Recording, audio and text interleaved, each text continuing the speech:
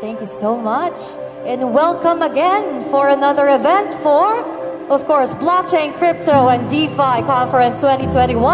I'm Myrtle Ramos, the founder of Blocktides and also the official influencer of CoinMarketCap. Thank you so much for having me here and of course guys for spending your time of course in going here for our 5th anniversary.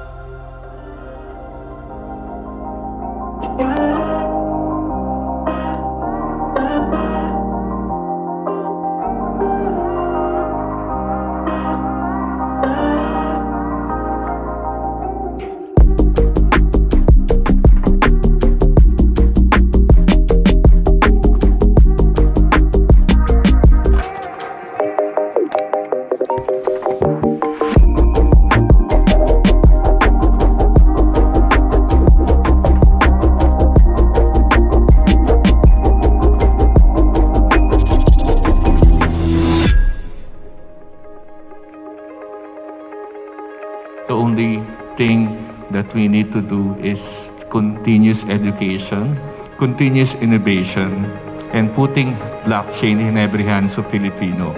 Once you were able to do that, we can be able to harness the great power of that technology.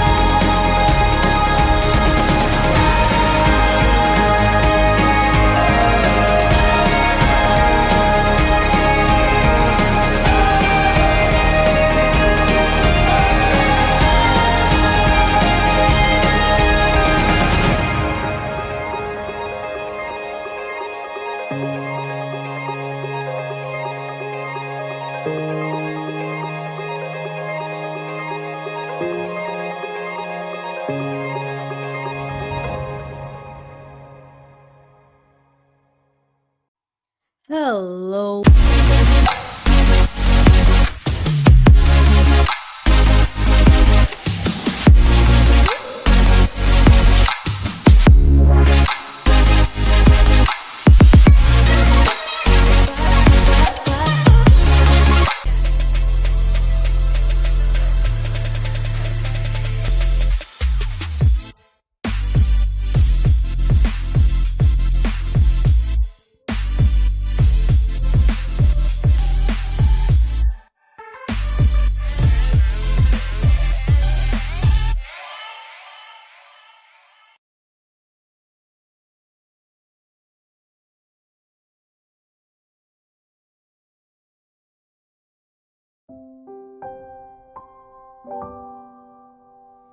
Bago pa man magsimulang tumigil ang mundo ng dahil sa pandemya, napakadami na namin ginaharap para lang magampanan ang aming tungkulin.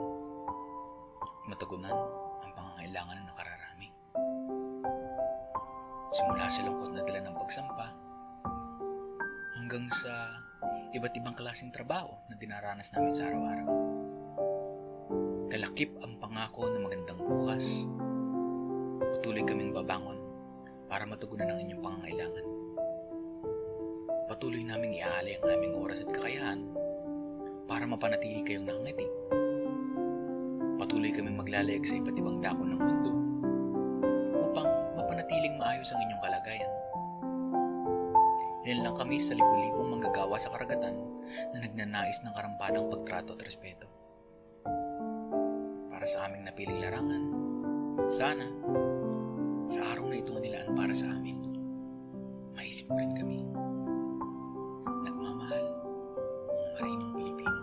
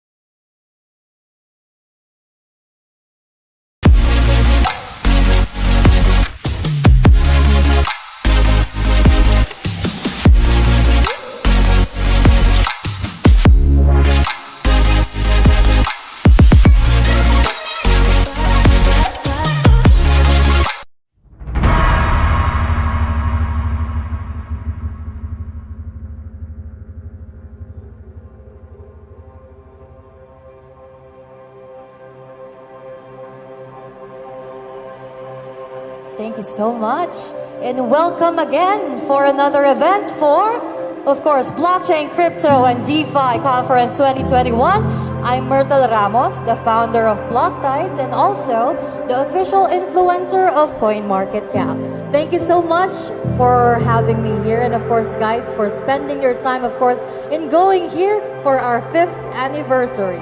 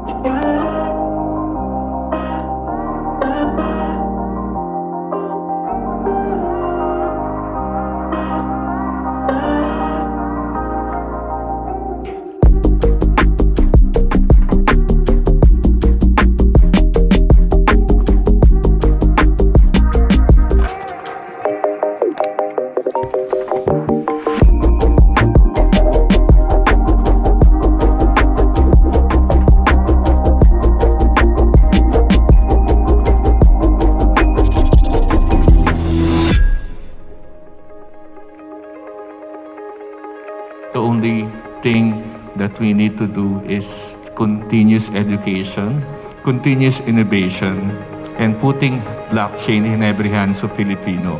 Once you were able to do that, we can be able to harness the great power of that technology.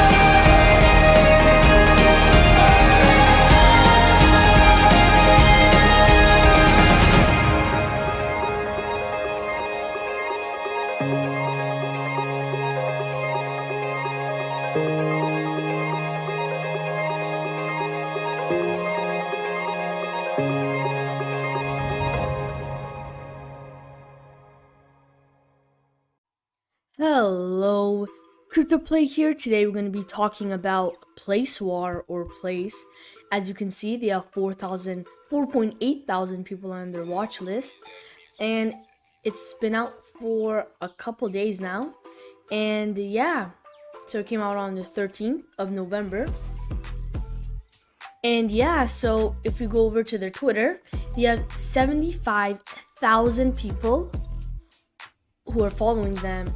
And you can see they post like a couple times a day, which is really good for their community. That means they interact with their community a lot.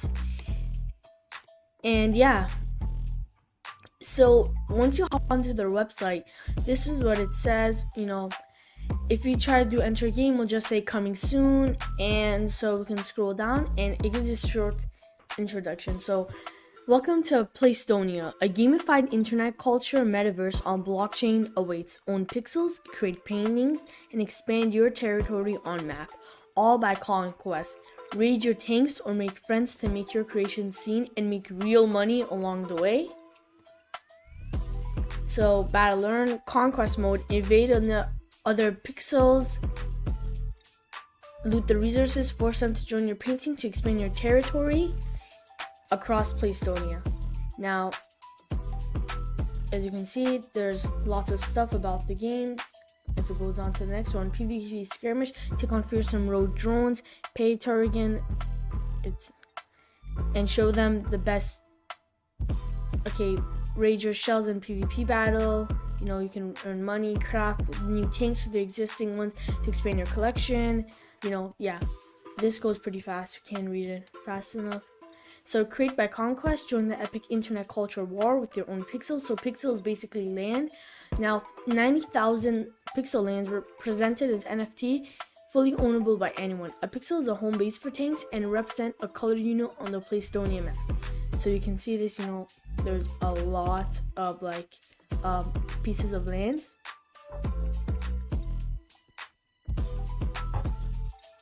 Yeah, and so you can see they're fighting. And so it says build your home base, collect resources, construct buildings, and defend your pixel. Pixels of higher rarity have more building options or resource production. It's create to win, earn by creating, get qualified to submit your painting to Playstyle and get voted onto the winner creator reward each season. Now it's a multi-chain NFT, playground, tank, defender, pixel, tech, you know. And you see, this is still coming soon. Everything's basically coming soon. Nothing's out right now. And yeah. So this is a token allocation, 20% private sale, 5% liquidity, 45% P and 2E farming, 2% public sale, 10% ecosystem fund, and 18% on their team. A total of 1 billion supply. Now this is the roadmap. This is 2021 Q2, project genesis, game plot design, economy design, and Q3 VI design, NFT system, character draft. Now this is where it gets important. Q4 playable beta, so it's coming out, a playable beta, initial offering, which already happened, and an NFT sale. And this is where the actual game is gonna come out. V1 launch, PvP launch, and calm down module. Now pixels aren't gonna come out until Q2, and it's gonna have a multi-chain deployment, NFT bridge, and Q3 Guild War full pixel features. And yeah, that's the roadmap. And as you can see, you know, you can read these, and yeah, you can join their community. You see they have a lot of stuff. You can enter your email to subscribe. So yeah, that's basically it for Place War. If you enjoyed the video, if you could please subscribe, hit that like button, and turn on notifications, as it would help out my channel a lot. See you later.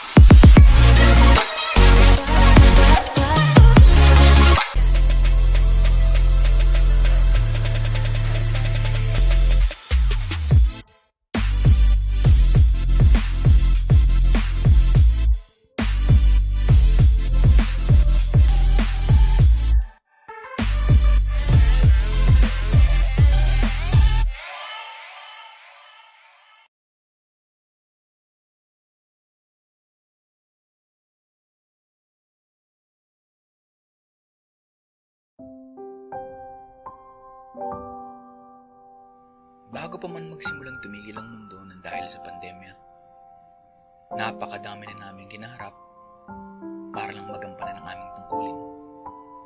Matugunan ang pangangailangan ng nakararami. Simula sa lungkot na dala ng pagsampa, hanggang sa iba't ibang klaseng trabaho na dinaranas namin sa araw-araw. Kalakip ang pangako ng magandang bukas. Patuloy kaming babangon para matugunan ang inyong pangangailangan. Patuloy namin iaalay ang aming oras at kakayahan para mapanatili kayong nakangiti. Patuloy kaming maglalayag sa iba't ibang dako ng mundo upang mapanatiling maayos ang inyong kalagayan. Ilan lang kami sa libu-libong manggagawa sa karagatan na nagnanais ng karampatang pagtrato at respeto. Para sa aming napiling larangan, sana sa araw na ito nilaan para sa amin, maisip mo rin kami. Nagmamahal, mga marinong Pilipino.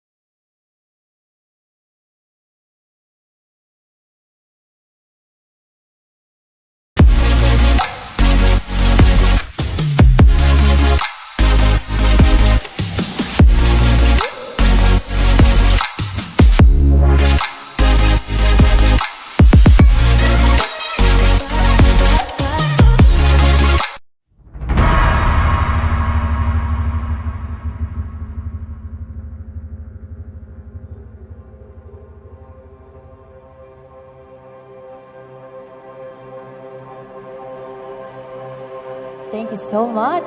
And welcome again for another event for, of course, Blockchain, Crypto, and DeFi Conference 2021. I'm Myrtle Ramos, the founder of Blocktides and also the official influencer of CoinMarketCap. Thank you so much for having me here and, of course, guys, for spending your time, of course, in going here for our 5th anniversary.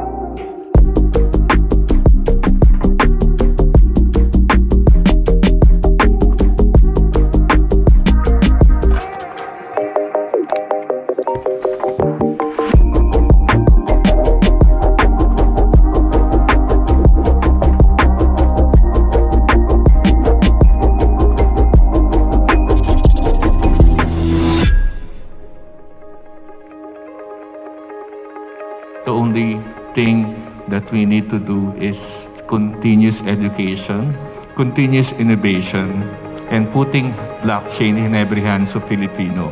Once you were able to do that, we can be able to harness the great power of that technology.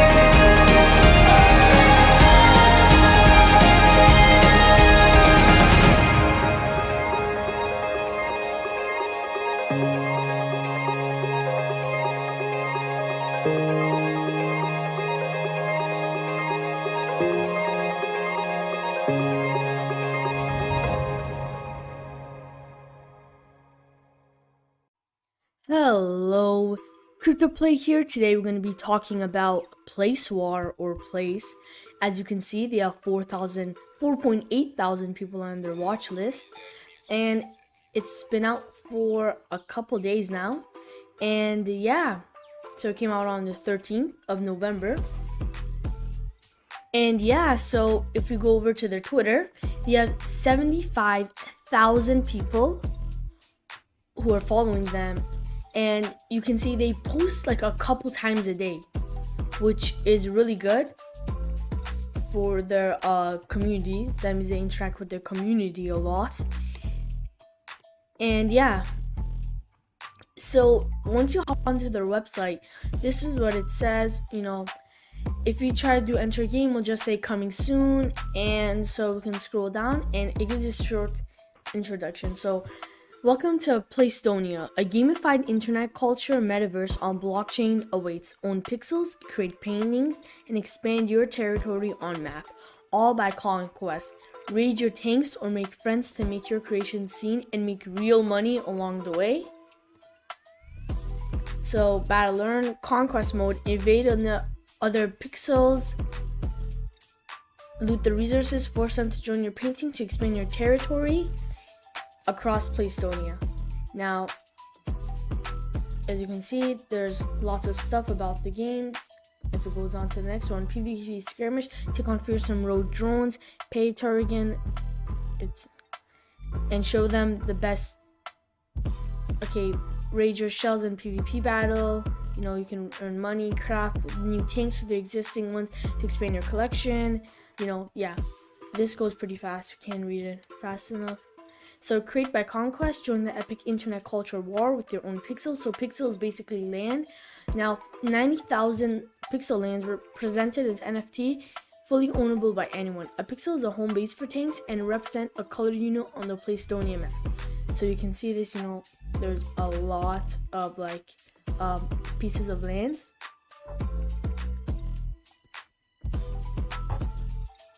Yeah, and so you can see they're fighting, and so it says build your home base, collect resources, construct buildings, and defend your pixel. Pixels of higher rarity have more building options or resource production. It's create to win, earn by creating, get qualified to submit your painting to PlayStyle and get voted onto the winner creator reward each season. Now it's a multi-chain NFT, playground, tank, defender, pixel, tech, and you see this is still coming soon. Everything's basically coming soon. Nothing's out right now. And yeah, so this is a token allocation, 20% private sale, 5% liquidity, 45% P and 2E farming, 2% public sale, 10% ecosystem fund, and 18% on their team, a total of 1 billion supply. Now this is the roadmap. This is 2021 Q2 project genesis, game plot design, economy design, and Q3 VI design, NFT system, character draft. Now this is where it gets important. Q4 playable beta, so it's coming out, a playable beta, initial offering, which already happened, and an NFT sale.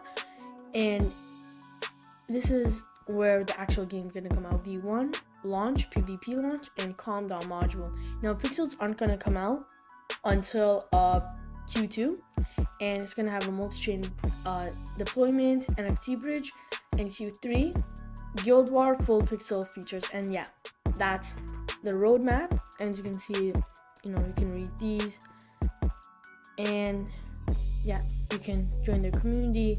See, they have a lot of stuff. You can enter your email to subscribe. So yeah, that's basically it for Place War.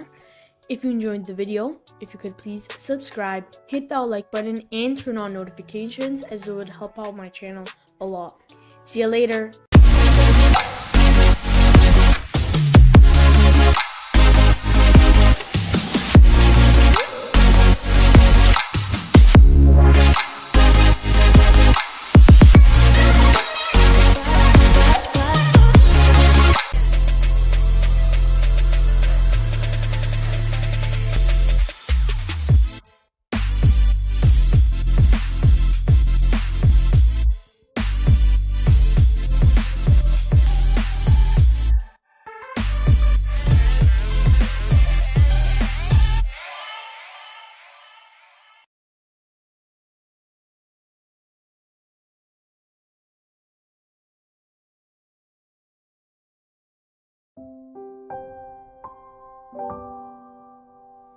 Bago pa man magsimulang tumigil ang mundo ng dahil sa pandemya, napakadami na namin ginaharap para lang magampanan ang aming tungkulin. Matugunan ang pangangailangan ng nakararami. Simula sa lungkot na dala ng pagsampa, hanggang sa iba't ibang klaseng trabaho na dinaranas namin sa araw-araw. Kalakip ang pangako ng magandang bukas. Patuloy kaming babangon para matugunan ang inyong pangangailangan. Patuloy naming iaalay ang aming oras at kakayahan para mapanatili kayong nakangiti. Patuloy kaming maglalayag sa iba't ibang dako ng mundo upang mapanatiling maayos ang inyong kalagayan. Ilan lang kami sa libu-libong manggagawa sa karagatan na nagnanais ng karampatang pagtrato at respeto. Para sa aming napiling larangan, sana sa araw na ito ang nilaan para sa amin, maisip rin kami. Nagmamahal, mga marinong Pilipino.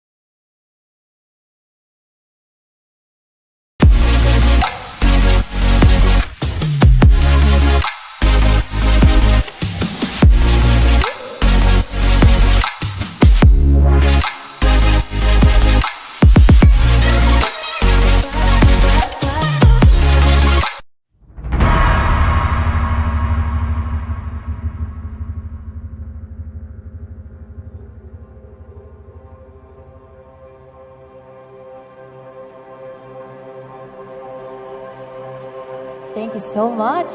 And welcome again for another event for, of course, Blockchain, Crypto, and DeFi Conference 2021.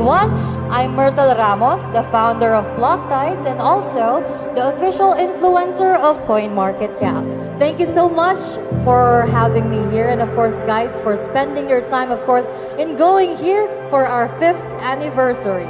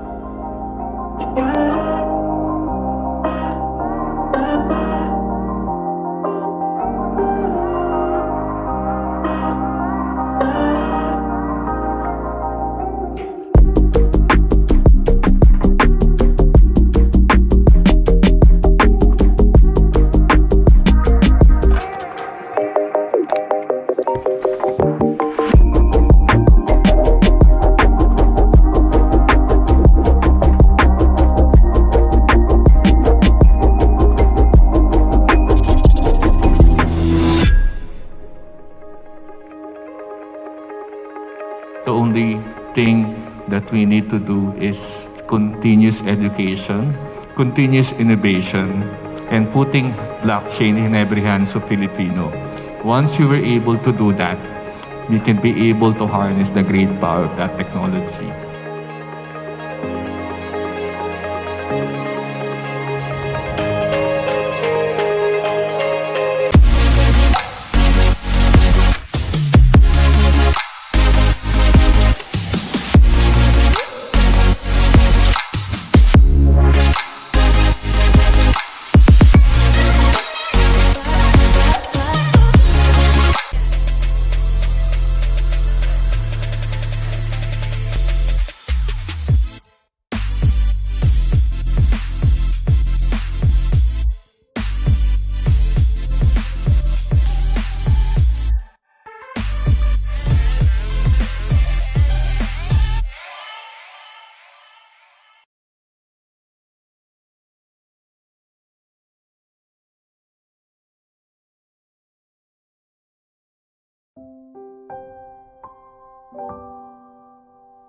Bago pa man magsimulang tumigil ang mundo ng dahil sa pandemya, napakadami na namin kinaharap para lang magampanan ang aming tungkulin. Matugunan ang pangangailangan ng nakararami. Simula sa lungkot na dala ng pagsampa hanggang sa iba't ibang klaseng trabaho na dinaranas namin sa araw-araw. Kalakip ang pangako ng magandang bukas. Patuloy kaming babangon para matugunan ang inyong pangangailangan. Patuloy naming iaalay ang aming oras at kakayahan para mapanatili kayong nakangiti. Patuloy kaming maglalayag sa iba't ibang dako ng mundo upang mapanatiling maayos ang inyong kalagayan. Ilan lang kami sa libu-libong manggagawa sa karagatan na nagnanais ng karampatang pagtrato at respeto. Para sa aming napiling larangan, sana sa araw na ito ang nilaan para sa amin, maisip mo rin kami. Nagmamahal, mga marinong Pilipino.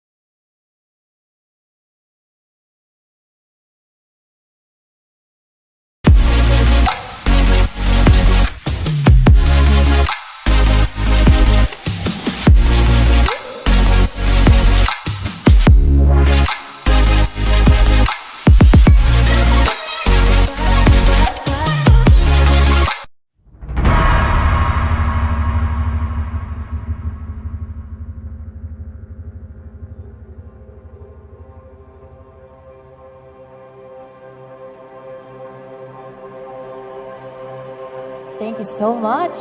And welcome again for another event for, of course, Blockchain, Crypto, and DeFi Conference 2021.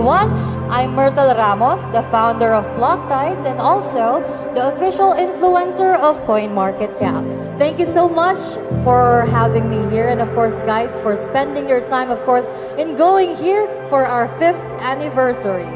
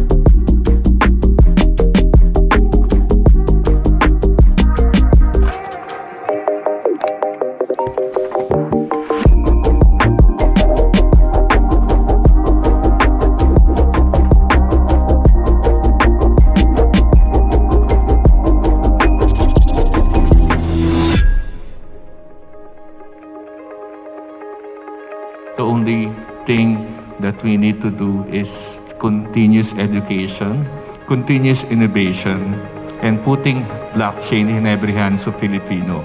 Once you were able to do that, we can be able to harness the great power of that technology.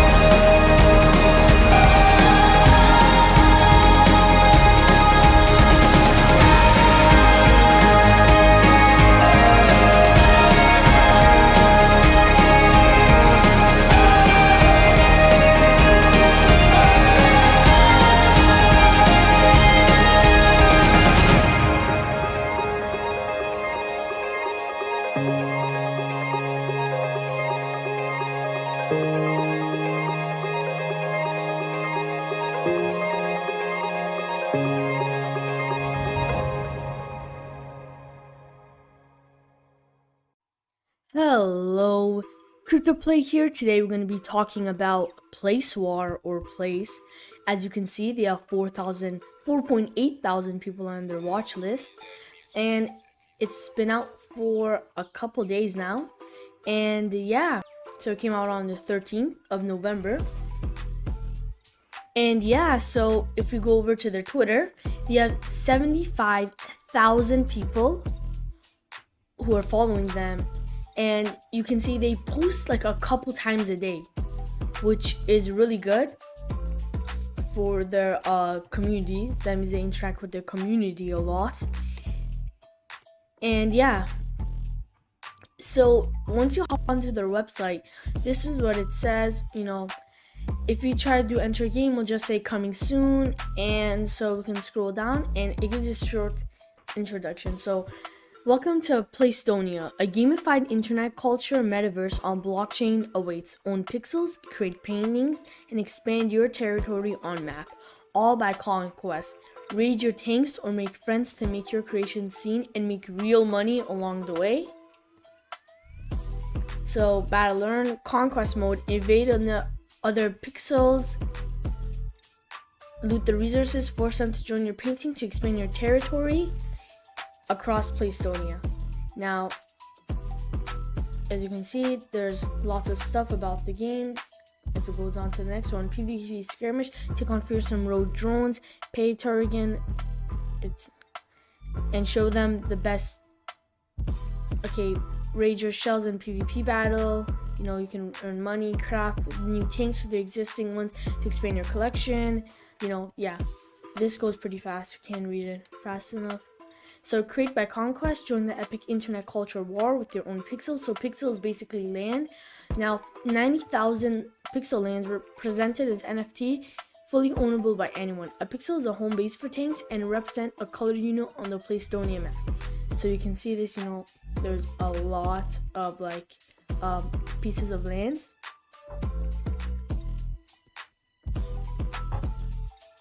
Yeah, and so you can see they're fighting. And so it says build your home base, collect resources, construct buildings, and defend your pixel. Pixels of higher rarity have more building options or resource production. It's create to win, earn by creating, get qualified to submit your painting to Playstyle and get voted on to the winner creator reward each season. Now it's a multi-chain NFT, playground, tank, defender, pixel, tech, you know. And you see, this is still coming soon. Everything's basically coming soon. Nothing's out right now. And yeah. So this is a token allocation, 20% private sale, 5% liquidity, 45% P and 2E farming, 2% public sale, 10% ecosystem fund, and 18% on their team, a total of 1 billion supply. Now this is the roadmap. This is 2021 Q2 project genesis, game plot design, economy design, and Q3 VI design, NFT system, character draft. Now this is where it gets important. Q4 playable beta, so it's coming out, a playable beta, initial offering, which already happened, and an NFT sale.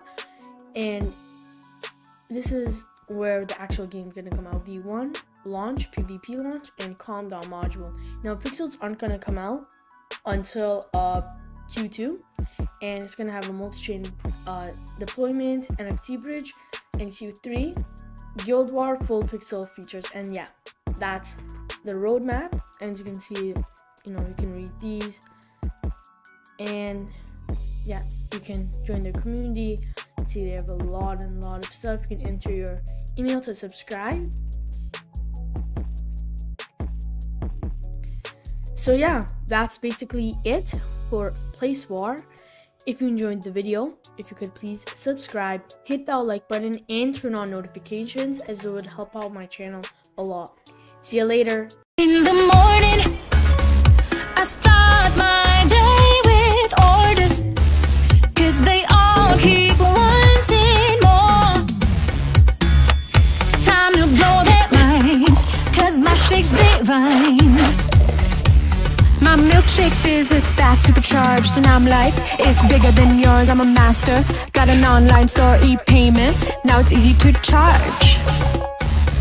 My milkshake deliveries don't take long, so I've got 5 stars for the mall, my home biz. Got only calls, I ain't worried, cause my backup's strong. La la la la la. La la la la la.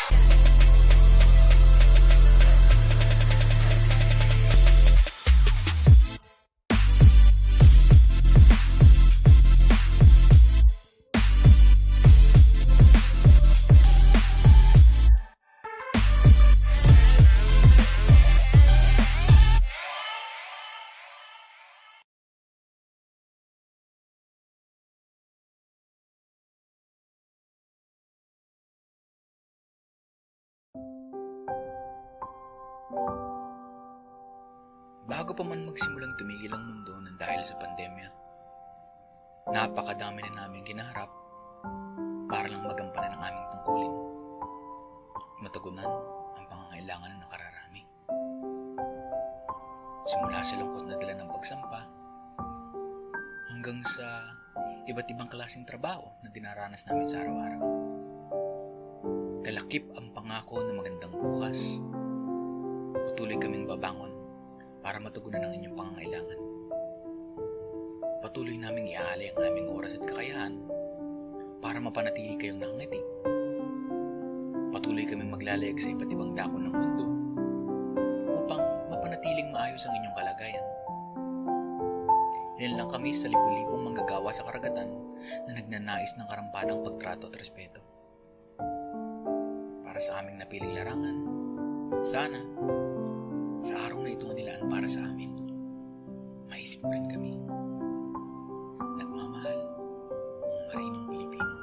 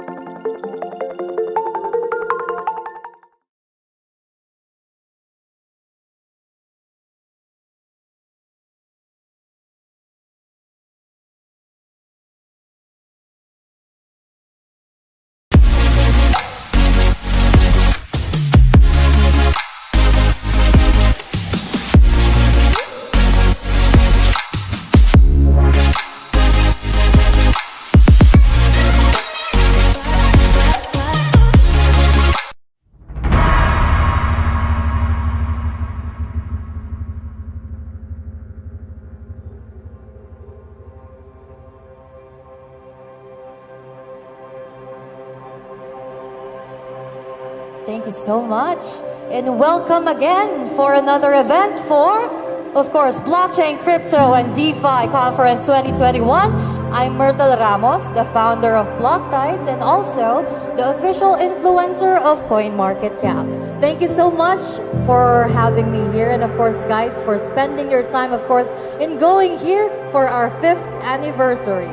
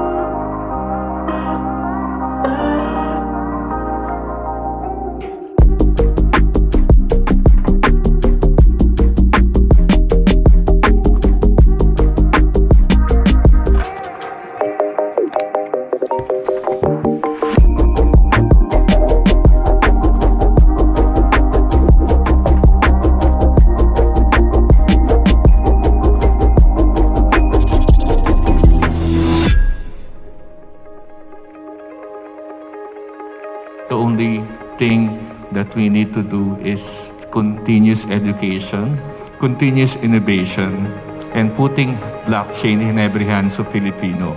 Once you were able to do that, we can be able to harness the great power of that technology.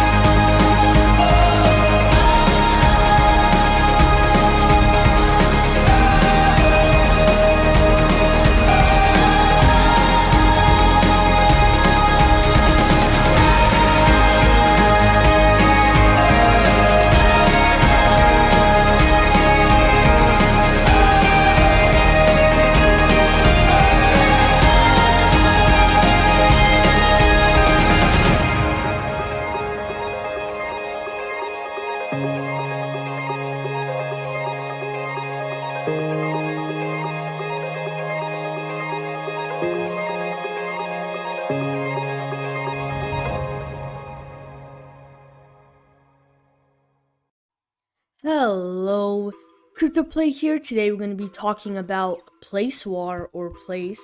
As you can see, they have 4.8 thousand people on their watch list, and it's been out for a couple days now. And yeah, so it came out on the 13th of November.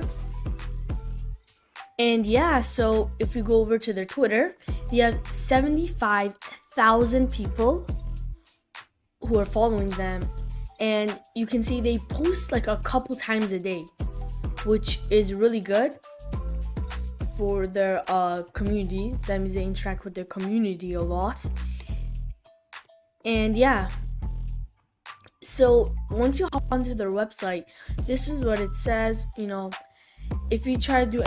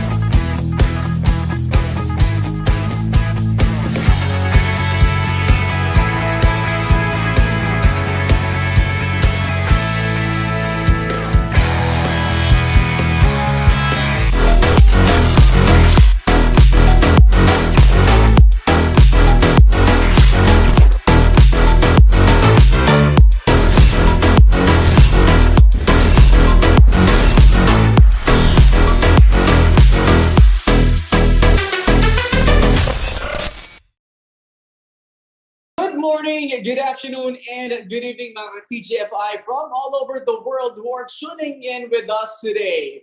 Welcome to Let's Talk About Blockchain-Based Investments. I am Eric Castillo, and I'll be your host for this one-day summit. Well, first of all, we would like to acknowledge the presence of our sponsors, Blocktides, Bybit, Finblocks, PlaceWar, and PLDT, and our official media partners, Bitpinas, CNN Philippines, and the Manila Times. Our community partner, of course, Kumu. And before we start the program, let's begin with our doxology and the Philippine National Anthem.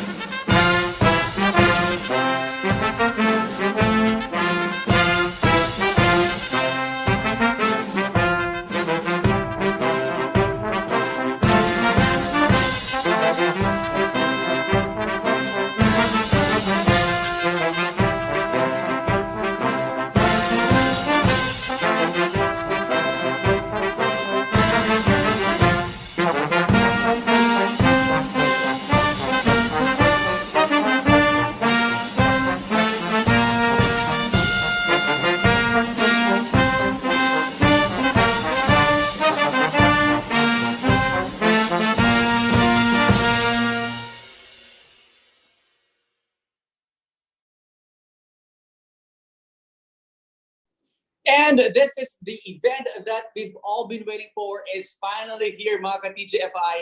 Let's talk about a blockchain-based investments. Ano ba yung cryptocurrency na yan or yung mga tinatawag nating NFTs? Well, truly, I am thrilled to host this event today because we will be talking about a really compelling, controversial, and timely topic that most of you are interested to know more about, which is the blockchain and cryptocurrency. By the way, you may use our official hashtags BlockchainPH2022 and hashtag TGFI Blockchain Revolution sa inyo po mga tweets, comments, or Facebook and Instagram stories. Don't forget to like and share this live stream to your social media accounts and follow us on Facebook, Twitter, Instagram, and YouTube at TGF Investors.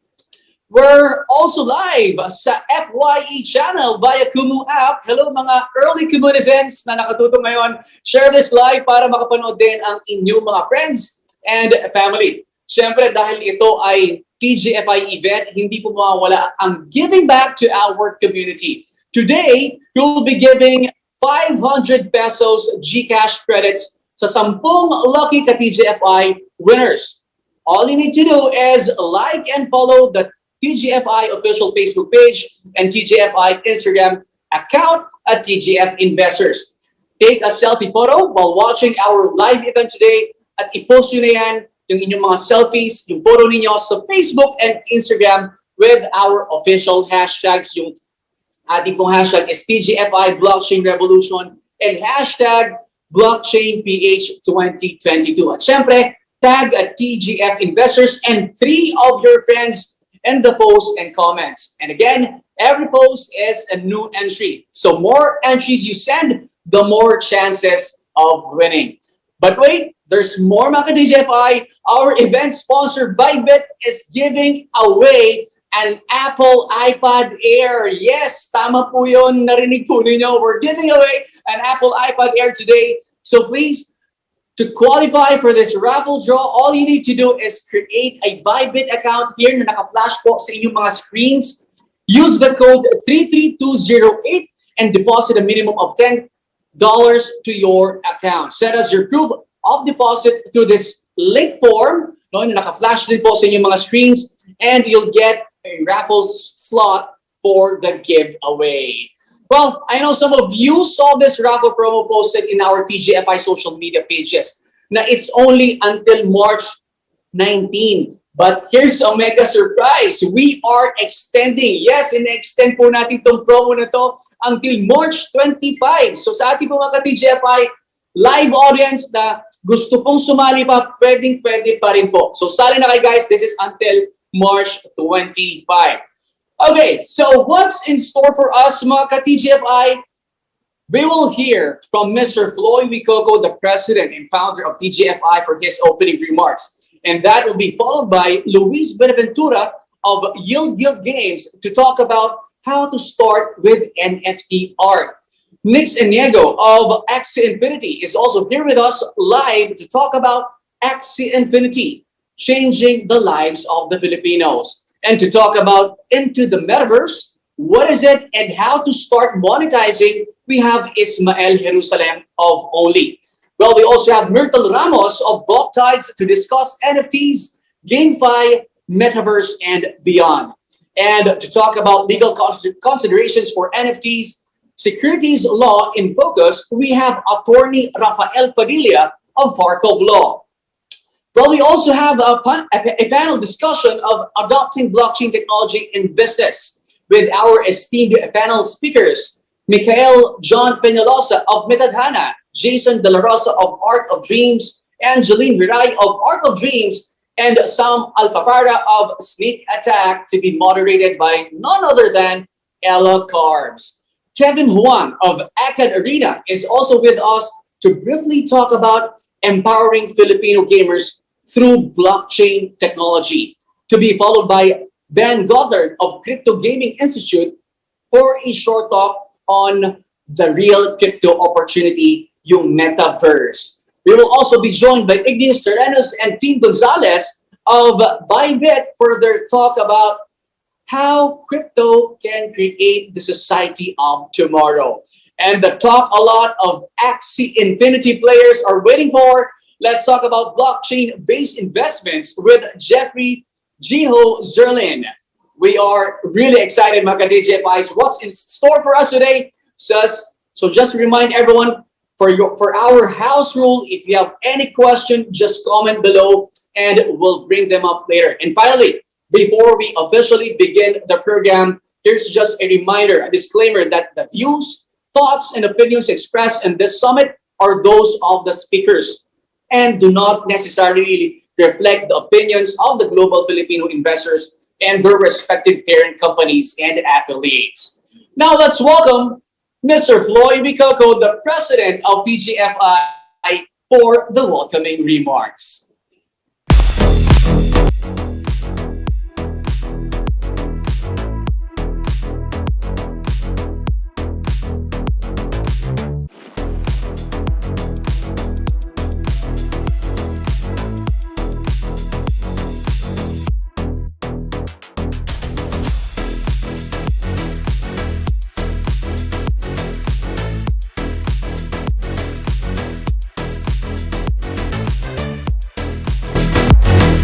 morning mga ka-TGFI. Once again, welcome to our TGFI events. Today, our event is, let's talk about blockchain-related investments.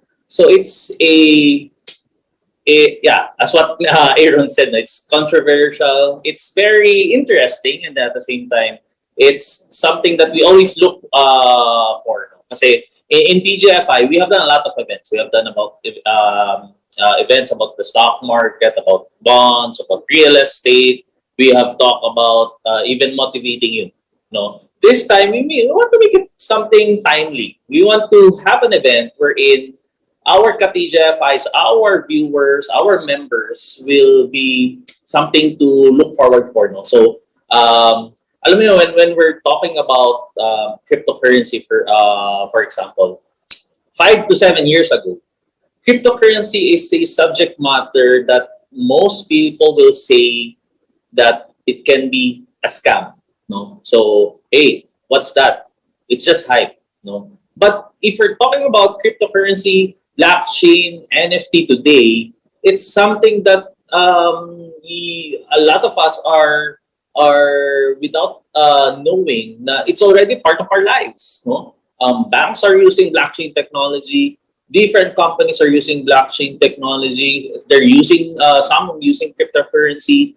Some are most artists or some artists today, they make money from NFT art. No, so there are a lot of use cases right now for blockchain, for cryptocurrency, which is why we think that this event is something that a lot of us, the PGFIs, will learn from.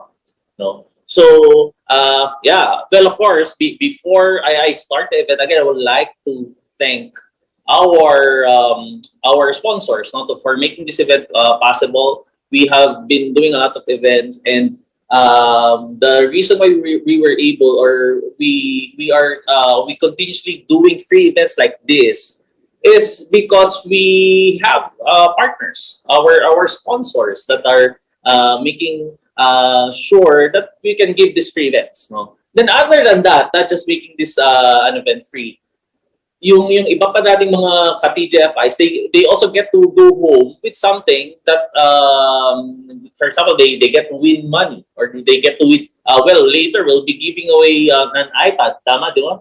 We're going to give away an iPad. Imagine, you're just going to attend, you're just going to learn, and then at the end of the day, there's a chance for you to have your own iPad. No? So this is something that we are also thankful for. No? So to the sponsors, we'd like to thank you. Our media partners for creating buzz to this event. Maraming salamat po. Our sponsors and our speakers. No? So thank you to all of our speakers for making this event possible too. A lot of them are very busy with their work. So they're going to be with us later because they knew that this is something that they should be part of. No? And of course, to all of you guys, again, to all of our attendees in TGFI, maraming salamat po. Before I end my intro, no? So I just would like to share something about my investment decision a year ago. So it was my birthday, no? So it was my birthday, July. I thought of buying PS5 kasi noong time na it was the hype of PS5. Sabi ko, should I buy a PS5? If I buy a PS5, okay, I get to entertain myself. So I of course, pagka-stress ka sa work, no? So you look for something that can get you away from all of the stress, all of the toxicity. So sabi ko, okay, I'll buy a PS5. But during that time, I'm already aware of one of the NFT games that later will be featuring. No, so I've already done a research about this game. So why not I put some of my money here instead of buying PS5? So pero other than that, may sukli pa. So what I did, sige, maybe I can put something to a cryptocurrency. So I bought Ethereum that time. So instead of me buying a PS5, what I did is that I bought an NFT game. Then at the same time, well, I bought characters, no? And then at the same time, I put some of it to cryptocurrency. 3 months after, medyo nagulat ako kasi yung value nung cryptocurrency, it was more than the value of the PS5 that I was supposed to buy. So I mean, I'm not saying that you should put your money now in cryptocurrency, but what I'm saying is that there will always be opportunities, and it's all about doing the right research, right education.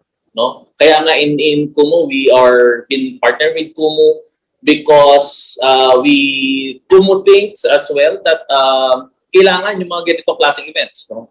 So kaya nga we're right now we're in FYE channel, no? So it stands for your entertainment. Pero we're making it different right now. We're going to make it FYE for your education, no? So this is a whole day event, mga ka-TGFI. Blockchain related topic is something that we all need to learn from, no? Because a lot of our workforce, no? So about 2 years ago or 3 years ago, mass of our workforce are in the the millennials. No? Right now, there's a growing number of Gen Zs.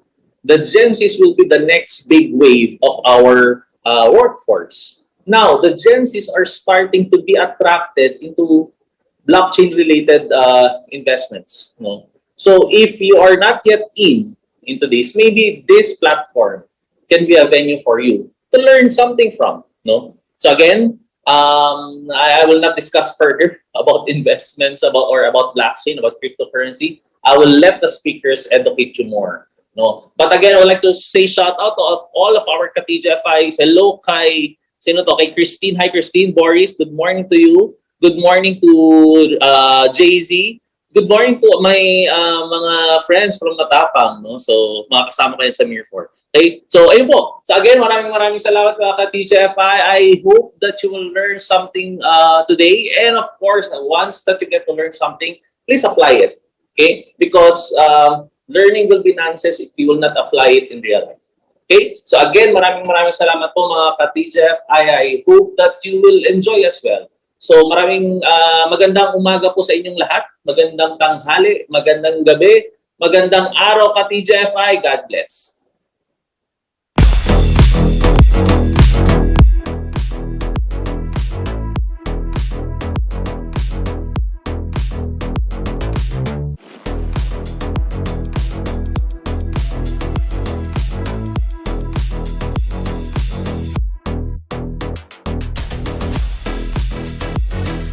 Thank you, Sir Floyd, for that enlightening talk. Indeed, this event will bring such great value, especially sa ating mga ka-TGFI who really wants to know more about blockchain-based investments and technology. So again, thank you, Sir Floyd, the president of TGFI. So medyo nagkaroon na tayo ng konting background about blockchain, about cryptocurrency. Me, myself, I want to learn from this one-day summit. But at least I would be able to invest na rin, no? Kung para ba talaga sa akin to, para ba talaga sa ating lahat to, mga ka-TGFI.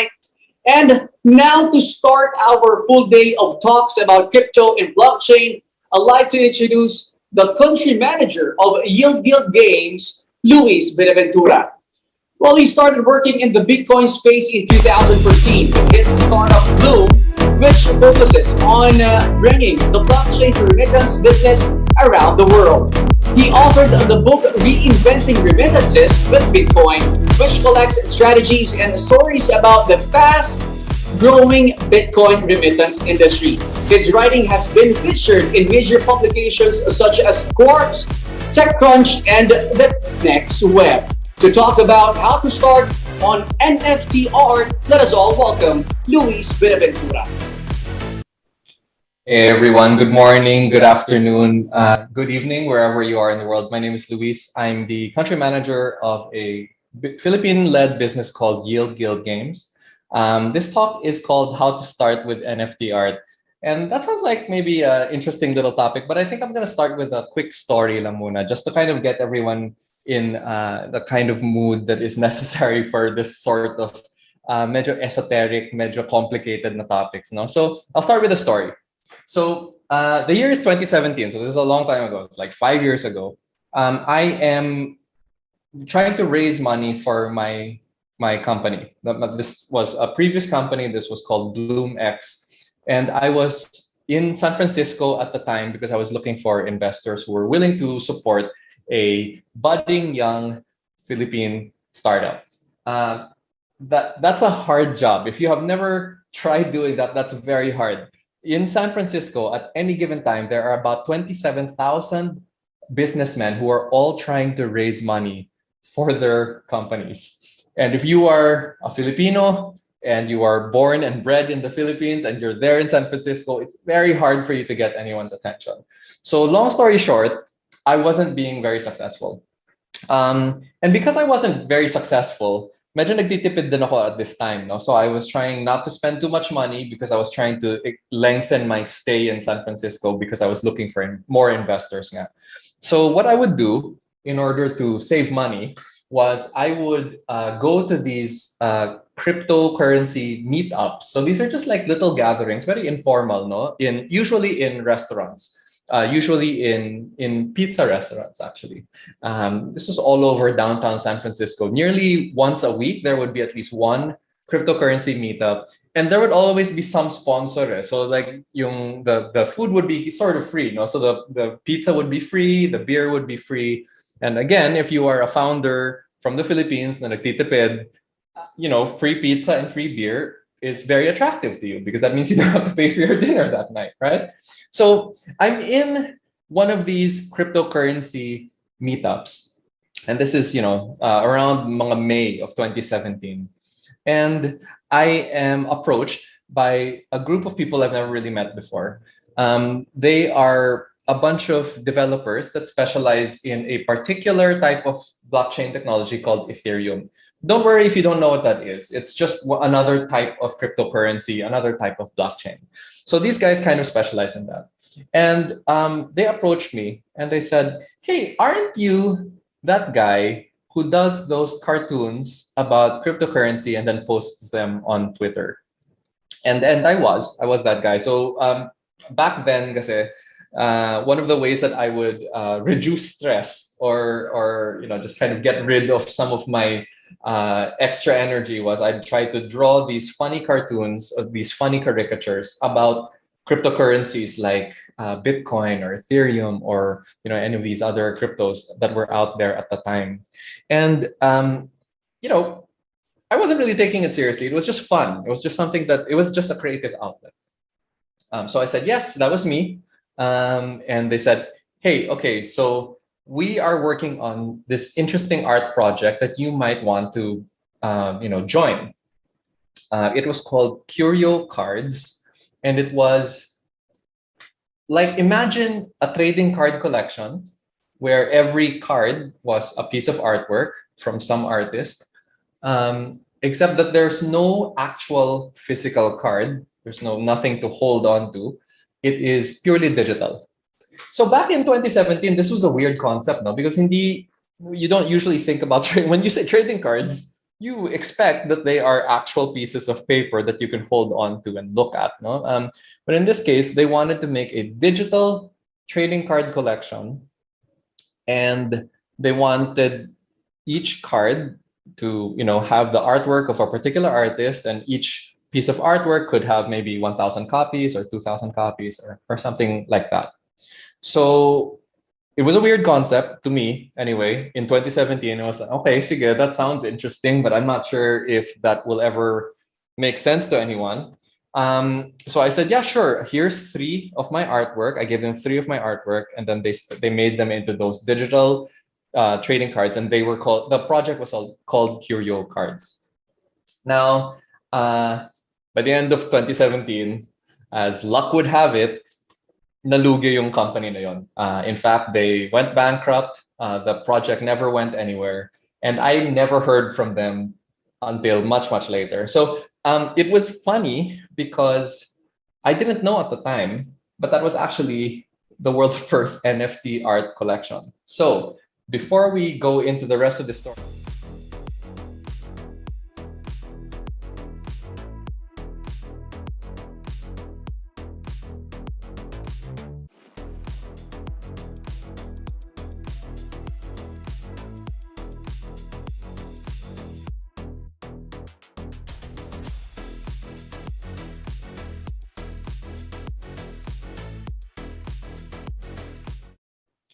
Hey everyone, good morning, good afternoon, good evening, wherever you are in the world. My name is Luis. I'm the country manager of a Philippine-led business called Yield Guild Games. This talk is called How to Start with NFT Art. And that sounds like maybe an interesting little topic, but I think I'm going to start with a quick story lang muna, just to kind of get everyone in the kind of mood that is necessary for this sort of medyo esoteric, medyo complicated na topics. No? So I'll start with a story. So the year is 2017, so this is a long time ago. It's like 5 years ago. I am trying to raise money for my company. This was a previous company. This was called BloomX, and I was in San Francisco at the time because I was looking for investors who were willing to support a budding young Philippine startup. That's a hard job. If you have never tried doing that, that's very hard. In San Francisco, at any given time, there are about 27,000 businessmen who are all trying to raise money for their companies. And if you are a Filipino and you are born and bred in the Philippines and you're there in San Francisco, it's very hard for you to get anyone's attention. So long story short, I wasn't being very successful. And because I wasn't very successful, medyo nagtitipid din ako at this time. No? So I was trying not to spend too much money because I was trying to lengthen my stay in San Francisco because I was looking for more investors. Nga. So what I would do in order to save money was I would go to these cryptocurrency meetups. So these are just like little gatherings, very informal, no? Usually in restaurants. Usually in pizza restaurants, actually.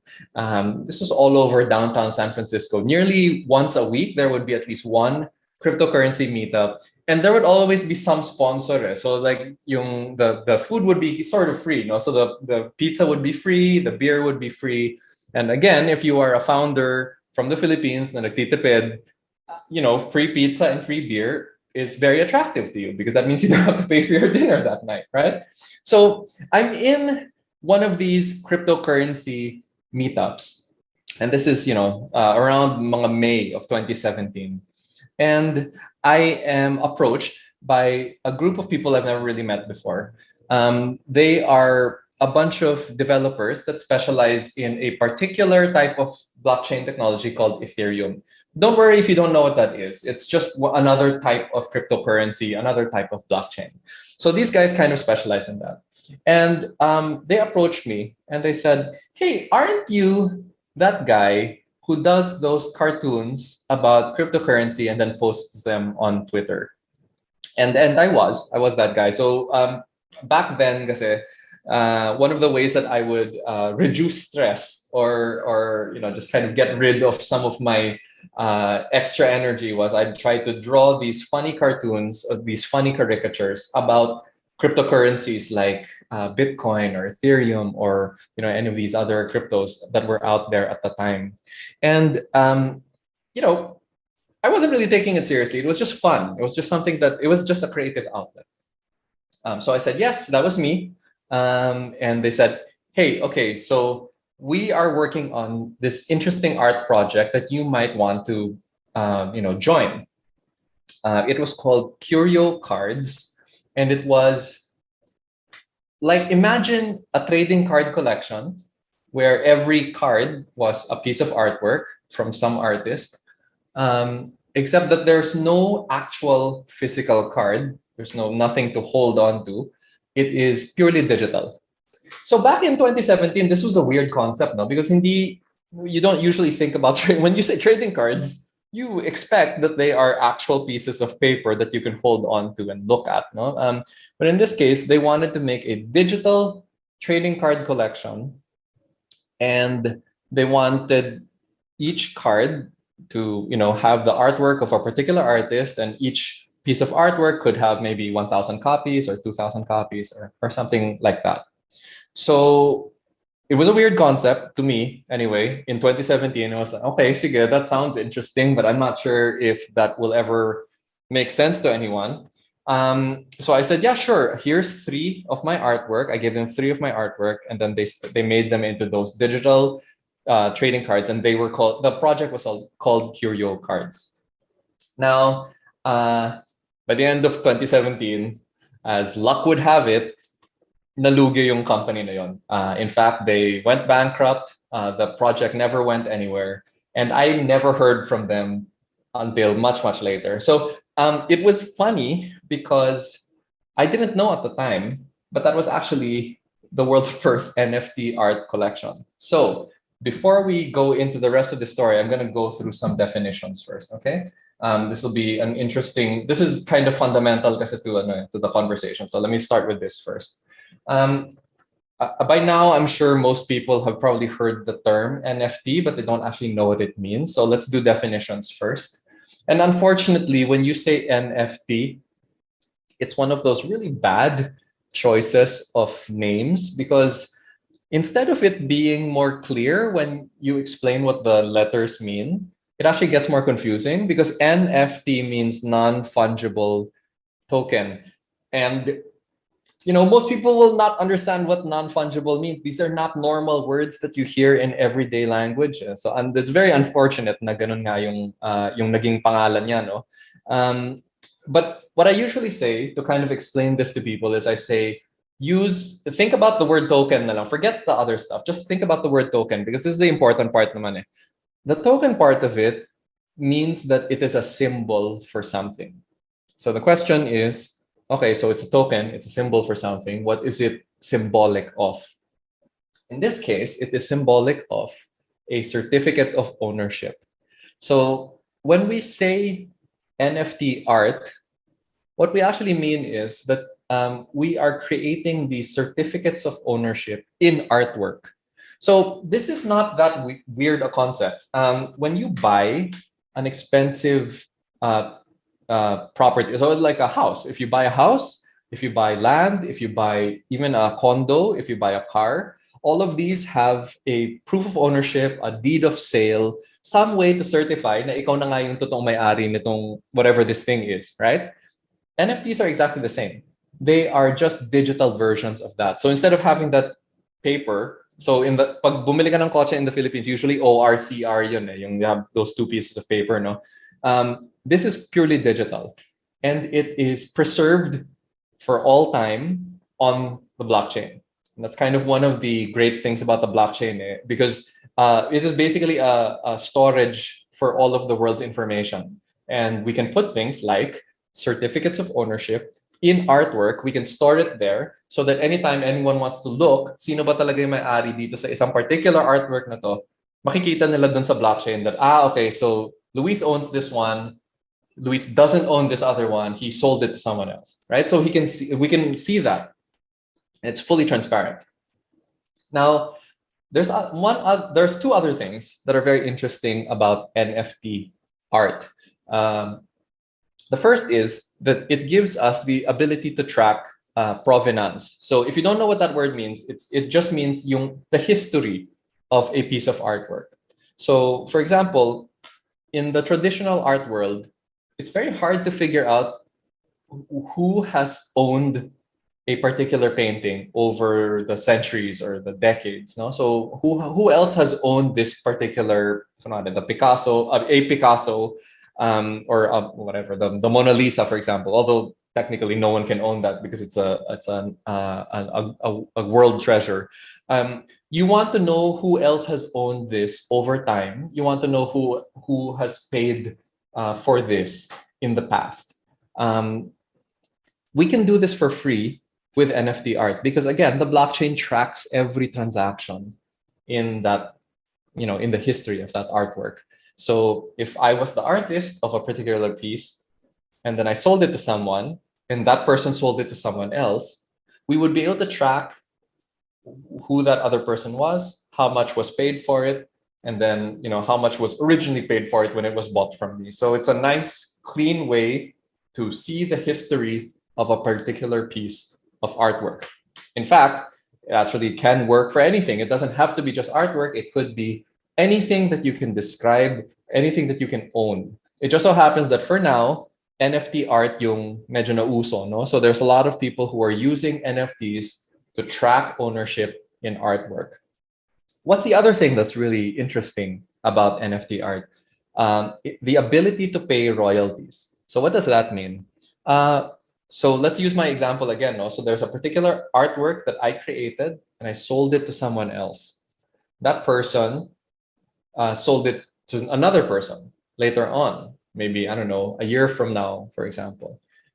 Yung second sale na yon, I will still make royalties from that, and that's automatic.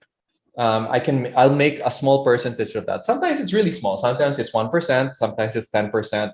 Or it really depends on what the agreement was originally. But the royalties are automatic, and that's really important because in the traditional art world, pag nabenta na nung isang painter yung piece, yung artwork niya, they won't receive royalties from that anymore. So if the collector who now owns it, if they sell it to someone else, they keep all of that money. They don't have to give it to the artist. I mean, they could if they wanted to, but it's not automatic. So in the NFT art world, it is automatic. It's really nice to know that as an artist, if one of your collectors has made some money off of your work, it's nice to know that you will also make something from that. Because it's still your work naman. You were still the original creator. No? So again, these are kind of some of the interesting things about NFT art. And this is why it's a very interesting kind of thing to look into right now. So this is kind of a more, this is mostly for screenshotting. No? If you want to take a photo of this definition, it will give you, it's basically what I said. No? So NFT art is secured by the blockchain. And it's a way for a buyer to prove that they are the true owner of an artwork, even if that artwork can be freely viewed by the public on the internet. It doesn't matter how many people can see this artwork, because what matters is who has the certificate of ownership, right? It's the certificate of ownership that matters, because if you have the certificate of ownership in an artwork, then you are the sole person who can sell that to someone else.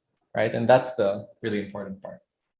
Okay, so now let's go back to my story. Now that we have some definitions, no? So let's go back to my story. So recap, 2017, the Curio Cards project has launched with their trading card collection. I'm one of the artists. There's 7 artists that are involved in this trading card collection.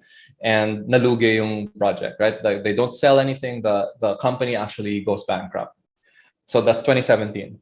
Now, fast forward to March 2021. At this point, I'm living in La Union. This is kind of the tail end of the lockdown. Actually, hindi pa tail end yun. Medyo nasa gitna pa tayo ng lockdown nun eh. I wake up one Saturday morning in 2021, and my Twitter inbox is full of messages. And it's all from people who are asking me if I was one of the original artists of this collection called Curio Cards. Do I have any more copies of my digital cards? Yun, yung mga ganun yung mga questions nila. And I confess that like when I first saw those questions, I thought that someone was trying to spam me or it was some kind of phishing scheme or something like that. Because I couldn't remember what they were talking about. So I actually had to dig through my emails to try to piece together what Curio Cards even was. It turns out what had happened was someone had been digging around in the records of the blockchain, and they had discovered that Curio Cards was in fact the world's first example of NFT art. And that made it very valuable because, by 2021, the NFT art scene had already become very, very big, at least in the States, no? At least in Europe and in those places. Here in the Philippines, not so much yet. But yeah, it had become big enough that people really cared about finding out which project out there was the first example of NFT art. And it turns out that it was Curio Cards, that project that went bankrupt back in 2017. So I'm gonna do one quick detour. I'm just gonna show you one screenshot first, no? And this is important because this is there's a real reason why I need to show this first. So this chart shows you how much the total value of the Philippine visual arts industry is. You don't have to look at the other years. Let's just look at 2019, which is the one on the far right. No, so in 2019, the entirety of the Philippines visual arts industry earned about $84.26 million. Okay? So that's all of the paintings we've ever made or sold in 2019, the sculptures, the anything else that is visual is part of this graph. $84.26 million. That's the entirety of the Philippine industry in 2019. Okay, so bear that in mind. Keep that number in your head. This is the Curio Cards collection. Remember how I said that there were 7 artists, no? So the 7 artists, we all contributed some of our work, and the whole collection has 30 distinct pieces of art in it, but many copies. No, there's many copies. So there's like tens of thousands of Curio Cards out there in the world there. Now, what's interesting is that this number here, and don't worry, I'll do the math for you. This number here on the bottom right, it says that yung all-time volume of trading that the Curio Cards collection has seen is about 32,000 Ethereum. And Ethereum is one of those cryptocurrencies, no? So if you don't know how much that's worth, I'll do the math for you. It's worth over $100 million. So basically, I guess what I'm trying to say here is that the Curio Cards collection, since March of 2021, has sold more trade volume than the entire country of the Philippines, the entire visual arts industry of the Philippines. So mas malaki pa siya kaysa sa buong Pilipinas, this one single art collection. And what I guess what I'm trying to say here is that if you think that NFT art is a fad or something that you don't need to think about, you should really think again, because it's already larger than most countries' entire art industries. This one collection, there's only 7 artists involved in this one collection, and it has done more trading volume, sales volume than the entire country of the Philippines. So that's kind of an interesting thing to think about. No? What else has happened to Curio Cards since then? In October of 2021, we made it was kind of a world milestone. We became the first NFT art collection that was sold at Christie's, which is an auction house now. So if you don't know what Christie's is a 400-year-old art auction house. So this is the most prestigious auction house in the world. This is where Leonardo da Vinci's notebook was bought by Bill Gates for $35 million. So it's that kind of crazy art auction. Not only the most high-end pieces of artwork or the most high-end historical artifacts are auctioned here.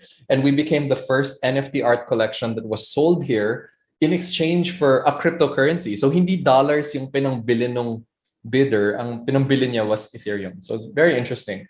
The price of a complete set of the trading cards was 393 Ethereum. I'll do the math for you again. It's $1.2 million. So someone had managed to collect all 30 cards, of which 3 of them were mine, were my artwork. And they managed to sell the entire set, and they made $1.2 million from that sale. And it was, these numbers are kind of mind-boggling. No, it doesn't really make sense why people would spend so much money on this stuff. But the truth of the matter is, why does anyone spend money on art in the first place?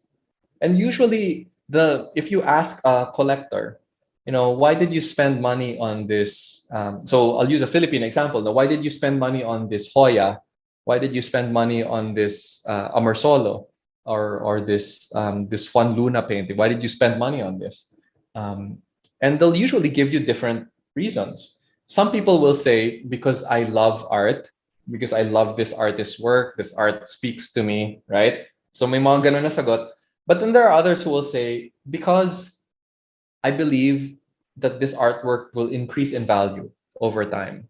And I want to be the one who owns it so that I can put my wealth, I can store my wealth in what we call an uncorrelated asset. What do we mean by that? The price of art generally just goes up kasi over time.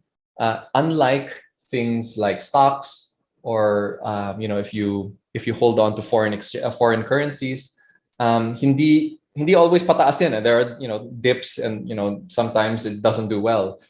generally speaking, art over time just goes up. And the longer that you hold it, the investment time frames are very long. We're talking decades, no? It usually becomes more valuable. It's a little bit like land in that way. Hindi siya, it's not correlated with the economy.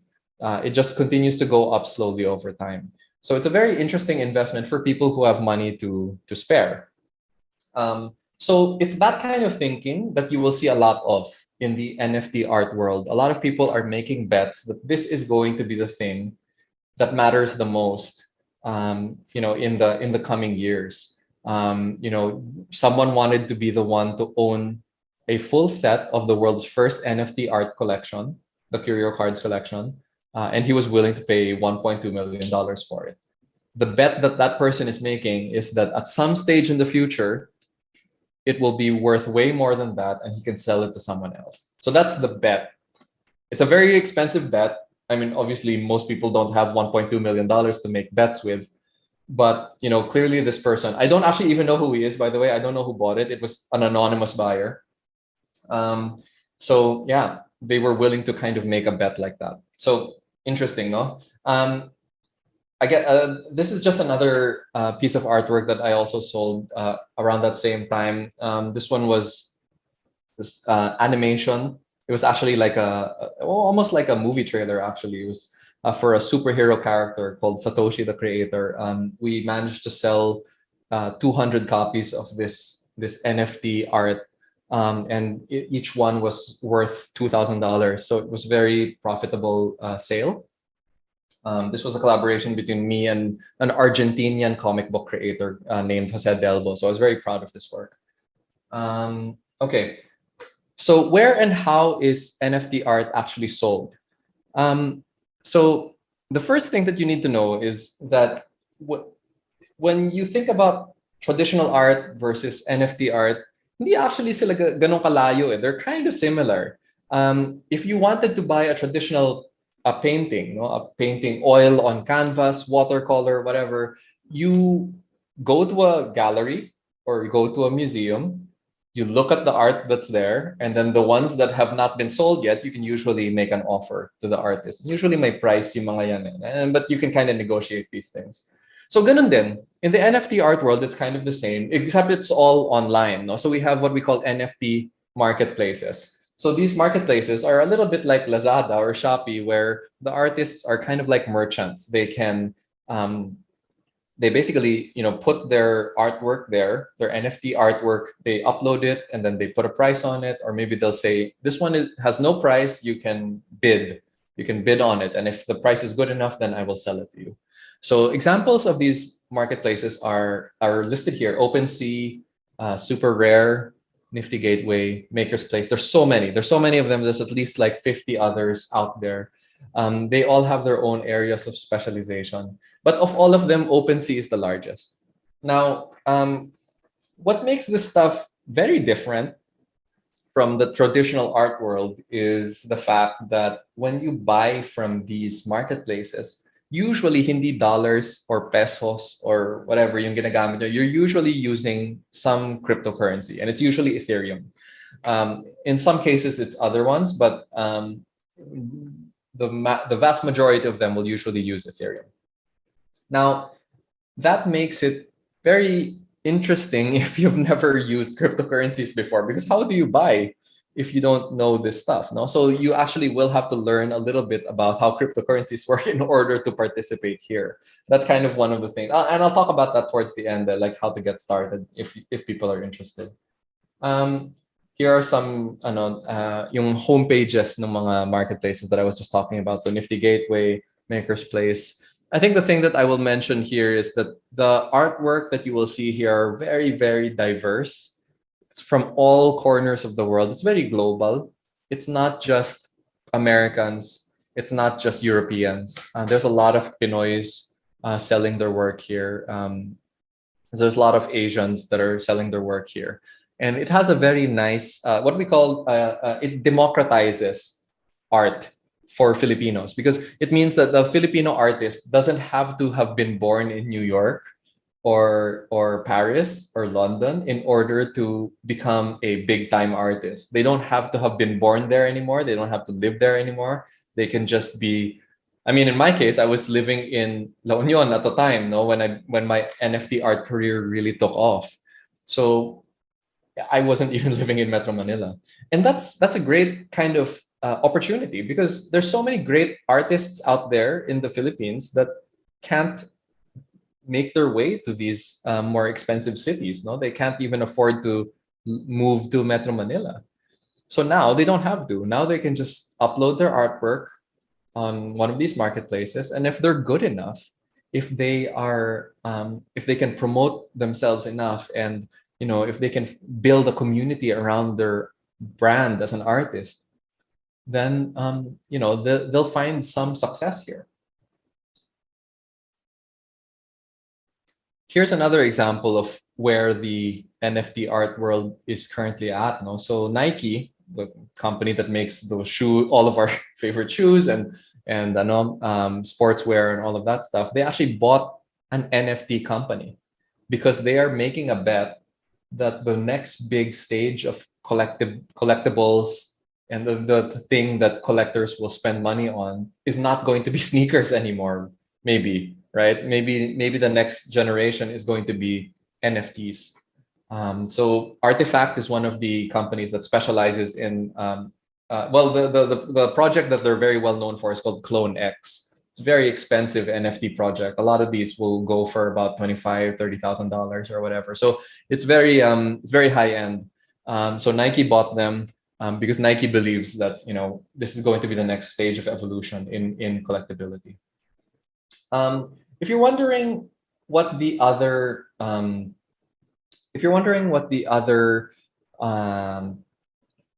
Filipino artists are doing in this NFT art world, I have more examples here. This is a screenshot of a collection called Zodiac. It is by a group of Filipino artists named Nara Gallery. Their collection went on sale also in the middle of 2021. They made about $110,000 from their sale, so about nearly 6 million pesos. So very, very good amount for 12 artists. And certainly, there's going to be way more of these stories as we go on.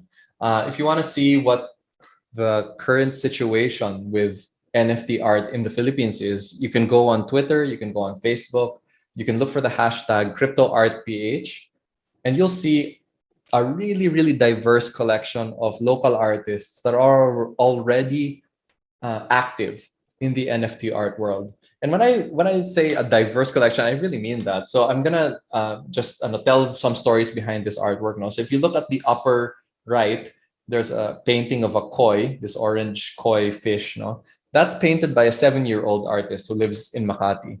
And then if you look at the bottom right naman, yung parang Philippine sun na gold, that's from Team Manila, the fashion brand. So we've got everyone from a 7-year-old painter and then Team Manila, one of our most well-known local brands. They're already all in NFT art, and everyone in between that, they're all kind of looking at this space and trying to figure out if they can make a name for themselves here. So it's very exciting to watch this. One of the things that I've started to really focus on over the last year is I've started to think about how to introduce the traditional art world to NFTs, especially here in the Philippines now, because I think that I'm in a very unique position because it turns out I was actually one of the world's first NFT artists pala, accidentally. So I'm in a unique position to help other traditional artists find their way into the NFT art world. So one of my first collaborations that were kind of high profile was with Heart Evangelista. So this happened in November last year. So we had 2 paintings. So these are 2 paintings that she made during the lockdown.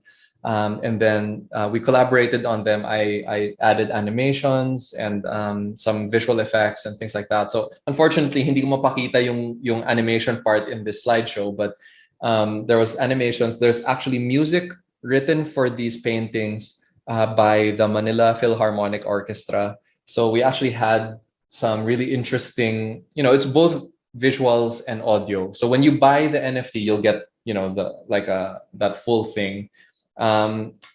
These two paintings sold for about 3.6 million pesos together. So it's very good amount. And I'm sure Hart was very happy with it. It was actually more, what's interesting is the NFT art versions of her paintings actually made more money than yung paintings niya na more traditional when she sells them in museums or galleries. So I think that was kind of a very interesting situation, and it kind of tells you something about how this world works, no?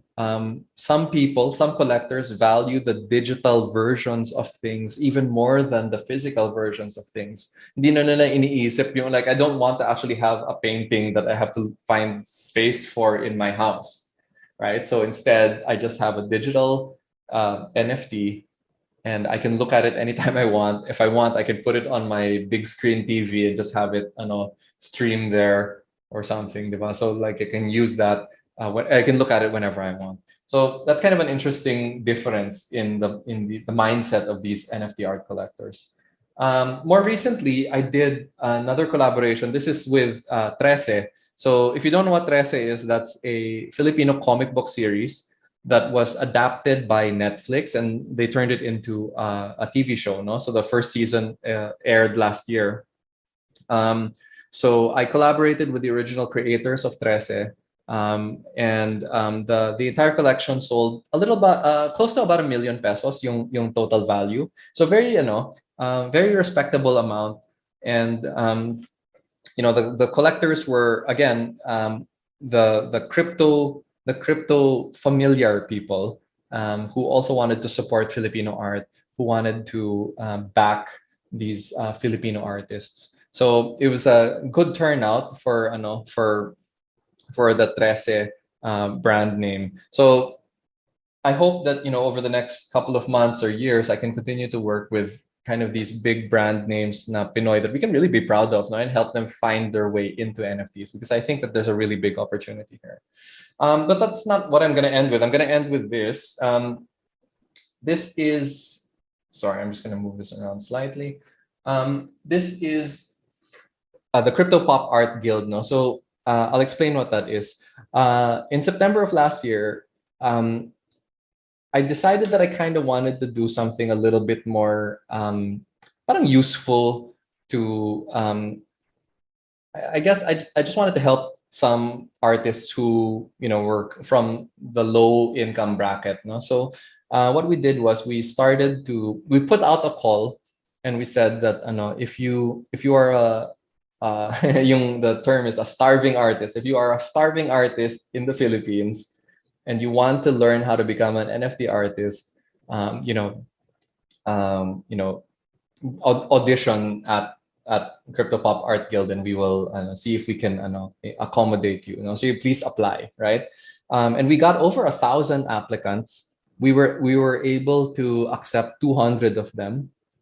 And that's how CPAG started. No? So yun yung acronym ng guild namin, CPAG, because we advocate for hard work and perseverance. It's not just luck. You have to work hard. The idea here is that we're teaching these underprivileged Filipino artists how to get into NFT art. And we're helping connect them with opportunities in the NFT art space, so that they don't have to take that minimum wage job anymore. They can just work online, create the artwork that they want, sell the artwork that they want, and survive that way. And hopefully not just survive, do well that way. So it's still young. We've only been doing this for 5 months. We're hoping that we're hoping to do our very first big launch sometime in early April. And we hope that we'll have a series of other big projects after that. But the idea here is that I'm trying to not just act as a bridge for parang the well-known Filipino brands. I'm also trying to develop the next generation of Filipino artists, the ones that probably would have a much harder time finding their way in this world. So I'm hoping that will eventually really help kind of these artists find their footing in NFT art. And that's it. If you want to, kind of follow what we're doing, if you want to support what we're trying to achieve with the Art Guild, you can see us on Facebook, fb.com/cryptopop, or on twitter.com, cryptopopart. And that's it. Hopefully you found that useful and educational. And yeah, and I'll see you guys in the metaverse. Thanks, everyone.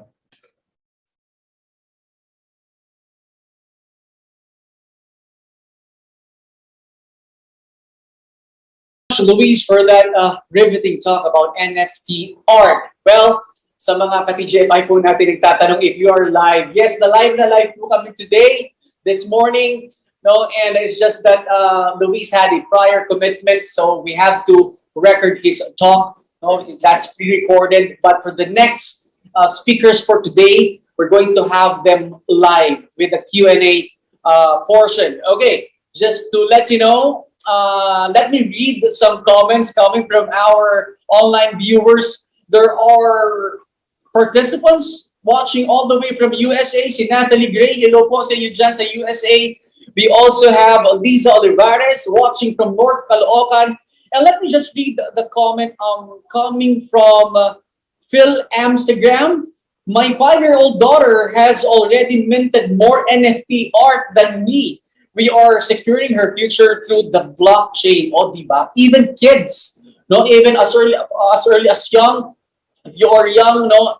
Pwede kayo mag-invest dito. Magkano kaya yung na-minta dito? Magkano na kaya po yung investment ang kinita nitong 5-year-old daughter ni Phil Amsterdam? And also, ayan po, no? We have, nandito na po, is watching already, Sneak Attack. Nandito na rin po. Later, we'll have him.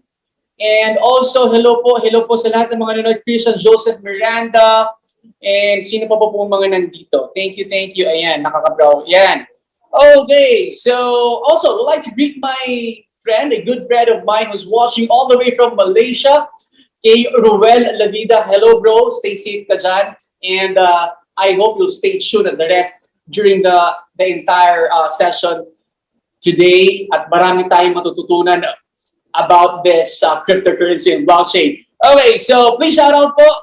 Let's go. Place War, watching from Davao. Maayong buntag sa inyo po mga taga Davao, Visayas, and Mindanao. And also we have Mr. M watching from Palawan. Hello po sa inyo. Again, we are live, so please shout out lang po. Pa-shout out lang po kung taga saan kayo or from what company you belong.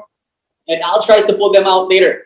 And now our next speaker for today, the CEO and founder of Only, a blockchain, NFT, and Metaverse-focused startup exploring the intersection of technology, gaming, and art on the blockchain space since 2018 through non-fungible tokens. He is also the community manager and general secretary of Bicol IT Organization Incorporated, the largest and most active IT advocacy non-profit organization in Southern Luzon. Mga ka-TGFI, a digital round of applause to Ismael Jerusalem. Yun. Hello everyone. So, hello. Hi. So, good morning. So, rinig na siguro yung audio ko. So, GM. So, this is actually the greetings that mostly being used in the crypto space. So, kahit gabi, umaga, hapon, tanghali, we always greet each and everyone, GM. So, yeah, are you guys ready? Yeah, because I'm also ready. So, just a short intro. So, my topic is all about into the metaverse. What is it and why now? Just to give you a short intro. So, this is me in the metaverse. So, this is me proving that that is me. So, as mentioned earlier on the first topic by Luis, that an NFT is something that will prove ownership over an asset, may it be physical or digital, as long as there isn't an NFT that runs in the blockchain, you can prove an ownership. So this is it. This is actually the certificate of authenticity na mention kanina earlier, na kung sino yung owner, kanino galing, kailan ginawa, and what is the value of it. So yeah, so this is actually the certificate of ownership. And wait, what? So there are lots of buzzwords now we can hear right now, such as that NFTs, Metaverse, DAOs, cryptocurrencies. These are words actually that doesn't exist before. Dahil hindi siya ganun ka-mainstream dati para mas madali natin siyang maintindihan. So what I'm trying to do right now is to help the audience understand it as painless as possible. So as you can see, I've been using memes. I will be using memes, and there are lots of memes in my slide because we are now living in the modern age where we can communicate ideas through memes. So we can now use memes as a vehicle to communicate or help people on the internet understand more about something. So yun, just sharing my quick background. So just to put a context on what are the things that I'll be discussing. So this is a quick background. So I've been hosting events, creative events, particularly here in in our province. So I'm from the Bicol region. So we host this Albay Multimedia Arts Convention. It's like a biggest event celebrating creativity. We host events for the kids. We host art fairs for the creative merchants. We host musical events for our local musicians. We also conduct seminars and workshops. We also have an exhibit, art gallery where we gather our local artists. So we support every kind of art here in our province in all age. So we wanted to start from the kids up into teens, professionals, young professionals, and adults.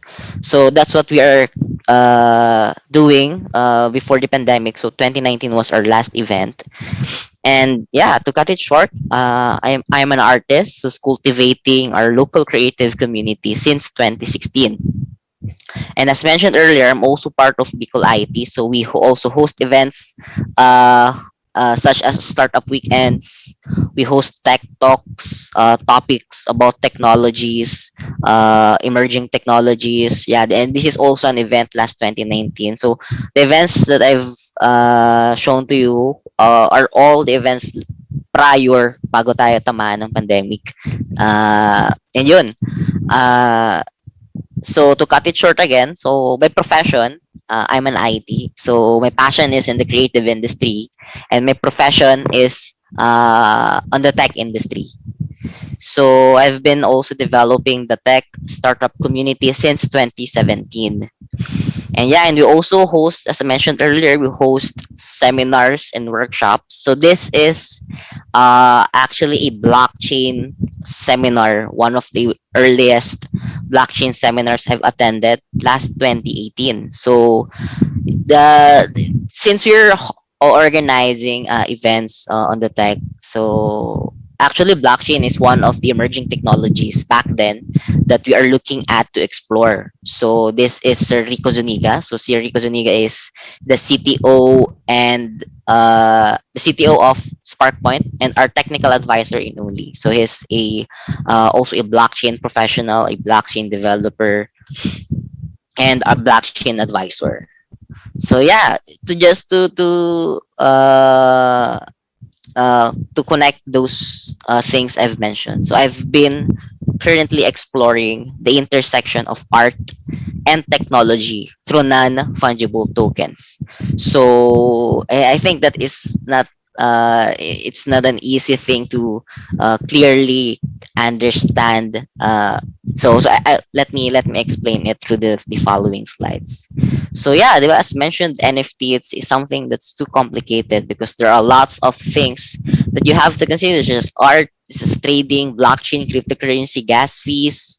What are these things? Why do we spend a lot of time on Twitter? Why do we build communities on Discord? So there's a lot of stuff need to consider when you're diving into NFTs. And yeah, so imagine kung gaano siya ka-complex. But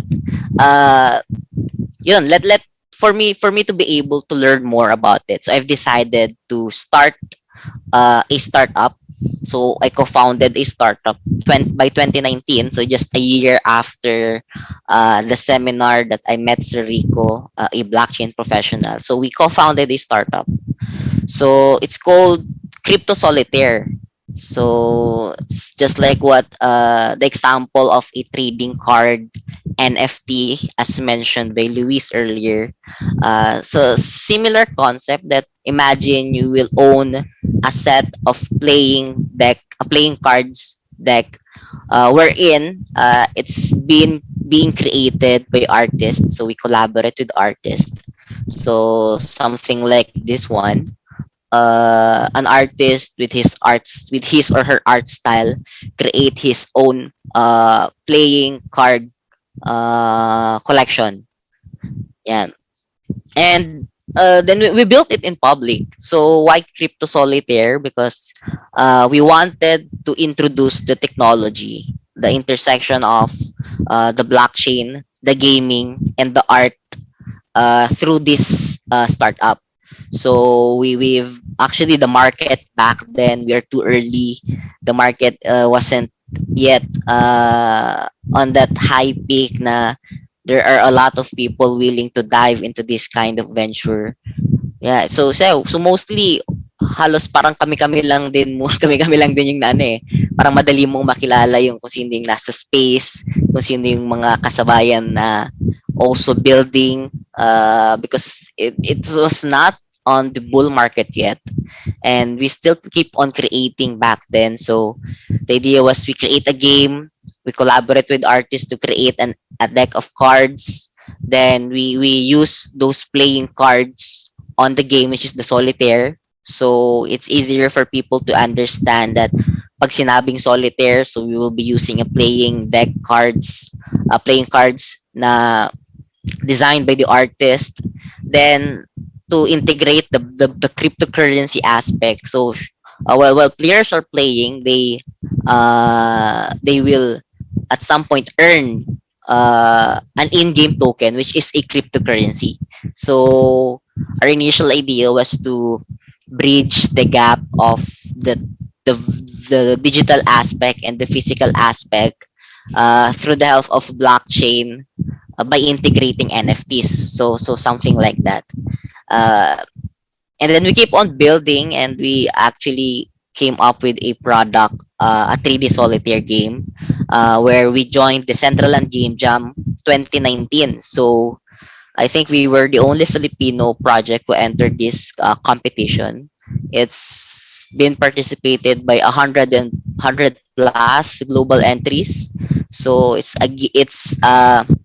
competition where you have to build games on their platform on the Central Land. So the Central Land is actually a metaverse. So it's a virtual land where you can build games, tasks, galleries, and yeah. So we joined that. We earned the 13th spot out of the 100 global entries, and we were only a small team back then.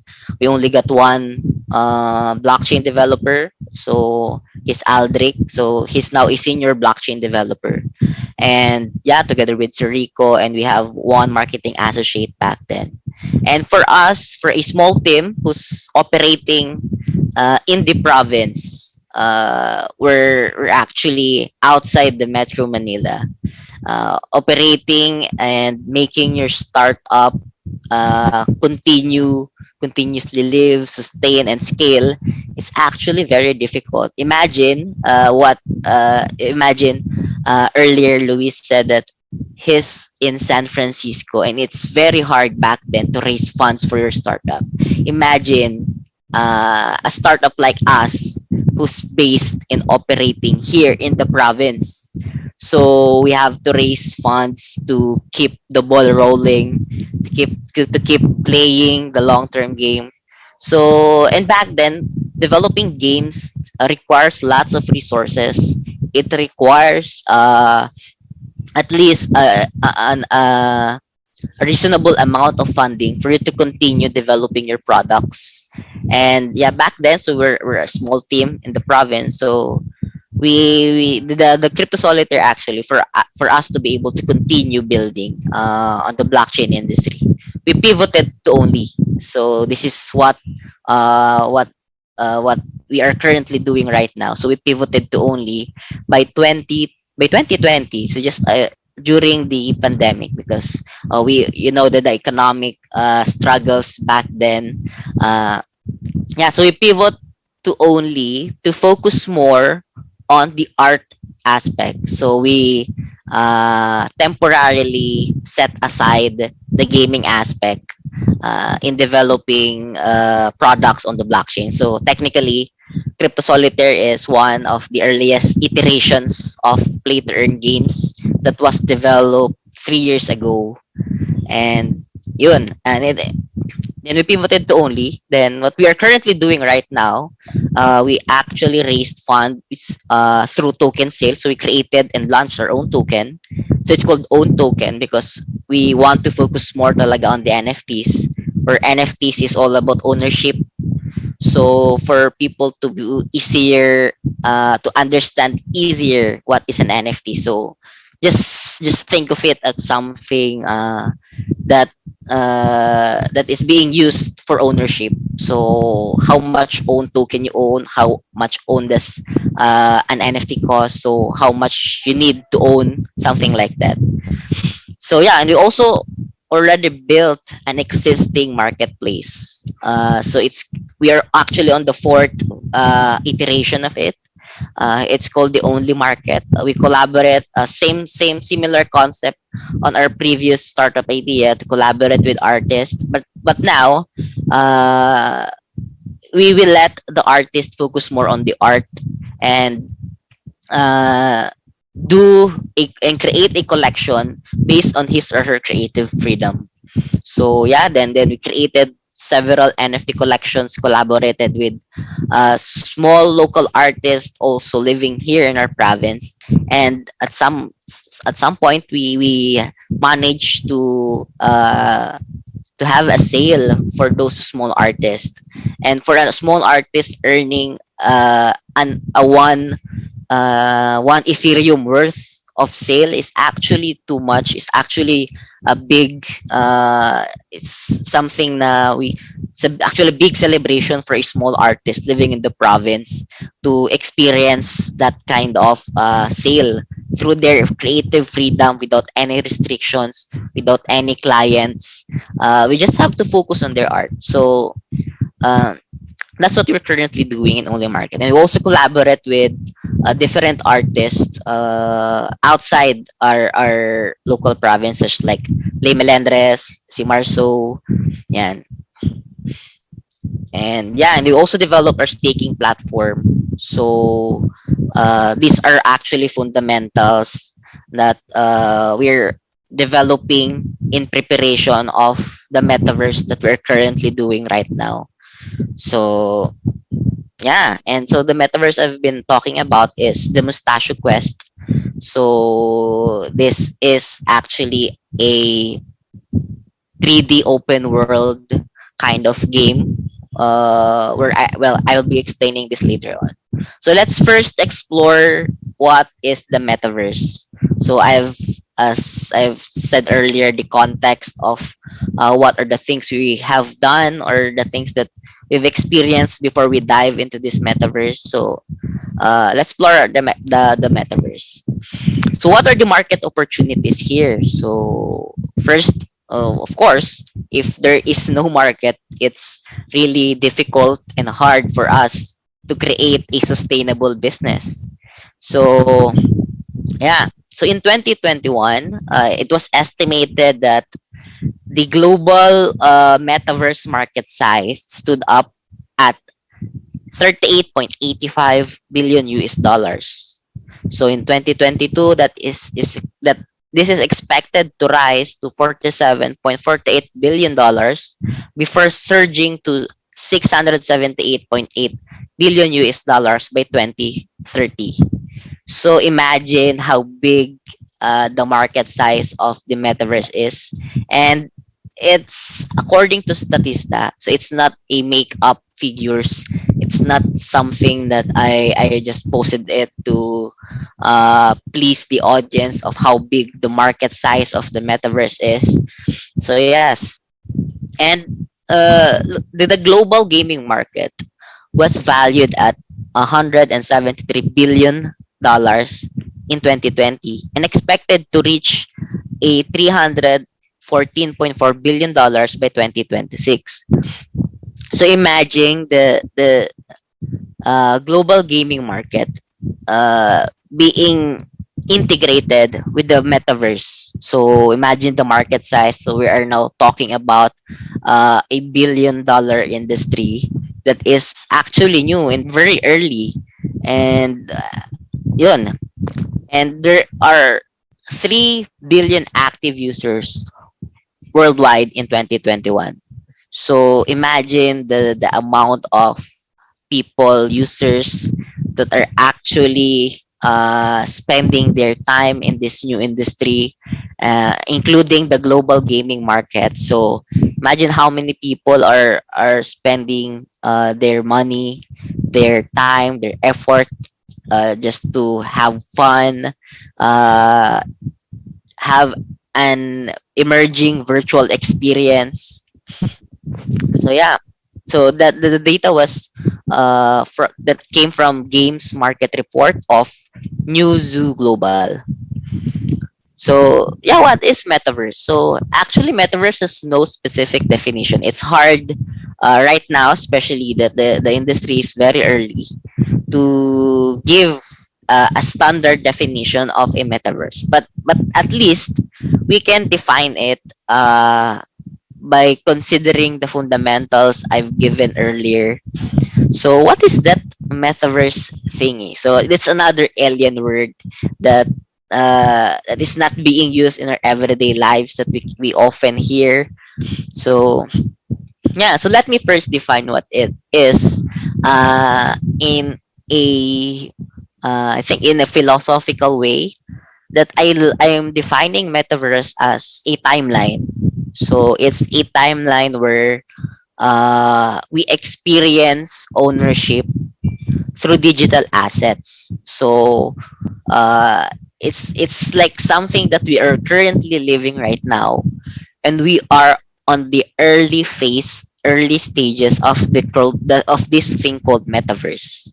So something like NFTs, we now have an opportunity to own a virtual item and prove its ownership, provenance. We can now earn royalties. We can now have we can now liquidate digital assets. We can now own a piece of land digitally. Own It's a virtual land. We can now sell JPEGs, PNGs through the use of blockchain technology. So I'll be defining it as a timeline. But let's set aside that definition so people can at least have an understanding of another way to define what is metaverse. So imagine the metaverse like a seamless convergence of physical and digital lives. So it's creating a unified virtual community where we can work, play, relax, transact, and socialize. So yeah, imagine like this one. It's the combination of our digital lives and our physical lives, and we can now work hand in hand together and create a different kind of economy compared to what we are experiencing right now. So we there is this thing called token based economy. So it's also another topic to discuss, but just imagine of our economic trajectory being defined by tokens. So yun. So this whole metaverse idea could basically reinvent the whole culture of the world at large. So imagine you can scale a business even though you're for example, like us, we're in the province. We can scale our business in a global market. It doesn't care who you are. It doesn't care where you are. As long as you have an access sa internet, you can execute, build. You have the freedom to build without having those gatekeepers. You don't have to wait for their permission to build, to get your product get out in the global market. So imagine we can reinvent culture, product, business at scale uh, in a global market. So imagine how can metaverse accelerate or scale businesses. Yeah. So that being said, let's now at least define metaverse from a social perspective. So yeah, the development of more immersive virtual experiences is helping people to build communities based on shared values and to express themselves in more authentic way. So I think some of you, I guess, get at least an introduction to NFTs by diving into the Twitter space or searching how to start with NFTs on the internet, and you will hear a lot of things about the community. So it's actually you can build community, share different values on the internet, meet a lot of people. So just to mention a few examples, like Crypto Art PH. So we have a community of diverse artists here in the Philippines that is on the crypto art industry. So it's the NFT art industry, and people share values, share knowledges, expertise to the community, pushing the community forward by just having connected through the internet. So it's like having an early access to the metaverse by just creating a community on Discord, on Twitter, on social media, diba? And you share the same values, pushing NFTs and art forward. So yeah, so something like that. And then the next question. So we define metaverse. We have different perspective of its definition, from its timeline to what kind of place to a social perspective. Now the question, why now? So I've also mentioned the current market. So meanwhile, COVID-19 accelerated the digitization of our lives and normalized more persistent and multi-purpose online engagement and communication. So it is this combination of technological, social, and economic drivers that is resulting in the explosive interest in the metaverse. So yun, 'di ba? Uh, when the pandemic hit, I think almost everyone is pushed to move towards digitalization. Diba, the transactions are now being conducted online. Lots of businesses pivoted to digitalization of their business. So, they even adapt to technology. The adoption to technology actually accelerated when the pandemic hit. So it's one of the thing that is currently present right now that we are experiencing, that the acceleration of technology. So the thing called mass adoption compared to the market prior the pandemic, and it is now more accelerated than before.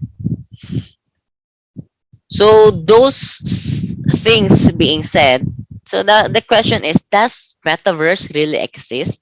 Imagine a $1 billion industry where people engage with each other digitally. You can sell digital assets where hindi mo siya pwedeng hawakan. You don't have a tangible proof of its existence. You'll just rely on the technology on the internet. So is there really an existing metaverse? Well, the answer is obviously yes. And to name a few examples, Decentraland. So as mentioned earlier on our first startup venture, we actually joined their game jam where they wanted they wanted users to build on their virtual world where then that people can engage and share values together inside those different virtual lands. So we also have sandbox. So they also have that builder program where users can build their own feature of their own land inside the sandbox. And we also have Ember Sword. So this is a gamified experience of experiencing the metaverse. And of course, yes, we also have a local uh, metaverse being created by a Filipino-led startup. So this is actually the project we are focused this year. So last year we're focused to build the fundamentals needed, such as the marketplace, the token, the native utility token needed, build the initial community, and create a staking platform and other innovative opportunities.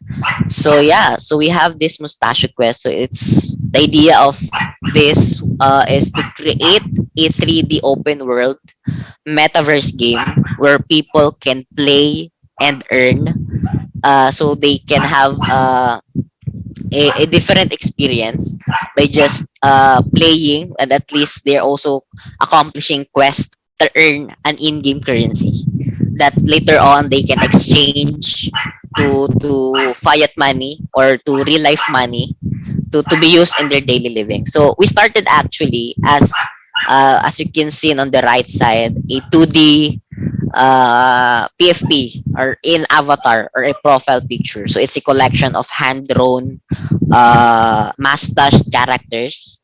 Then we eventually created a 3D versions of it, so people can experience and have an access inside the Mustacheverse. So it's actually the Mustacheverse that is the metaverse. The Mustache Quest is just the gaming aspect of it. So yeah, imagine yourself being represented by a mustache characters with a whimsical, playful art style. And yeah, so this is actually one of the uh, earliest image of what the metaverse looks like. So this is our visualizer. So we rewarded our previous token holders since last year to a 3D version of it. So they can experience roaming around inside the Mustacheverse metaverse, and they can experience engaging with other holders, other players. And yeah, so it's actually we're actually on the development, still on the early stage of its development. We are aiming to launch the closed beta version by next quarter, and the official launch by I think by the last quarter of this year, because we are currently under an acceleration program of developing Web3 games, metaverse games such as Mustache Quest. So yeah, and we are all Filipinos. They were all from the devs, designers, artists, the whole team, the founders. We are all a team of Filipinos living in the province, building products, decentralized applications, and platforms in the metaverse and the blockchain outside Metro Manila. So that's actually the beauty of blockchain, that it doesn't care where you are, who you are. It gives you the freedom to build, just like what we're currently doing right now. And yeah, so that's the metaverse thingy. And yeah, this is just a quick pre-metaverse virtual worlds before that metaverse thing actually exists. We also have the existence of virtual worlds, but in a form of game. Fortnite, actually, they hosted an online concert with Travis Scott, which I think they had 1 million viewers inside the Fortnite, and it's not yet a metaverse kind of thing na meron na siyang token-based economy. So it's just the game itself. It's just like a gamified experience.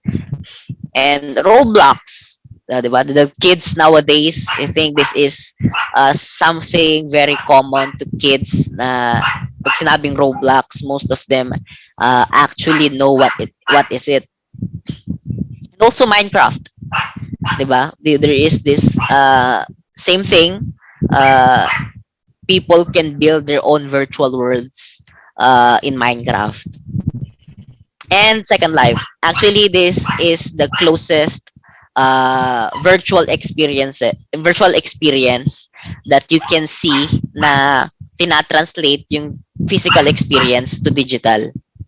So, but then again, the only one of the problems actually of the pre-metaverse virtual lands is you can't uh, you can't use the items. For example, a weapon that a rare weapon that you've earned inside the game, you can't use it outside of its original environment, and you can just use it inside that virtual world or inside that game. Then the character actually, so technically it's your character that owns the item. It's not actually us, the users, who's playing the game, that own that item, because that item is actually owned by your character. And also your character, you can't use that outside of the game.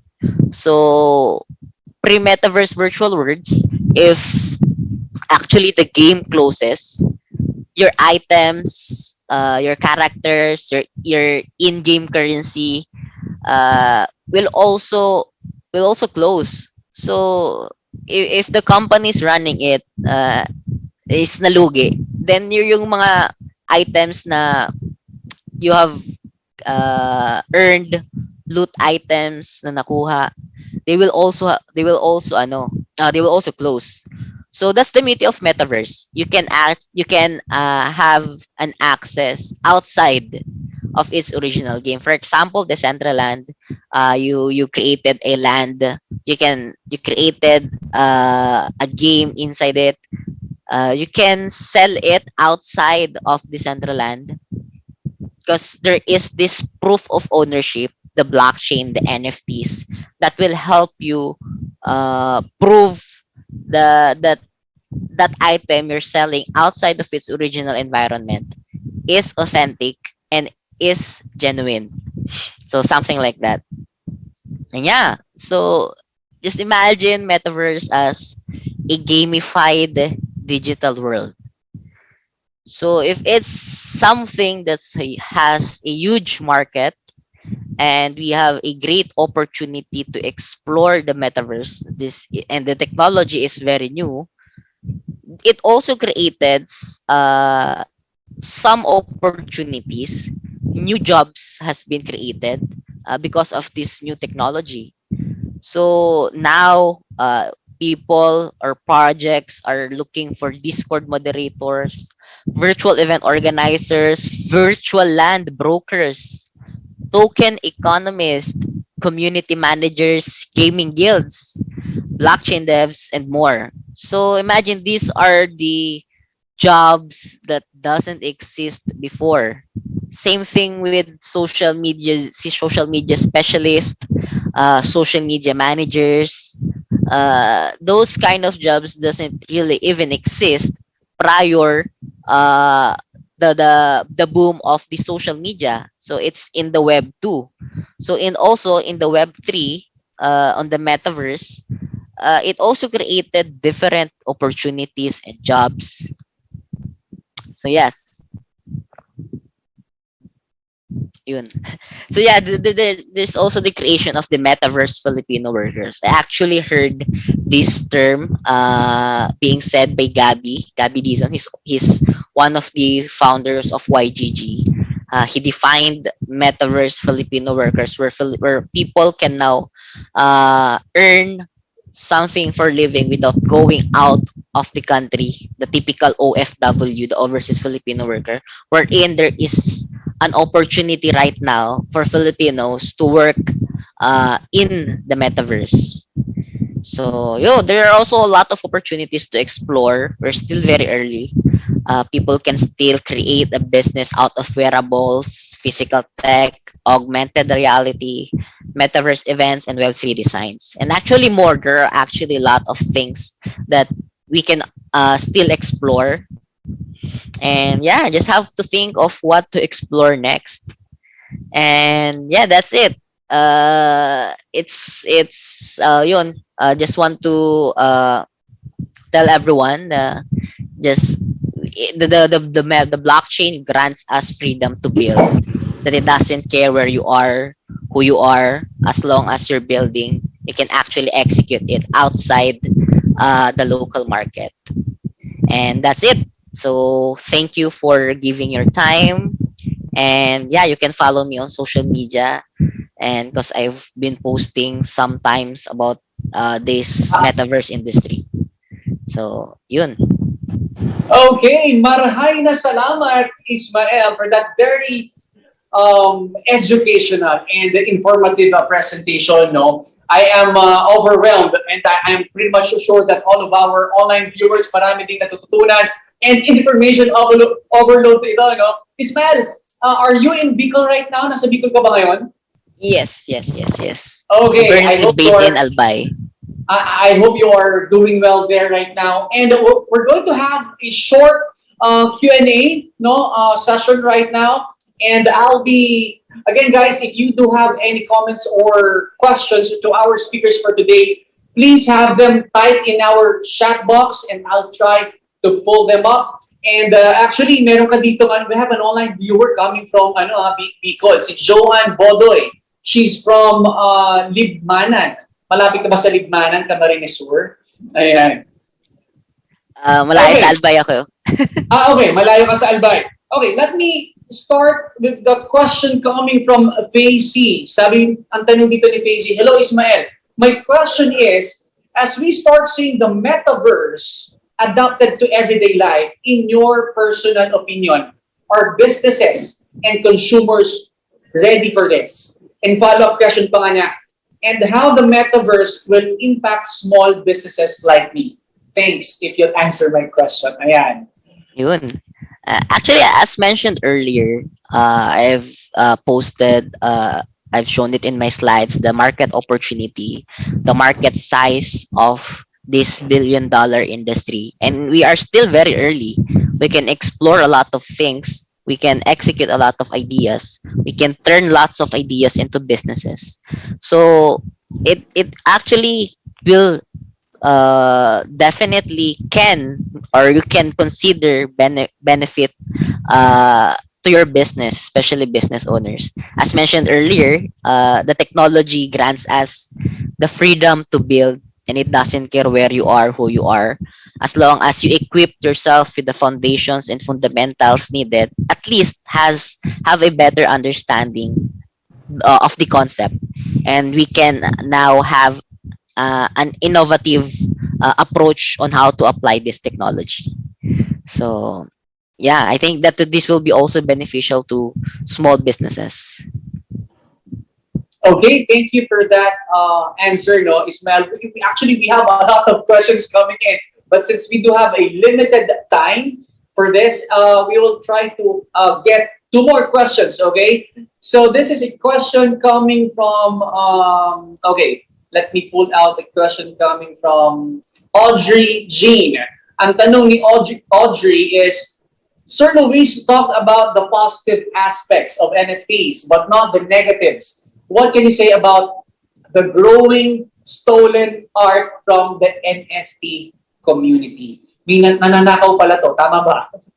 Ayun. Actually, that question also applies not just on the NFTs. It is happening prior pa, bago pa magkaroon ng NFTs.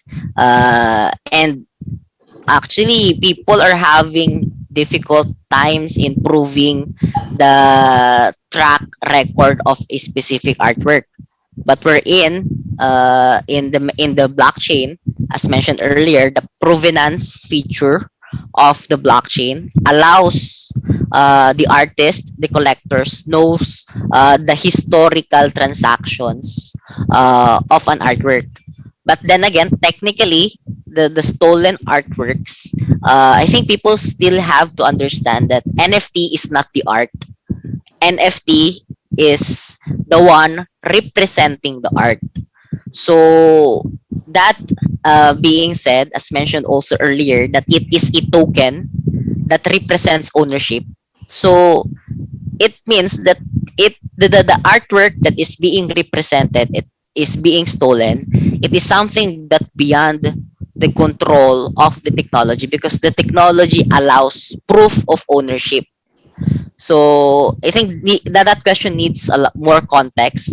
If that person is asking about the stolen art that is already minted on the blockchain, the answer is we can still prove who's the real owner, when was it created, when what was it minted, to whom is the first collector of that artwork.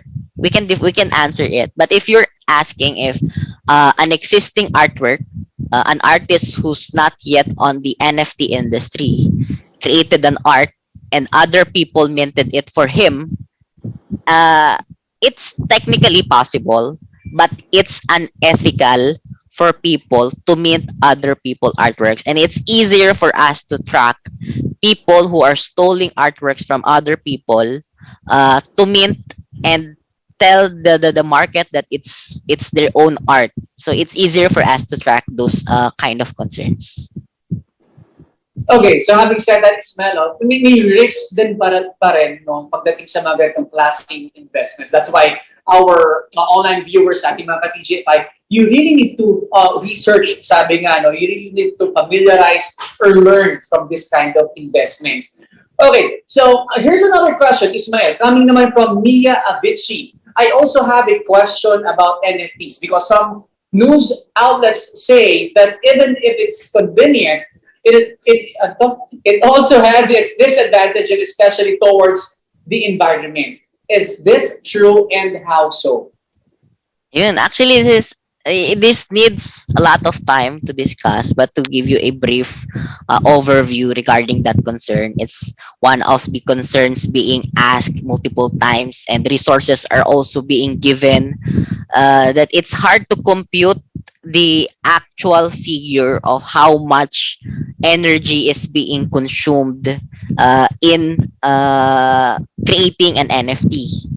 So prior to that, there are also other technologies consuming lots of energies compared to minting an artwork. But then again, to be fair, on the NFT industry, there is this thing called proof of work.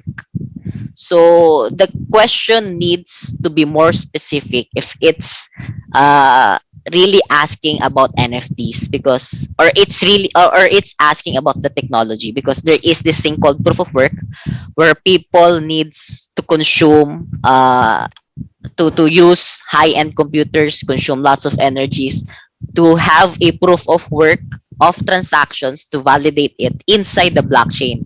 So the blockchain is the list of transactions, and it's decentralized and distributed, so people can validate, anyone can validate.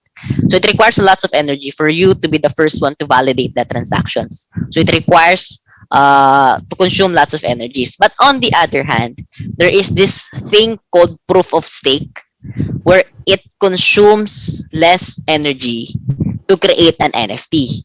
So the question actually needs to be asked another question.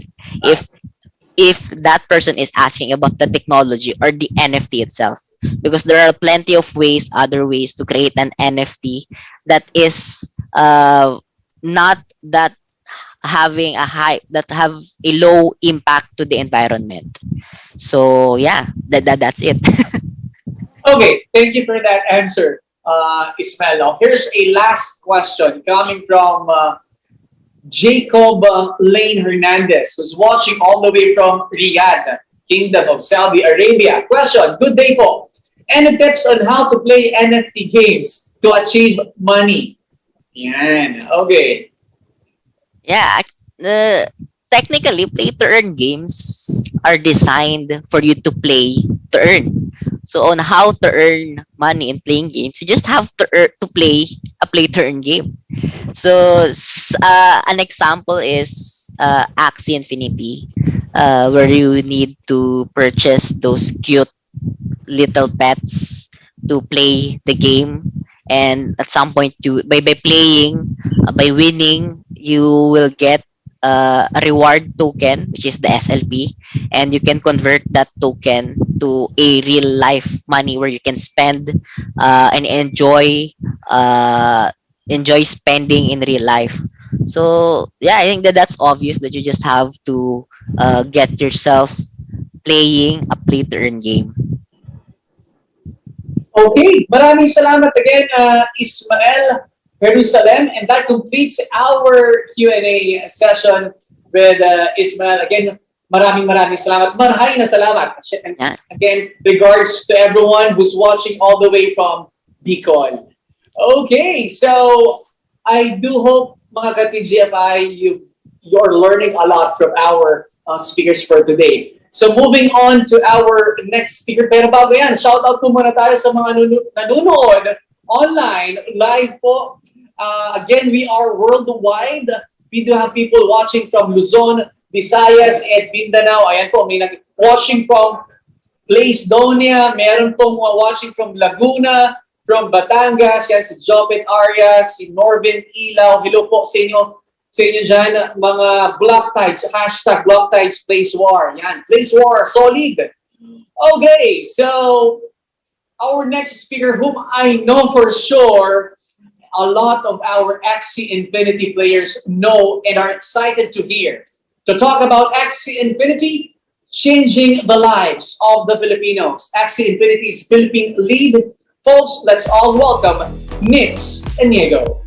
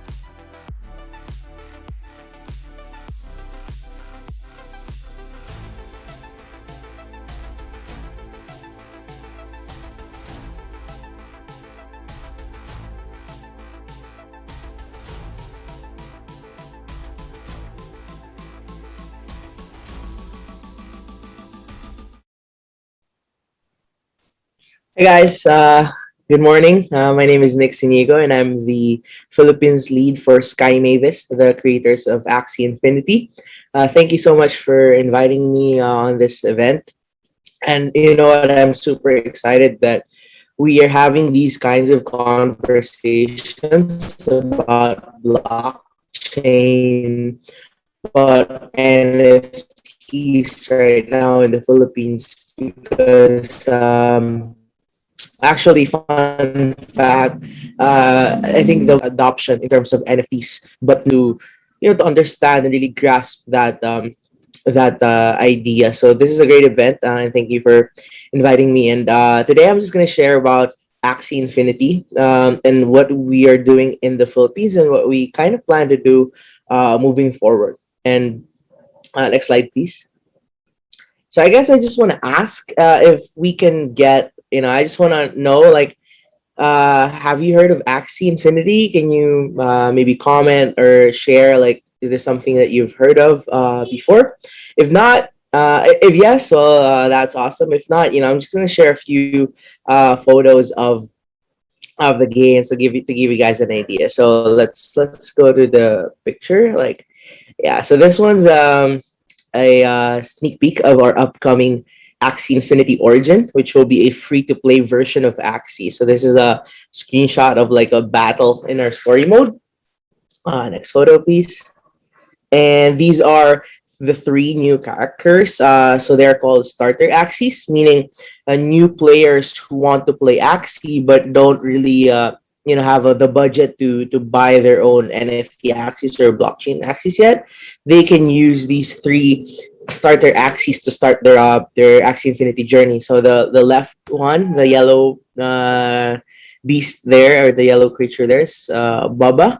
The one in the middle is Oleg, and the one on the right is Puffy. So you guys will be able to meet them and learn more about their story if once we launch Origin, and then you can guys could play it for free. Next photo, please.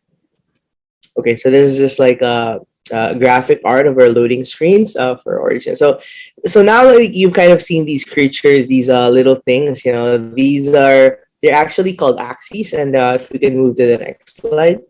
In a nutshell, Axie Infinity is a play and earn game where players can buy, breed, and battle Pokemon-inspired characters called Axies. So when you look at these creatures, when you look at these little circular things, they're Axies, and you might be thinking parang mukhang Pokemon, medyo may kahawig siya, no?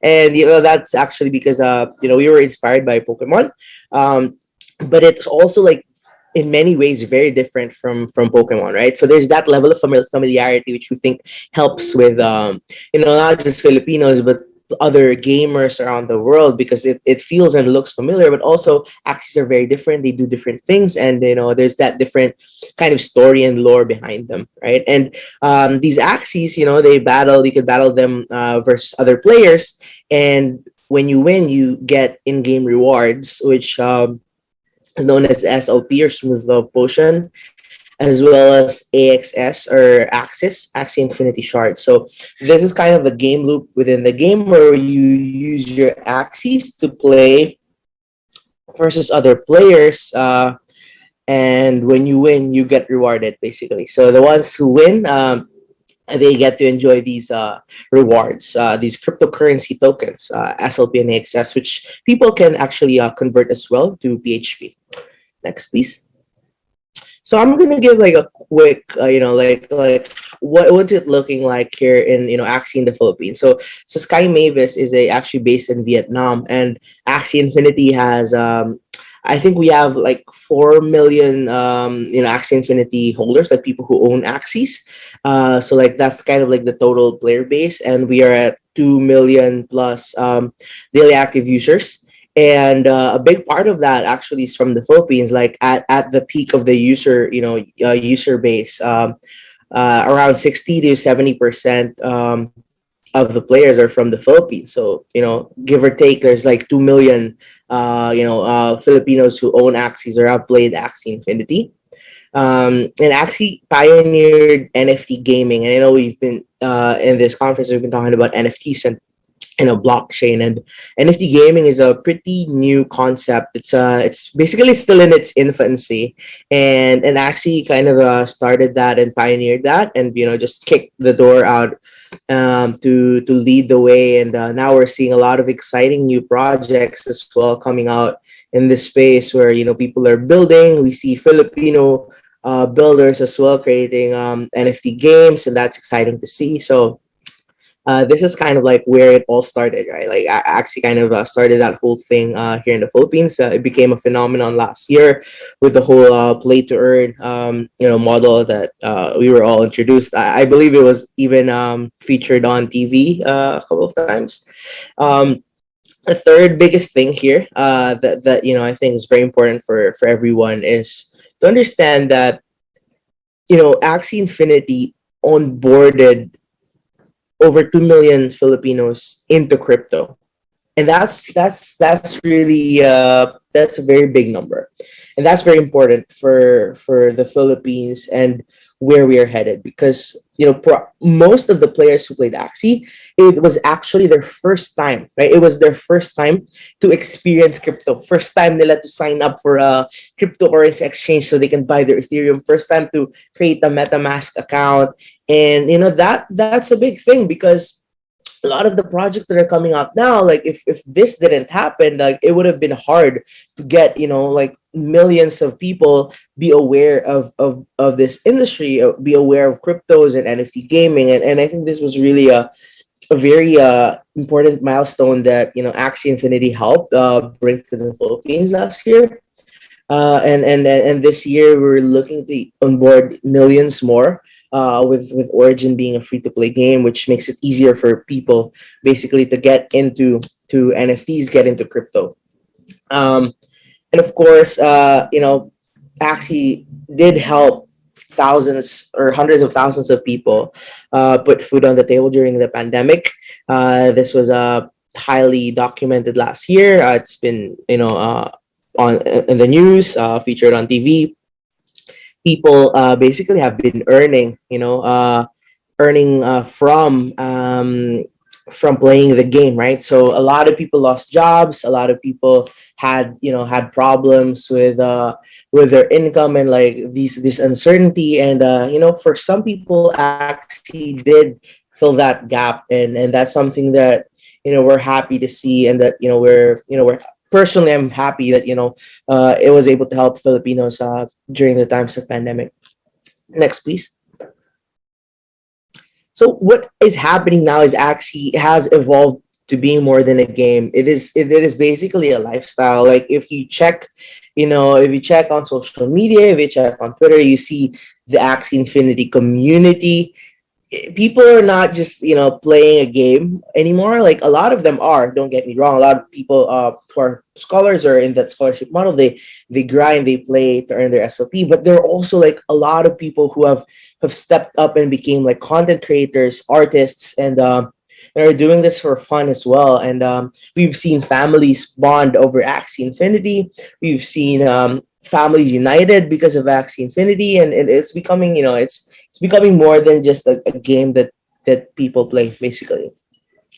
Second is the economic opportunities are now going beyond gaming or beyond the normal daily playing of the game. We're playing it daily, right?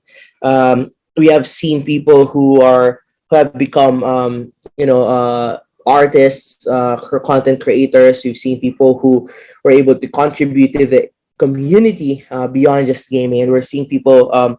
We've helped as well some players, some influencers get brand deals, right, with sponsorship deals because of the opportunities they got from Axie. And lastly, building a digital nation that helps and build people up. Last year, when Typhoon Odette happened, Axie Infinity was one of the first, basically to respond and help the Filipinos, because a lot of our players are from the Philippines, and there was that whole relief operations that the community and Axie Infinity as well was part of, and that was great to see, and that's something that we want to continue doing for the Philippines as well. Next, please. Okay, so that's just a never before seen photo. So for the Axie Infinity players there, this is just an Easter egg for you. Okay, next. So the mission is, very clear. Axie already helped hundreds of thousands, if not 1 million or 2 million people in the Filipinos survive during the pandemic. And as Axie transitions into a play and earn game, we want to continue helping Filipinos, providing a fun game that gives rewards along the way. And our mission, our vision, is to have every home, every Filipino home will have an Axie. They're going to be the digital pets that'll be right there with the families as a bonding experience, as a fun experience for everyone. So Axie is more than just a game. It's becoming a lifestyle, and a lifestyle that every Filipino household should enjoy. So that's the goal. That's the vision. So next. Well, I guess that's it for this. Thank you so much for the opportunity to share about Axie, and I'm happy to take some questions if you have some. Lastly, you can follow us on Twitter, on Facebook. Just go to Axie Official. You can also connect with me at Nix Inigo if you want to chat Axie or NFT gaming. So, yep. Thank you. Okay, thank you so much, Nix, for that very informative, and we were able to know kung ano nga ba yung trending na Axie Infinity. Okay, so let me open right now our session for a quick Q&A sa ating pong lahat ng mga online viewers. So please, if you have any questions to our speaker, type them in our chat box and I'll try to pull them up for you guys. So shout out po muna sa ating mga nanonood, again, around the world po tayo, not just the Philippines, pero we have live viewers from Malaysia And apparently, parang meron din tayo from Germany. No, may nag-comment kanina ng German. Sorry, I wasn't able to shout out kasi hindi ko maintindihan yung shout out. Hindi ko mabasa, Nix. Okay, here's a question for you. Coming from Running Lion. No? Hi, Nix. I've heard your Axie Infinity can get banned if you break the rules. What are the most important rules to follow this year or 2022? Yeah, ano masasabi mo dyan, Nix? Yeah. So thank you for asking that question.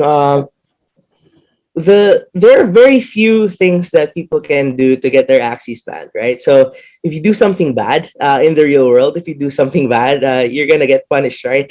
Or worse, if malala yung ginawa mo, you could go to jail. So the same thing with Axie. If you cheat, right? If you do things that ruin the competitive integrity of the game, such as win trading or abusing bugs to get advantages to win games, that is a bannable offense.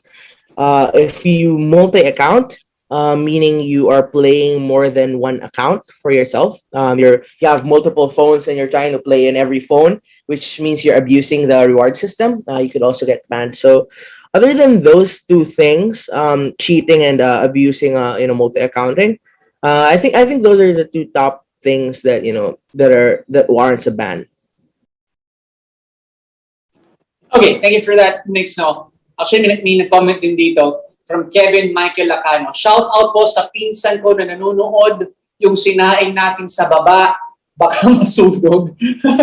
Okay, so another question coming from Rika Kunanan. How expensive are Axie Infinity now? And what is a good starter kit to buy? And how much will I have to pay for a starter kit? Yeah. All right. Thank you for the question. So before I answer, I really can't give financial advice. However, to answer that, Axies right now, they're cheap. I'd say you can get a decent team that can compete in arena for 6,000, 7,000 pesos, maybe 10,000 siguro to be safe. Right now for a team of 3, which is actually very different from how much it cost last year at the peak of the growth cycle. However, sorry, what's the name of the question? The name of the one who asked questions. Rika. Yeah. Okay, Rika. So, however, Rika, we are actually launching Axie Infinity Origin, which is a free-to-play version, so that you can try it out first before you make any financial commitment. So, if you can wait a few more weeks for that, that could be your start. You could play that first, and then once you like the game, you love the game, then you can decide to invest or to buy Axies, right? So, because if I tell you now that the XYZ or these Axies are the best Axies to buy, that might not be true anymore when Axie Origin launches, because the gameplay and some of the mechanics will change. So, yung malakas ngayon na team, baka paglabas ng Origin, hindi na. So, di ba, baka masayang lang yung purchase mo. So, I'd suggest waiting for Origin. Okay, thank you for that. Next, at least merong parang trial muna bago mag-invest. Well, I heard that's fair enough, no? Na parang around, tama ba, 6,000 to 7,000 lang yung investment mo for this. Kasi what I've heard, na parang around 50,000 for you to start up with this kind of investment. Yeah, that was last year. So okay. In crypto, and because Axie is not immune to market volatility, right?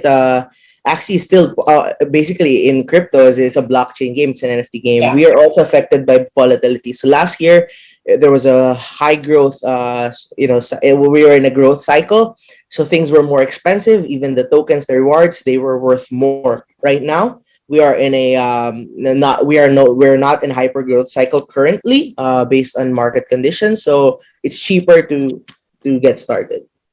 Okay, thank you for that, Nix. Here's a question coming from Germon or Hermon Chu. Hello, Nix. I am an Axie player, but do you think it is a good investment in the long run? All right.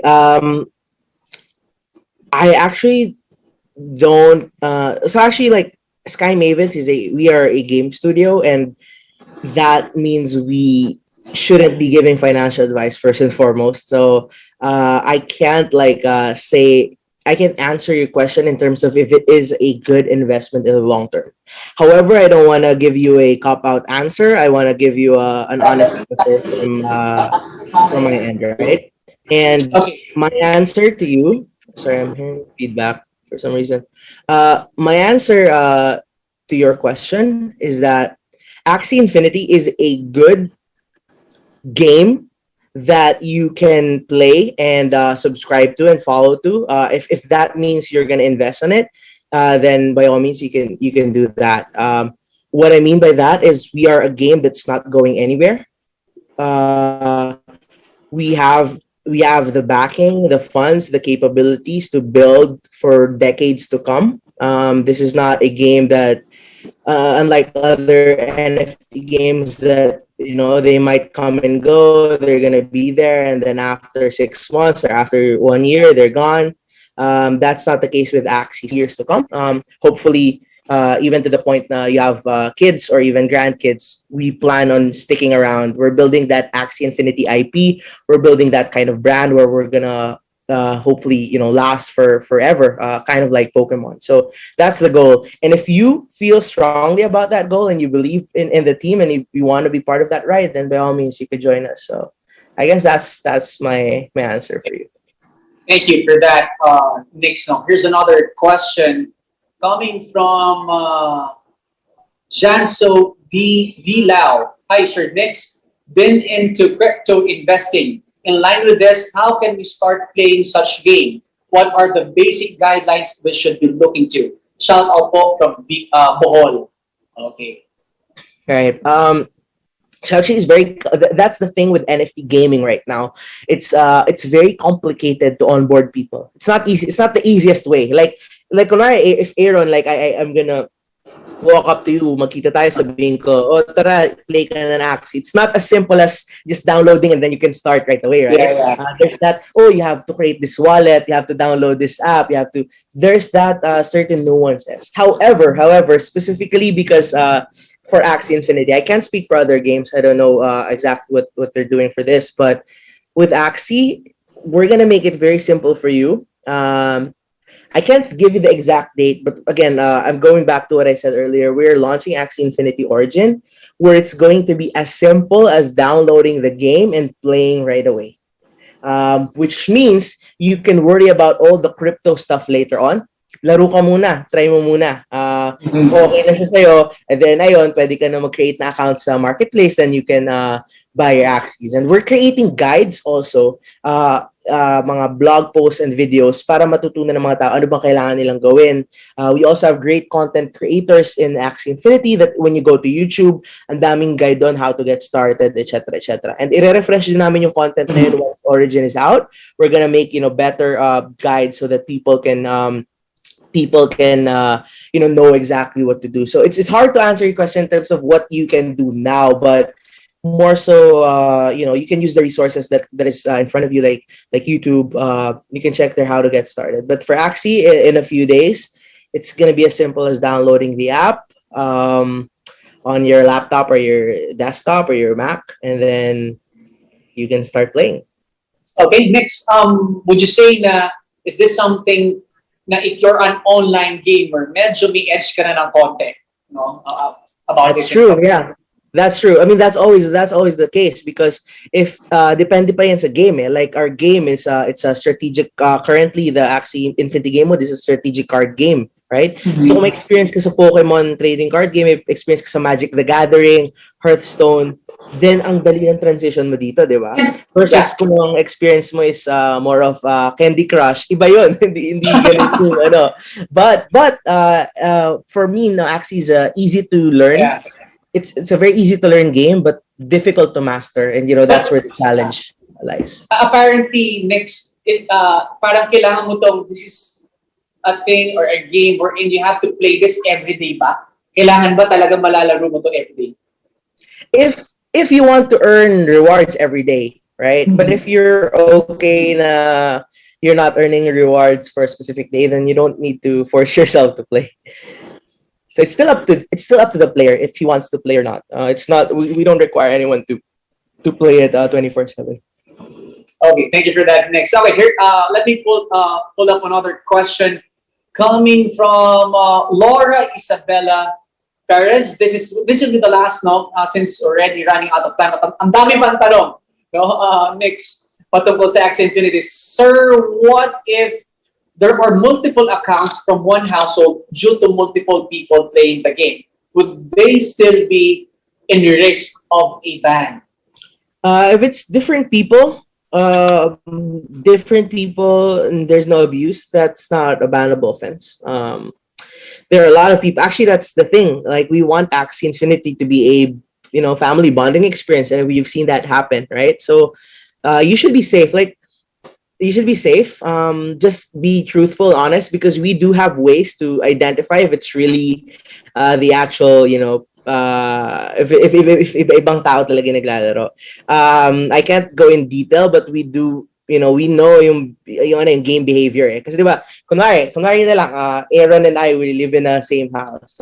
Iba yung game style ko kay Aaron eh. So kung ako yung maglalaro kay Aaron, baka mas magaling sa Aaron. So pag ginagamit yung account niya, lagi akong talo. It means may mga patterns na nakikita doon eh, na, parang isang tao lang naglalaro. So, just don't abuse it. But if you have a house where 3 or 4 people have their own phones, their own laptops, they're all playing Axie, they have their own accounts, by all means. I mean, that's a great thing to have.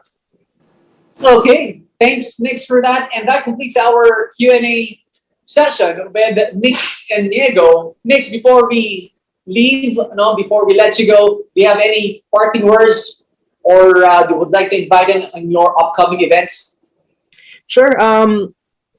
Well, if you're listening right now and this is like your first time hearing about NFT gaming, or maybe you've heard of Axie Infinity before, but nung narinig mo siya dati, sinasabi ng mga tao, kailangan mong 50K, 100K, and you were like, parang that's too much for me to do, and parang you maybe have heard negative things. Here's the only thing I'll say. You could forget about those things that you've heard before and wait for a few weeks as we release Axie Infinity Origin. And that's going to be a game where you can play without any costs. We're going to give everyone a chance to experience Axie, to fall in love with the game, learn about the characters that I showed earlier, and have this game that hopefully you all love. And, you don't need to commit anything. You don't need to buy anything. And that's it. That's for you guys. And we want to help onboard millions more of Filipinos into blockchain, into NFT gaming. And I think we're going to be doing a lot of that this year. So just follow us on Axie. Just follow the official Axie Infinity social media channels. It's Axie Infinity. You can also follow Axie PH official on Twitter, and myself at Nix Inigo, NIXENIEGO on Twitter. For more updates. So yeah, we're happy and excited to welcome you guys in Lunasia, our kingdom in Axie Infinity. So thanks guys for your time, and appreciate being invited here. Thank you. Thank you so much, Nix. Again, that was the Philippine lead for Axie Infinity. Moving on to our next speaker this morning. She is the founder of the award-winning blockchain, crypto, DeFi, NFT, IoT, AI, and Metaverse PR firm BlockTides. Official influencer of CoinMarketCap, a scholar graduate of Draper University for blockchain and entrepreneurship powered by Tezos. She is currently an advisor for many blockchain and tech companies, VP of Growth and Partnerships of Goku Market, and now the co-founder of a gamified and open internet culture metaverse, Place War. With a valuation of $44 million US, let us all welcome Myrtle Ramos to talk about NFTs, GameFi, Metaverse, and beyond.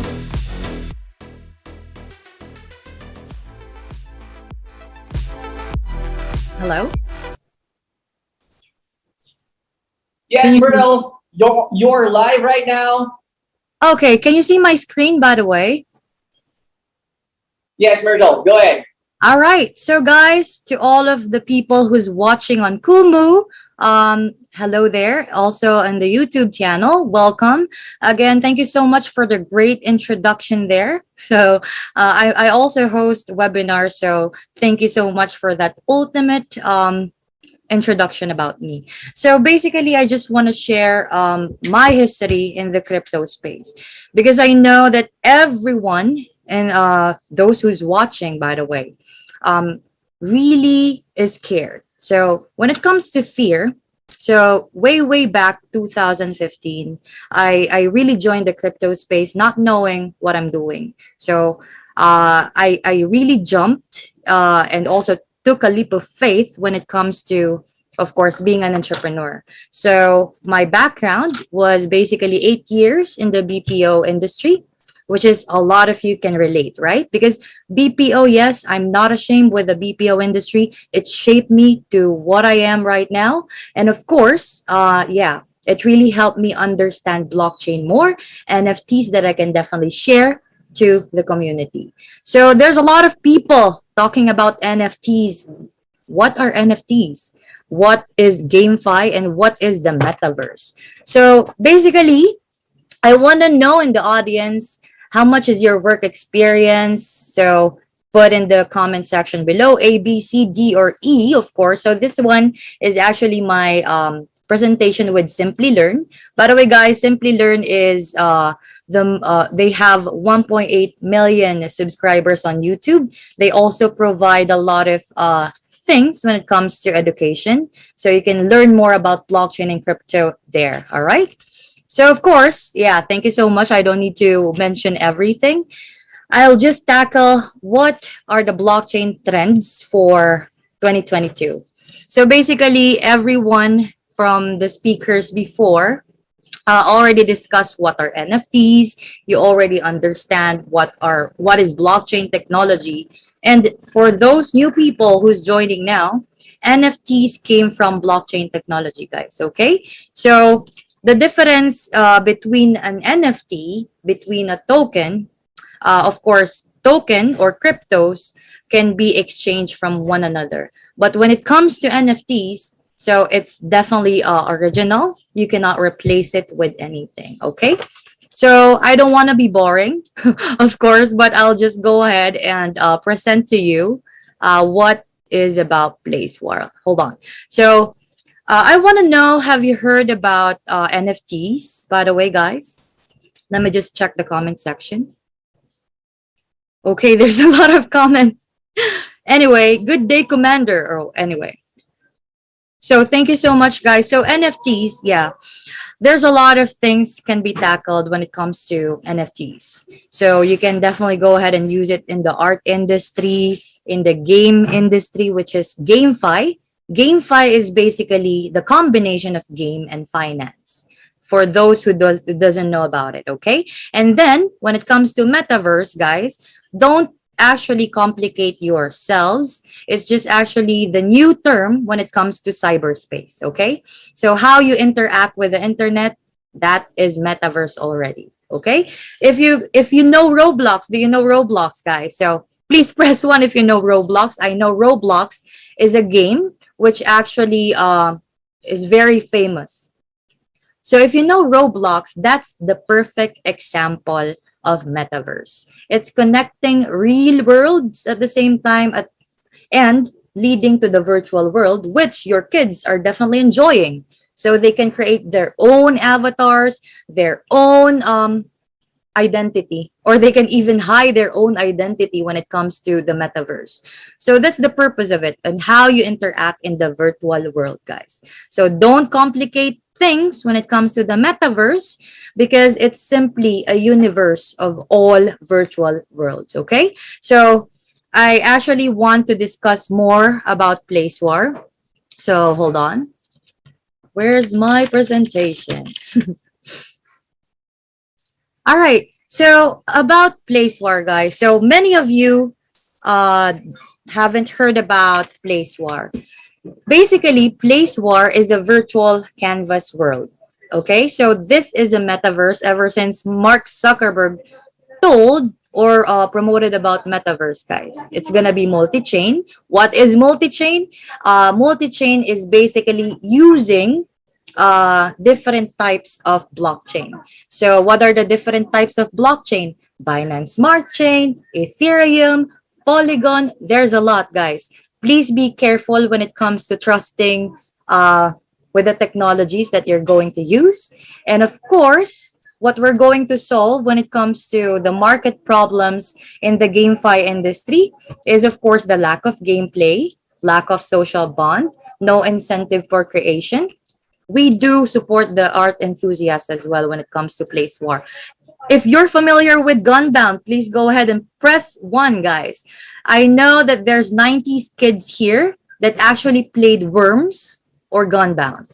So Place War, what is it? So it's a decentralized strategic play and earn game. So we have to actually replace that. So it's a universe deployed, a gameplay that allows players to create at the same time collaborate, guys. So it's gonna be 2.5D. We made it that way. Our game studio is actually Mega Game Studio, and our base is in Singapore as well as Block Tides. I'm also the founder of Block Tides, which is based in Singapore, registered in Singapore, and we are already 100 plus in the team. So if you want to apply as an intern, of course, we are open. Just send an email at info@blocktides.com. And yeah, we can actually talk there. So what are the game features available now for Place War? So the first one that we launched last January is basically player versus environment.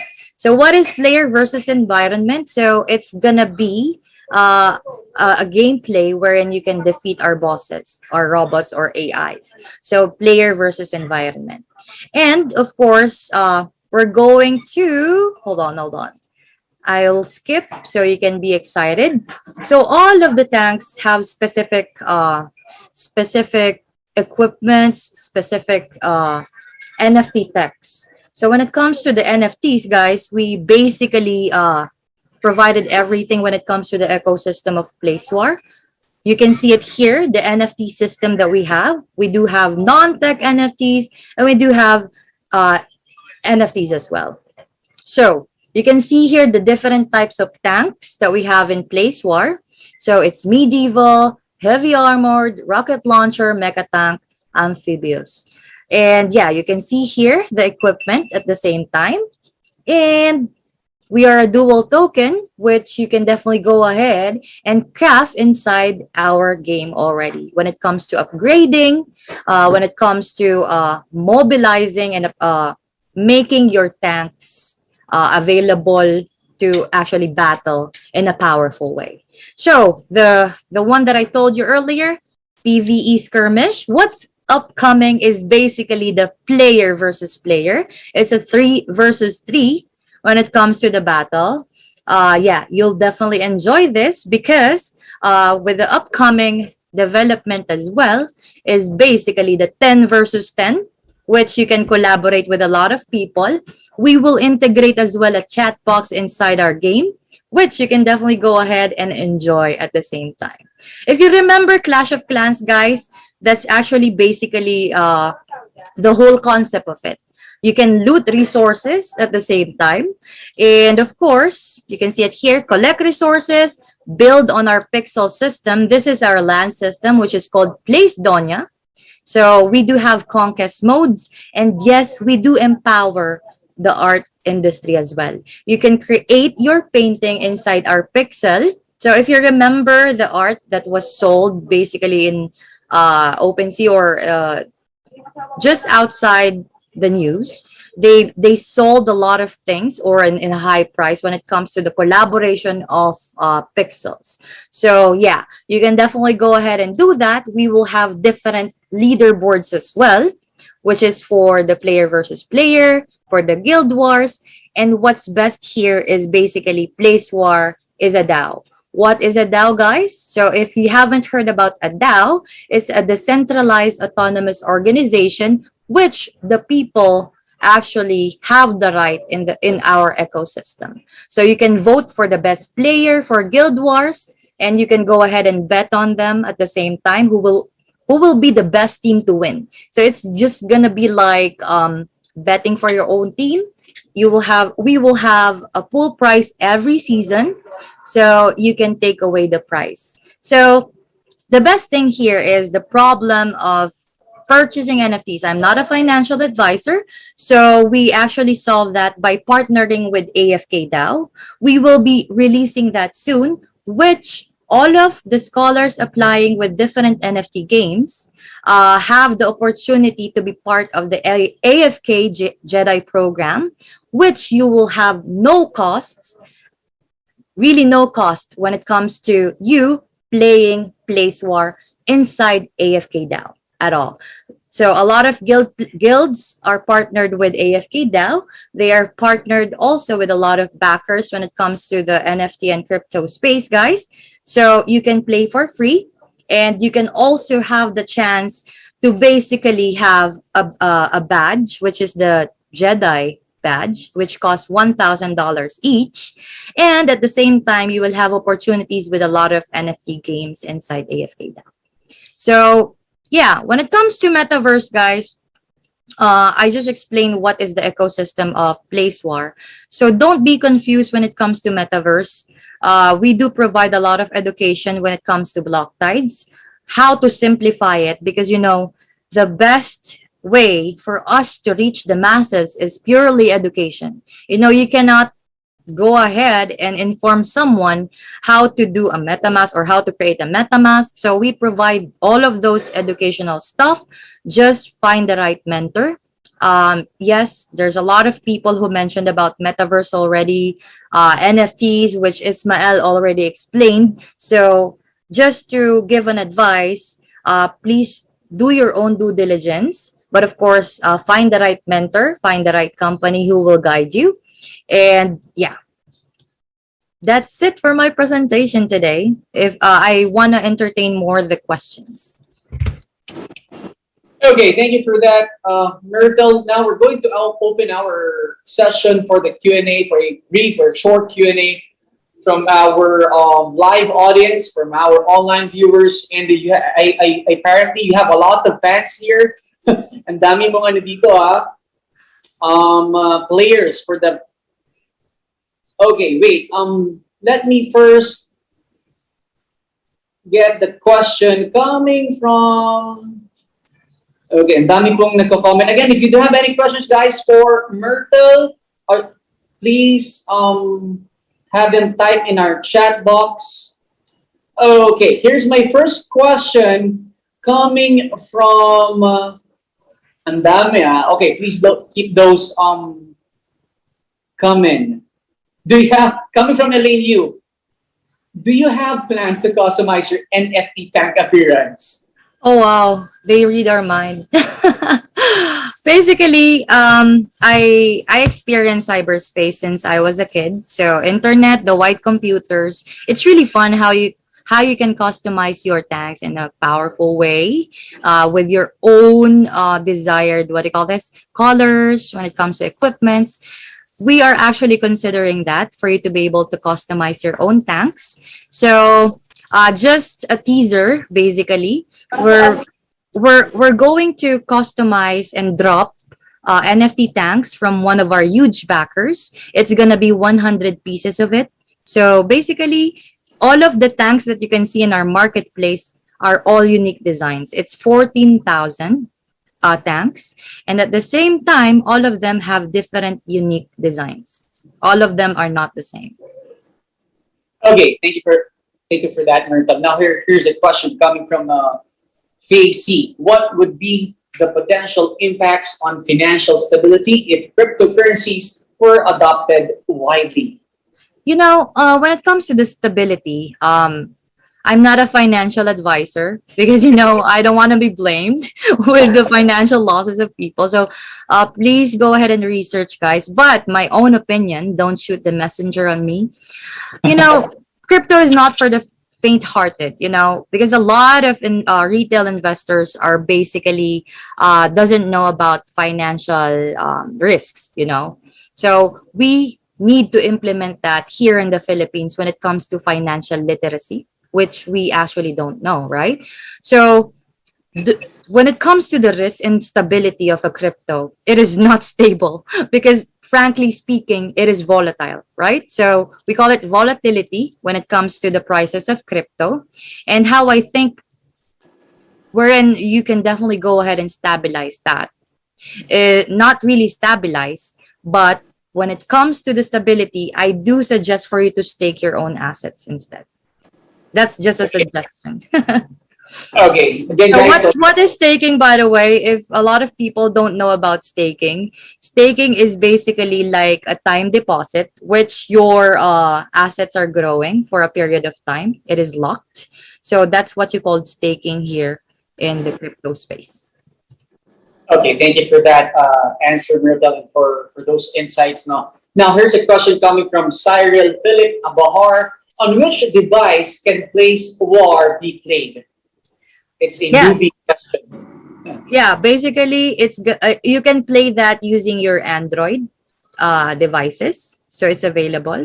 And iOS, we're still considering, and I'm going to tell that to developers because I am a user of iOS as well, and I bought an Android just for me to test out all of the things that needs to be fixed for Place War.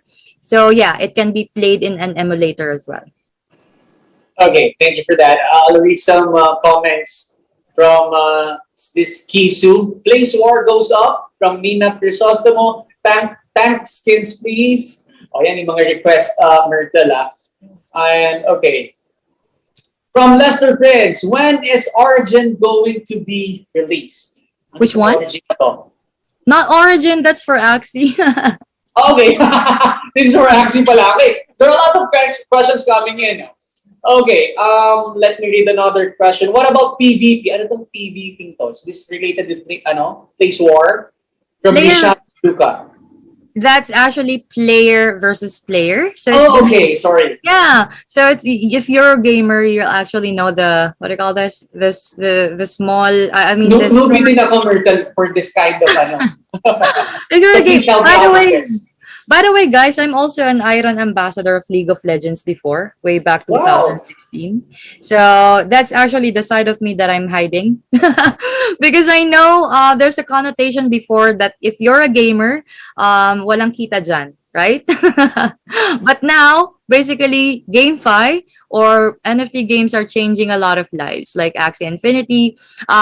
Just a fun fact that we do also have a scholar for Axie way back. So yeah, before I started Place War. So Gala Games, if you know them, they're one of our partners as well. We're promoting Gala Games here in the Philippines, which was streamed by Tier 1, Alodia Goshing Fiao. So Jason Brink, shout out to you if you're gonna watch this. You're really my idol when it comes to the GameFi industry, which is the NFT games.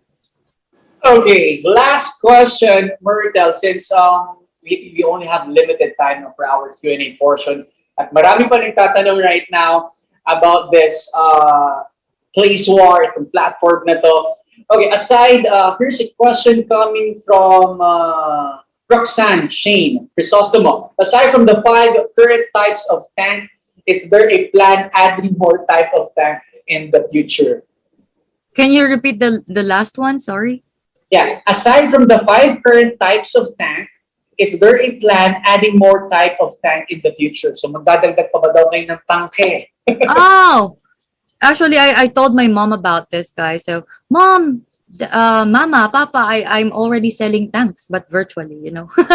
that's just a fun way of interacting. By the way, my family knows how to do crypto or how to use crypto.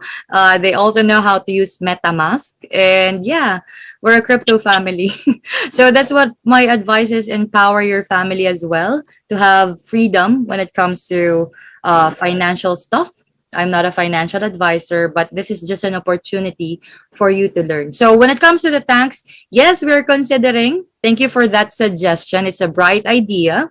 Yes, we can definitely go ahead and co-create another tank, which can definitely be an addition, a great addition to the Place Donian family. Okay, thank you for that, Myrtle. And that completes our Q&A portion. And before we leave you, do you have any parting words or do you like to invite our online viewers right now for an event? Actually, we do have a physical event, but it's still a secret. So just follow Block Okay. Tides. We're going to invite everyone here in this space. You can also actually go as well, guys, and the TGFI family. I'm open to invite every one of you. I'll keep Rika actually informed about it. And yeah, so when it comes to our events, guys, our webinar, please follow Block Tides and Place War if you want to learn more about it. And of course, your funds are your responsibility when it comes to the opportunities here in the blockchain and crypto world. It's crazy. It's a good world. It's a fun world. And at the same time, it's not for the faint-hearted. So if you're not, this is already gas-gas when it comes to financial advice. Huwag kang mag-invest. Don't invest when it comes to the money na hindi mo kayang mawala.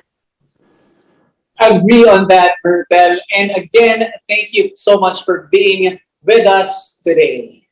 Thank you so much. Please stay safe, everyone. And let's collaborate and co-create in a new world here in the Metaverse. Bye-bye. Again, that was the co-founder of Place War, Myrtle Ramos.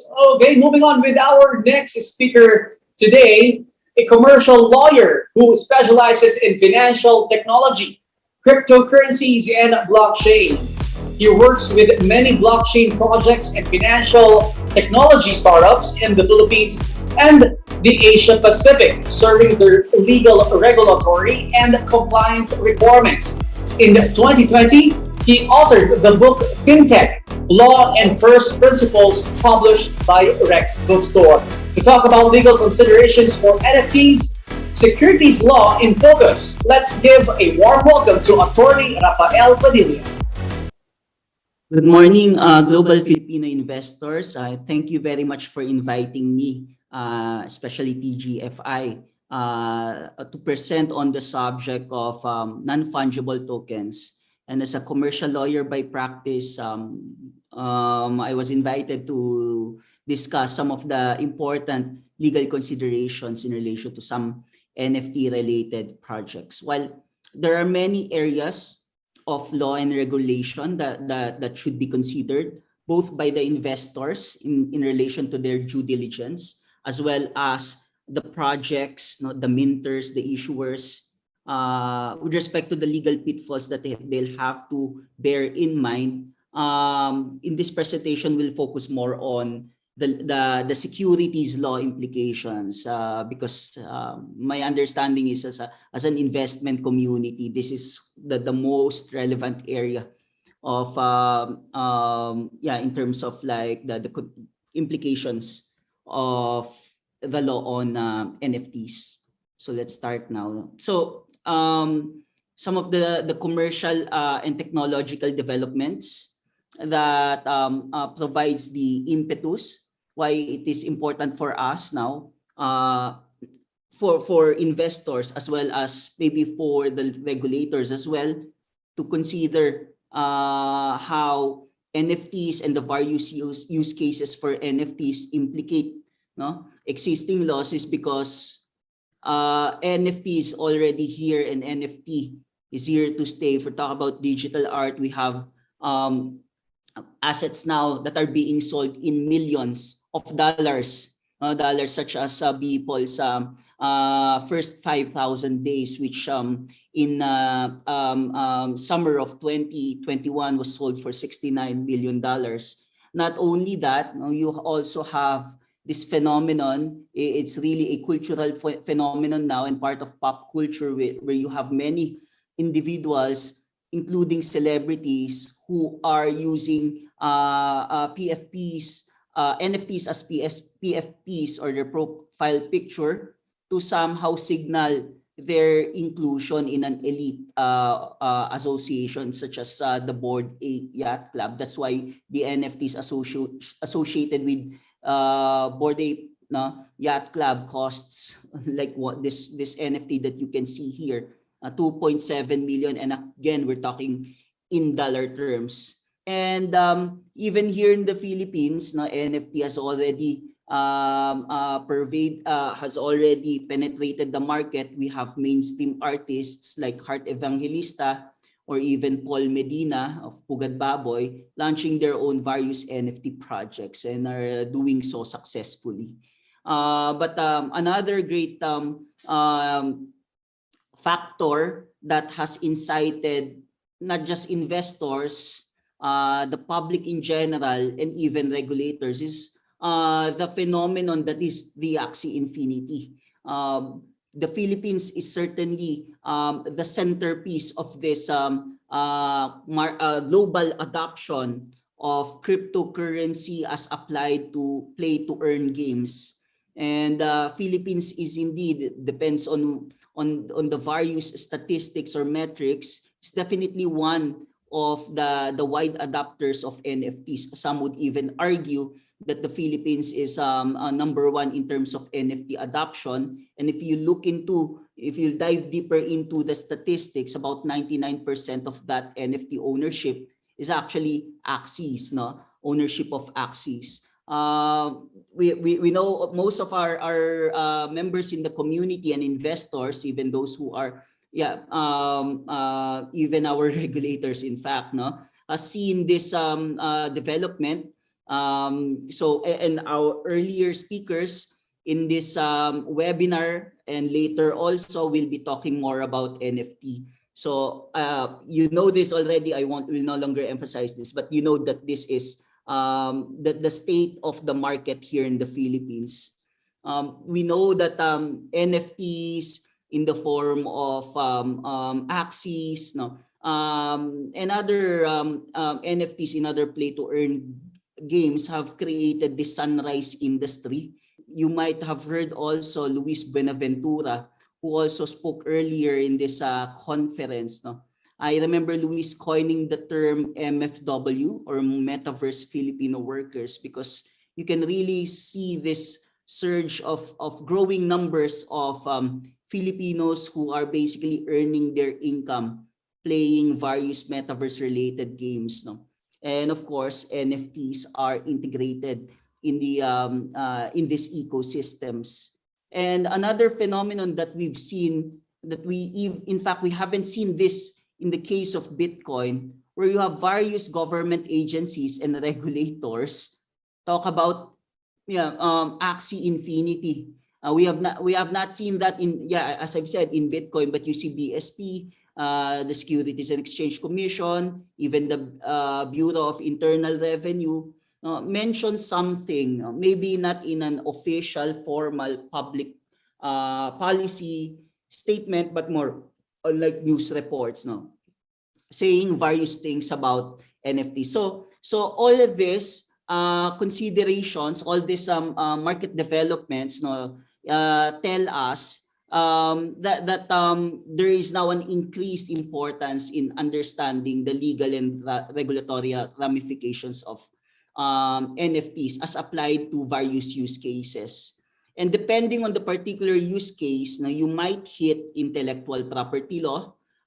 You might also have to consider licensing, such as, are NFT platforms considered virtual asset service providers, or VASPs, which here in the Philippines are regulated by the Bangko Sentral ng Pilipinas, or BSP, as a money service business.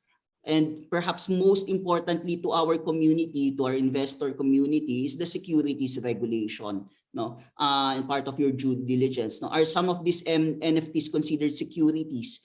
And if they are securities, are they registered with the SEC? No.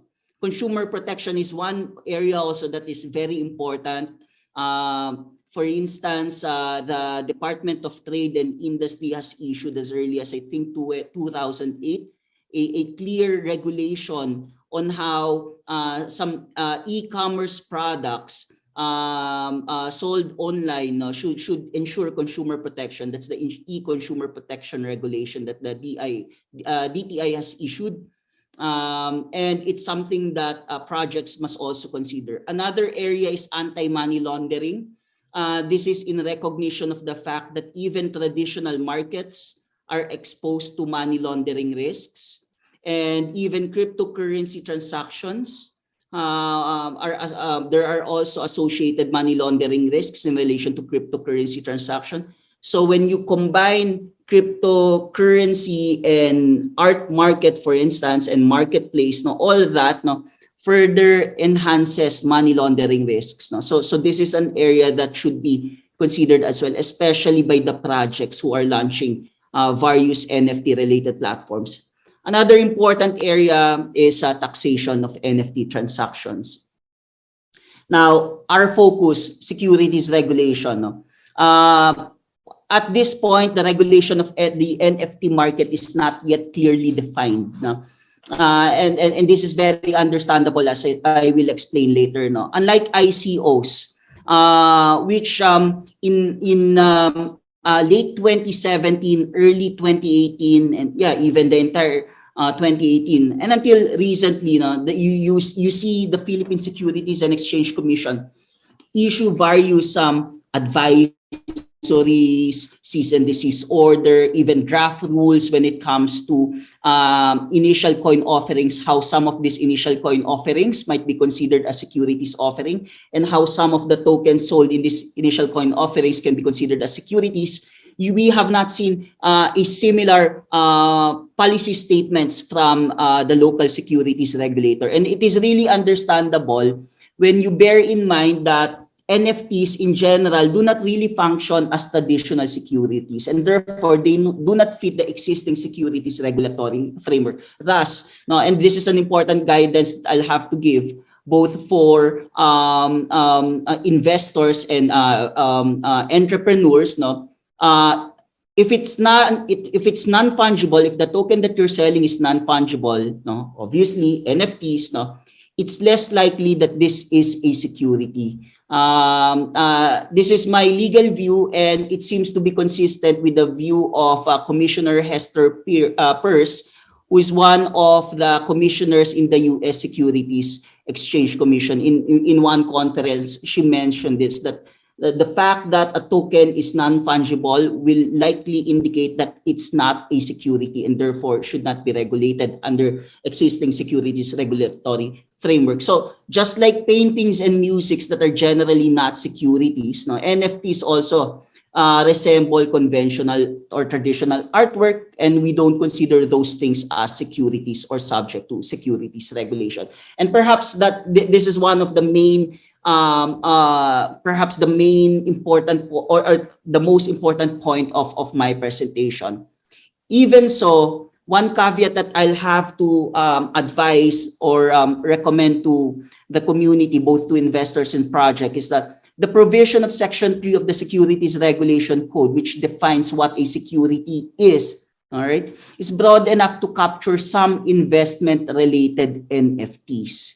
So while I said earlier, generally speaking, NFTs are most likely not securities, depends on the features, the incentives, and the characteristics that are incorporated in the NFT or in the project or the particular use case. It could become a security. And for instance, if the NFT could draw income streams such as royalty payments, profit sharing, dividends, no, there is a strong likelihood that it could be considered as a security. Another example of what I think is clearly a security, which is common in the market, are the so-called NFT index funds, where you have somebody says that they're going to issue this token and it's going to be composed of various and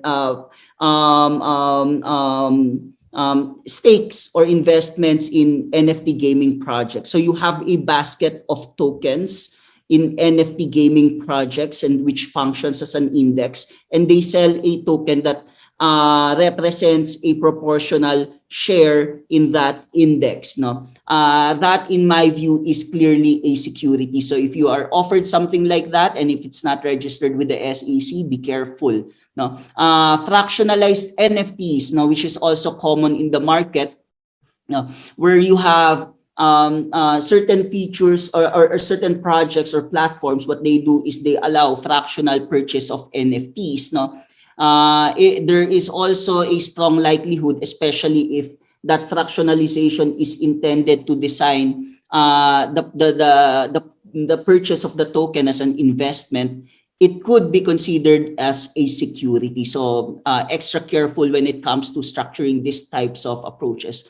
It is also common in the market, you may have seen instances wherein they say, if you purchase an NFT, your ownership of NFT also gives you a corresponding profit share in whatever the NFT marketplace is earning. That one, in my view, is most likely a security as well. So if you're offered something like that, and it does not have the necessary securities regulation, then again, be extra careful, if not avoid those types of projects. This one is also common in the industry, where you have NFTs, where the ownership of NFT corresponds to exclusive membership privilege. Just be careful, especially for the projects that are selling or offering this type of feature in their tokens. You have to be careful that you are structuring this in a way that that membership privilege will not constitute proprietary non-membership secure there's a typographical error here. This should mean proprietary or non-proprietary membership certificates in corporation, because this so-called proprietary or non-proprietary membership certificates in corporation is categorically considered as a security under section 3.1F of the Securities Regulation Code. Again, another important point that should be considered by projects this time is that when you sell an NFT, don't market it as an investment. We cannot stop people from speculating, or the market from treating NFTs as a speculative asset. There's no way that we can stop that, but at least insofar as the project is concerned, or the platform, or the minter, you have to position your NFTs and sell your NFTs for collection or consumption or use, not for speculation. If you sell your NFTs by inspiring speculation, and by marketing it in a way, you're promoting it by selling it and telling your buyers that they might earn some profits here when they sell it eventually in the second market. That is, from a securities law perspective, that is very risky, because that could that could affect the analysis and could be a factor in your NFT being considered as a security. So once again, try to at least avoid marketing your tokens as an investment or inspire speculation. So some more tips for NFT platforms. This one also, that's why you for the NFT platforms, you have to also put in place some maybe some listing policy, some ways where you can filter the NFTs that are listed in the platform, because if there is a secure NFT, if there's an NFT there that functions as a security and it's listed in your platform could be considered as facilitating the sale and secondary trading of a security, and which can make your NFT platform a securities exchange, which needs to be registered with the SEC as a securities exchange. So you have to, again, due diligence, make sure to filter NFTs that might function as a security. Also, as a best practice, NFT platform should establish policy against intellectual property infringement, and not just have these policies in place. You must enforce it strictly. All right, this policy, so that you can avoid legal liability for facilitating IP infringement.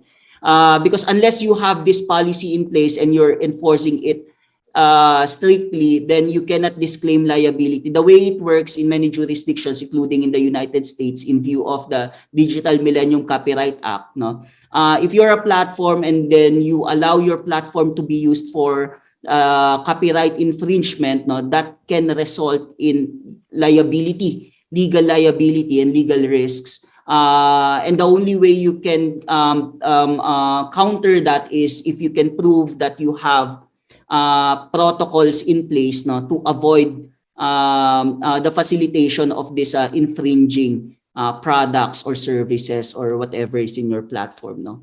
Again, another best practice is the NFT platform must put in place an anti-money laundering policy, and they must conduct KYC or know your client when it comes to their users. Can't be anonymous, no?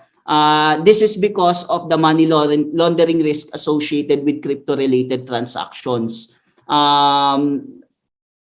Now, just one case study, interesting case study is Poggy Breeds, the SEC. No, just last year issued an advisory against Poggy Breeds, and this is we understand this is also a common arrangement in the market here in the Philippines, where you have somebody who offers investors, invest your money, will buy Axies or will buy NFTs, and then will use this in play to earn games, and then the earnings will split, and you'll have, as an investor, you have a revenue share.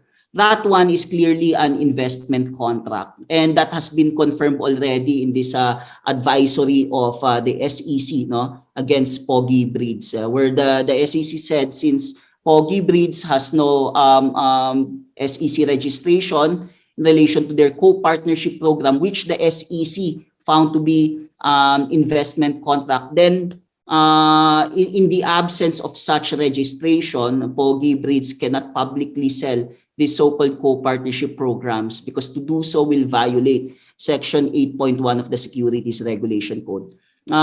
This is just some news reports highlighting the money laundering risks associated with NFTs. And yeah, also when it comes to intellectual property, this is an area that very important, but maybe due to lack of time, we won't be able to discuss anymore. Just some quick statements on the tax considerations. While there is still no guidance from the BIR and the Department of Finance in relation to the tax consequence of NFT and crypto-related transactions, existing tax rules under the National Internal Revenue Code and court decisions relating to interpretation of tax laws already apply, even when it comes to new asset classes such as cryptocurrencies and NFTs.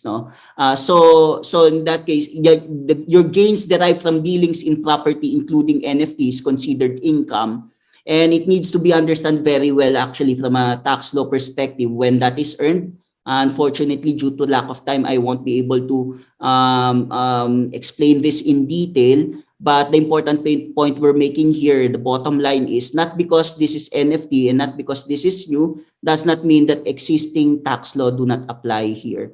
You'll have to consult perhaps your tax advisor or accountant or lawyer to guide you in the absence of guidance from the BIR, right? I'll be reading some questions now. Okay. One question that we have from our audience is that one audience asked, what ongoing opportunities and issues does cryptocurrency pose for individual investors? I think this question, the answer to this question is basically the meat of our presentation.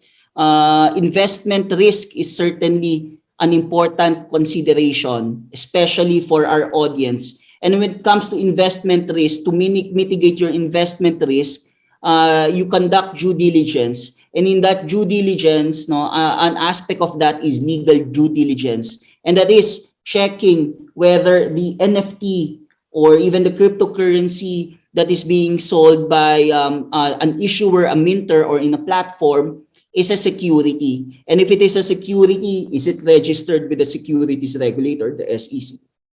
If it's not, it's not exactly, it's not absolutely illegal.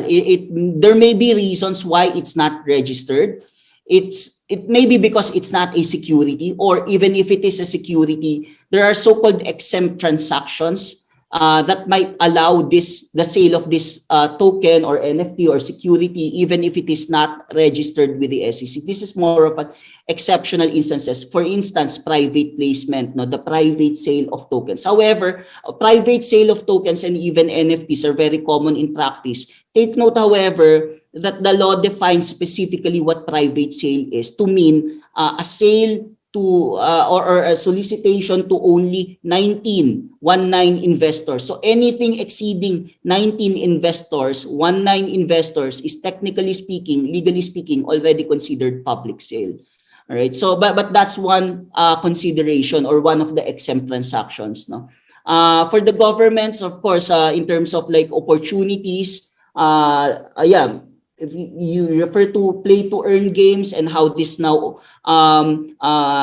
is giving employment to many Filipinos, then the government must see this as a sunrise industry that is here to stay. And if the Philippine government wants to take advantage of this opportunity, then it must also formulate policies that will allow this industry to grow and to avoid to basically to promote and to ensure that the government is not preventing innovation. No? So another question that is asked is, how can cryptocurrencies be protected from social media? How can crypto prices be protected from social media hype? And my honest answer to this is I don't know. Cryptocurrencies and crypto market is still in many respects an unregulated market. It's you can consider it as an extreme example of a free market with limited regulation.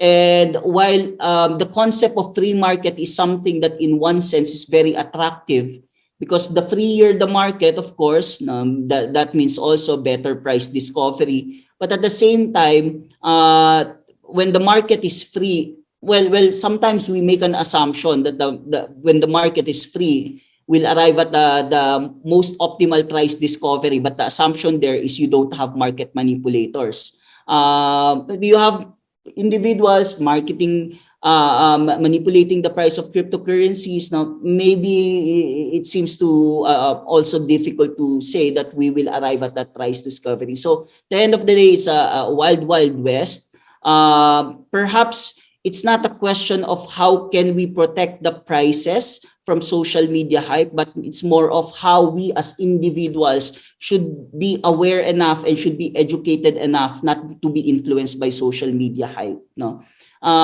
social media hype will be there, but if we're educated enough, we're mature enough, we understand this market, then we can just ignore it. No, how might monetary policy? Another question relates to monetary policy. This is a difficult question, but it asks, how might monetary policy be affected by cryptocurrencies? Well, monetary policy, central bank and monetary authorities, no, whether, yeah, it's up to them whether they will admit this. And it really depends on how much cryptocurrency is growing in terms of adoption as a medium of exchange, no? Whether the market is treating it as money today, no? But if the trend will continue that more and more individuals will use cryptocurrency in their commercial transaction, whether in the form of Bitcoin as the original cryptocurrency designed to function as a medium of exchange, or SLPs, which in the market today, because of the unique peculiar phenomenon here in the Philippines, where there are probably at least 1 million conservative daily active users of Axie Infinity and earning SLP. You now have merchants who are accepting SLP for payment. No? So this is really a unique phenomenon that has organically grown.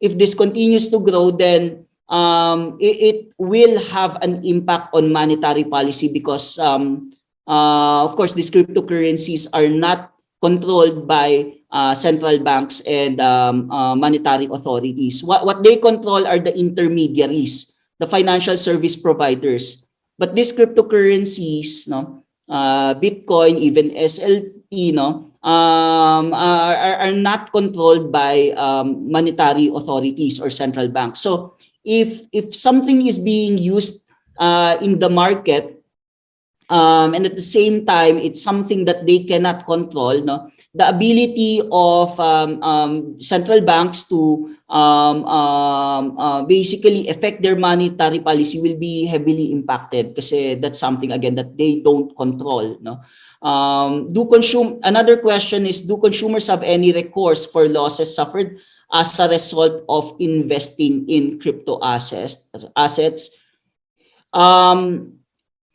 This will really depend on the terms of service, no? But even if the terms of service will say that you have recourses, legally speaking, the problem is if the counterparty or the project is located abroad, in terms of enforcement, this will be extremely difficult. And this is also what the Securities and Exchange Commission has been saying. In many cases, no, especially when it comes to some crypto assets that are not really securities, meaning to say, yeah, they can be sold publicly here in the Philippines without violating Philippine law necessarily. But and therefore, the government, because these are unregulated products, existing laws do not regulate them, especially if they are not securities. Now, you are still exposed to counterparty risk in the sense that you don't know whether your counterparty will deliver, no? And in that case, if your counterparty fails to deliver,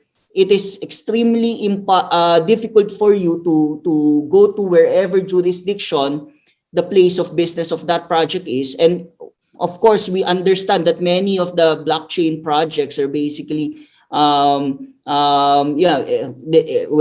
they're existing in the metaverse or they're purely digital. Many of them don't even have offices, so it's going to be difficult to enforce. Maybe one layer of protection that could somehow provide you some cover is, for example, when it comes to cryptocurrency transactions, if you really need to cash out perhaps or convert your crypto to fiat currencies, maybe it might be a good approach to consider using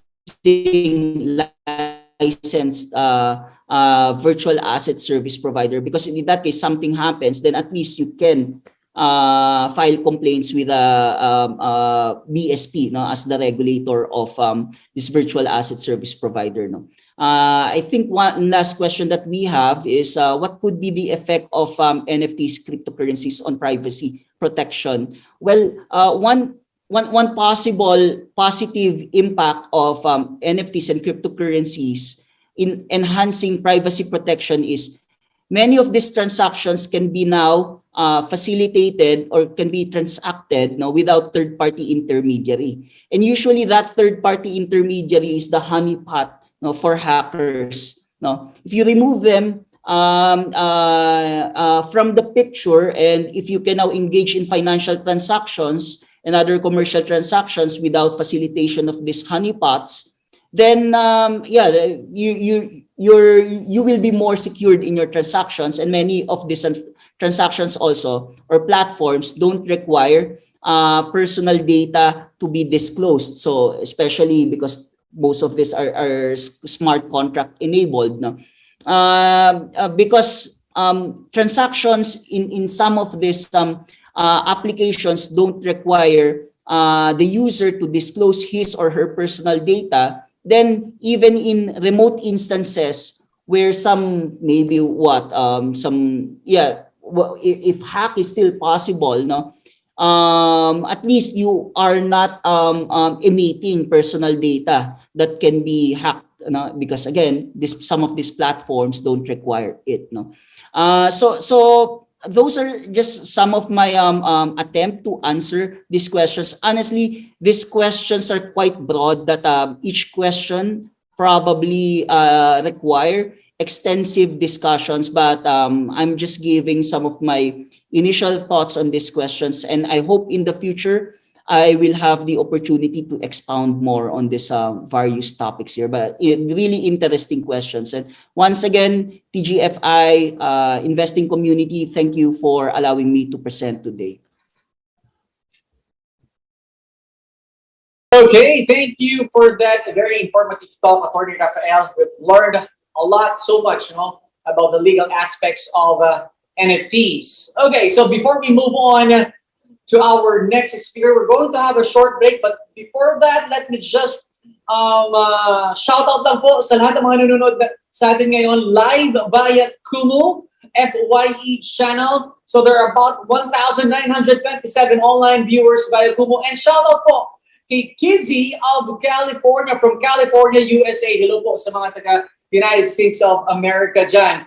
Okay, so please keep those comments coming. Ayan, sabi po ni Pepito Manaloto, kain muna ng Mickey Bihon. Kanina I was able to read doon kanina yung comment dito ni ni sino ba nagsabi? Basta may nakita ko ang sabi niya daw staking eh. Ang ibig sabihin daw po nung staking is ito daw po yung masarap kainin after after maluto. Iba rin to. Iba rin yung comment doon. Okay, so again, keep those comments coming. Again, if you do have any questions later on sa ating po mga speakers, please type them in our chat box and I'll try to pull them up later during our Q&A portion. Okay, again, don't forget to react, heart, like, and share this live to your social media accounts. At kung may gusto kayong batiin, mga kapamilya, kapuso, kapatid, mag-comment lang kayo at isa-shoutout po namin yan later on. Also, please do not forget to like and follow all of our social media accounts, Facebook, Instagram, Twitter, and YouTube at TGF Investors. And you may use our official hashtags BlockchainPH2022 and the hashtag TGFI Blockchain Revolution sa inyo po mga tweets, comments, or Facebook and Instagram stories. Again, don't forget to like and share this live stream to your social media accounts at TGF Investors. We're still live again sa ating pong FYE channel via Kumu app. Hello po again sa ating mga Kumunizens na nakatutok ngayon. Share this live para makapanood din po kayo yung ating mga kapamilya nyo, mga friends nyo, mga kapitbahay ninyo. At syempre, dahil TGFI event, hindi po mawawala ang giving back natin sa ating mga ka-TGFI. Today, we'll be giving 500 GCash credits to 10 lucky ka-TGFI winners who are tuning in with us today. Ang kailangan nyo lang gawin, like and follow the TGFI official Facebook page and TGFI Instagram account at TGF Investors. Mag-selfie lang po kayo. Take a selfie photo while watching our live event today. Post your photo on Facebook and Instagram with our official hashtags. Again, that's hashtag TGFI Blockchain Revolution and hashtag BlockchainPH2022. Huwag niyo pong kalimutan itag ang TGFI Investors and 3 of your friends in the posts and comments. And again, every post is a new entry. So the more entries, the more posts you upload, the more chances of winning. And we'll be announcing the winners at the end of the program. But wait, guys, mga ka-TGFI, before tayo mag-lunch break, there's more. Our event sponsor, Bybit, is giving away Apple iPad Air. O diba? Napakaganda naman yung giveaway ng Bybit na yan. And to qualify for this raffle draw, again, please create a Bybit account dito po sa naka-flash o sa inyong mga screens and use the code 33208 and then deposit a minimum of $10 to your account. Send us your proof of deposit through this link form na naka-flash din po sa ating mga screens and you'll get a raffle slot for the giveaway. I know some of you saw this raffle posted in our TGFI social media pages already. Nice until March 19 na lang. But here's a mega surprise po. We are extending this promo until March 25. Hanggang March 25 pa po, mga TGFI. So please, sa ating po mga live audience, online viewers natin, na gusto pang sumali, pwede pa po. Dahil until March 25 pa to. Okay? So tuloy-tuloy po ang ating learnings, mga ka-TGFI. And we'll be right back after a short break.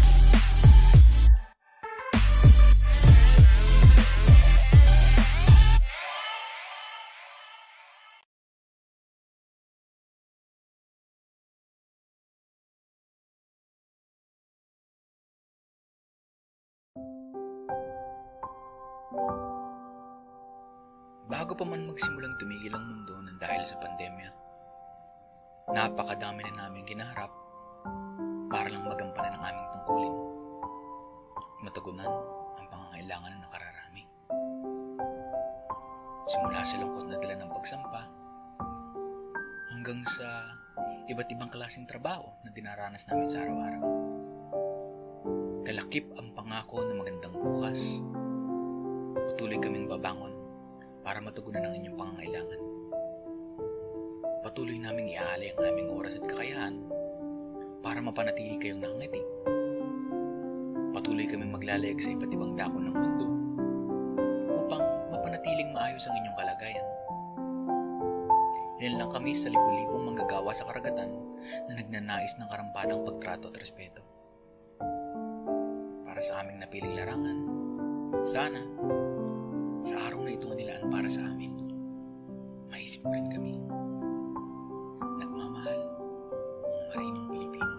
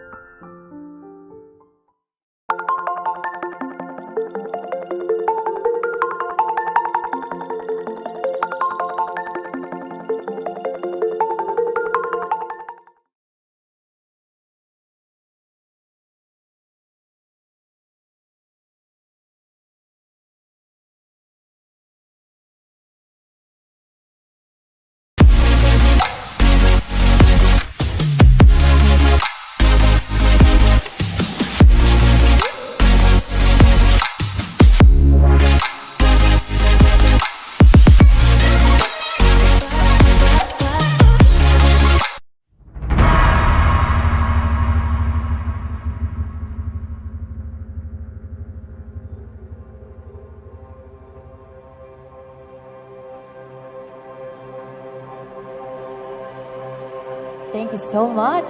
And welcome again for another event for, of course, Blockchain, Crypto, and DeFi Conference 2021. I'm Myrtle Ramos, the founder of Blocktides and also the official influencer of CoinMarketCap. Thank you so much for having me here and, of course, guys, for spending your time, of course, in going here for our 5th anniversary.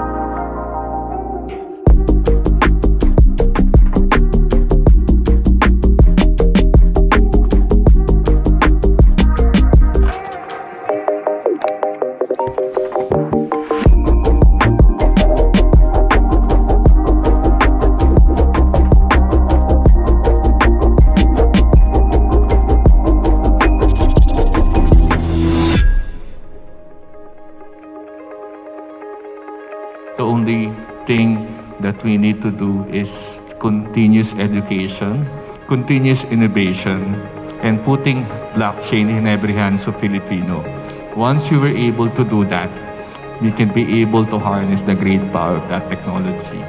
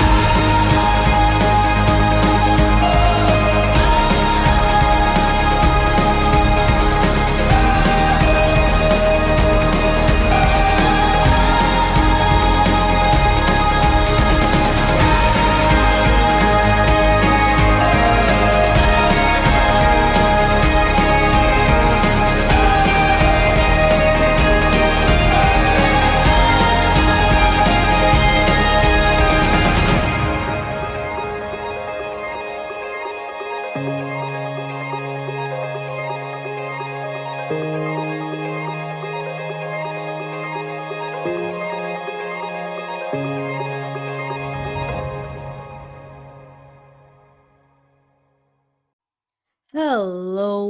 CryptoPlay here. Today we're going to be talking about Place War or Place. As you can see, they have 4.8 thousand people on their watch list, and it's been out for a couple days now. And yeah, so it came out on the 13th of November. And yeah, so if we go over to their Twitter, they have 75,000 people who are following them. And you can see they post like a couple times a day, which is really good for their community. That means they interact with their community a lot. And yeah, so once you hop onto their website, this is what it says. You know, if you try to enter a game, we'll just say coming soon. And so we can scroll down and it gives you a short introduction. So welcome to Playstonia, a gamified internet culture metaverse on blockchain awaits. Own pixels, create paintings, and expand your territory on map, all by conquest. Raid your tanks or make friends to make your creation seen and make real money along the way. So, battle learn, conquest mode, invade on the other pixels, loot the resources, force them to join your painting to expand your territory across Playstonia. Now, as you can see, there's lots of stuff about the game. If it goes on to the next one, PvP skirmish, take on fearsome road drones, pay Turrigan, and show them the best. Okay, raid your shells in PvP battle. You know, you can earn money, craft new tanks for the existing ones to expand your collection. You know, yeah, this goes pretty fast. You can't read it fast enough. So create by conquest, join the epic internet culture war with your own pixels. So pixel is basically land. Now 90,000 pixel lands were presented as NFT, fully ownable by anyone. A pixel is a home base for tanks and represent a color unit on the Playstonia map. So you can see this, you know, there's a lot of like pieces of lands.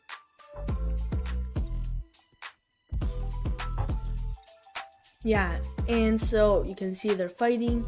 And so it says build your home base, collect resources, construct buildings, and defend your pixel. Pixels of higher rarity have more building options or resource production. It's create to win, earn by creating, get qualified to submit your painting to PlayStyle and get voted onto the winner creator reward each season. Now it's a multi-chain NFT, playground, tank, defender, pixel, tech, you know. And you see, this is still coming soon. Everything's basically coming soon. Nothing's out right now. And yeah. So this is a token allocation, 20% private sale, 5% liquidity, 45% P and 2E farming, 2% public sale, 10% ecosystem fund, and 18% on their team, a total of 1 billion supply. Now this is the roadmap. This is 2021 Q2 project genesis, game plot design, economy design, and Q3 VI design, NFT system, character draft. Now this is where it gets important. Q4 playable beta, so it's coming out, a playable beta, initial offering, which already happened, and an NFT sale. And this is where the actual game is gonna come out. V1 launch, PvP launch, and calm down module. Now pixels aren't gonna come out until Q2, and it's gonna have a multi-chain deployment, NFT bridge, and Q3 Guild War full pixel features. And yeah, that's the roadmap. And you can see, you know, you can read these, and yeah, you can join their community. See, they have a lot of stuff. You can enter your email to subscribe. So yeah, that's basically it for Place War. If you enjoyed the video, if you could please subscribe, hit that like button, and turn on notifications, as it would help out my channel a lot. See you later. Again, good morning, good afternoon, and good evening sa lahat po ng mga ka-TGFI from all over the world. And again, welcome back to the afternoon session of Let's Talk About Blockchain-Based Investments. So, kamusta naman po ang inyong mga lunch ninyo at TGFI? Nakita ko na kanina yung nag-comment ng si Kisu. Yung account name niya na nag-comment sa YouTube is si Kisu. Sabi niya yung staking daw, ito daw yung masarap kapag naluto na. Okay, so I hope you had a good lunch though. I hope you had a good lunch. Ako kanina nakapag-adobo na. And if you're still not yet done, so you can enjoy this session, our one-day summit about blockchain-based investments habang kumakain. And again, just a reminder, meron po tayong disclaimer that the views, thoughts, and opinions expressed in this summit are those of the speakers and do not necessarily reflect the opinions of the global Filipino investors and their respective parent companies and affiliates. Okay, to begin our afternoon session, let's start with a panel discussion about adopting blockchain technology to business. To introduce our panel speakers, let's give it up for our panel moderator, Ella Carbs. Yes, thank you, Aaron. Hello, mga ka-TGFI. I'm Pamela Carbonell from PopBits Trending, and I'll be moderating this fireside chat about adopting blockchain technology in business. I know by this time you've learned a lot already about blockchain technology, and now may I introduce our esteemed panel speakers for this session. First on our panel, he is currently the CEO of Metadhana Studio, a growth and digital marketing professional with over 13 years of experience working with ad agencies, e-commerce, large businesses, luxury global brands, and startups around the globe, providing data-driven growth strategies for various business objectives. He has experience in managing large-scale global campaigns up to 8 figures in US dollars. Let's all welcome Mr. Mikhail John Peñalosa. Hello guys. Good to be here. Hi, Mikhail. And next we have... Yes, okay. So next we have Sam Alfafara. Sam dropped out of business and marketing school in Oxford to pursue a career in graphic design. He is now currently teaching himself the next frontier, fashion and clothing design. Sam has put a heavy emphasis on designing for the digital future. He designs, pattern, and simulates in 3D. Not only does this help the environment by reducing fabric waste, it also ensures that when the pieces are created and put together by hand, they are executed in the highest degree possible. Let's all welcome Mr. Sam Alfafara. Sam? Hey guys, what's up? Thank you. And next we have Mr. Jason De La Rosa. Jason De La Rosa is the founder of AOD, Arc of Dreams, founder and chairman of Innovative Impact Ventures Incorporated, a venture and accelerator group of 34 ventures in the e-commerce, esports, e-health, food and beverage, e-learning, media space with a venture in the blockchain space. He is also the founder of SME Resilience Group Bounce Back Philippines and Bounce Back Network. A participant in the Meta Acceleration Program of 2021, Jason also has 20 plus years of experience as a serial entrepreneur, startup mentor, investor, and venture builder with 2 major corporate exits. He was also the former director of business and innovation at the Ateneo de Manila University. Give it up to Mr. Jason De La Rosa. Hi everyone. Good afternoon. And last but definitely not the least, Miss Angeline Viray. Miss Angeline Viray is the CEO and co-founder of Arc of Dreams, co-founder of Cryptocurrency Philippines, and the CEO of XNFT Incorporated, founder of Metaversity Network. She's previously worked for Hewlett Packard, Satoshi Citadel Industries, and many international companies as a product head, user experience or UX architect, and UX strategist. Angeline has 11 years of experience in the corporate world, 7 years in startup scene, 5 years in the cryptocurrency blockchain space, and 4 years in the freelance industry. Hello, Ms. Chi. Hi everyone. Hello. So here we have our 4 amazing panelists. Now we will proceed with a question and answer. By the way, you may use our official hashtags, hashtag blockchainph2022, that's hashtag blockchainph2022, and hashtag TGFI blockchain revolution sa inyong mga tweets, comments, or Facebook and Instagram stories. If you have any question, just comment below and we will bring them up later in the Q&A.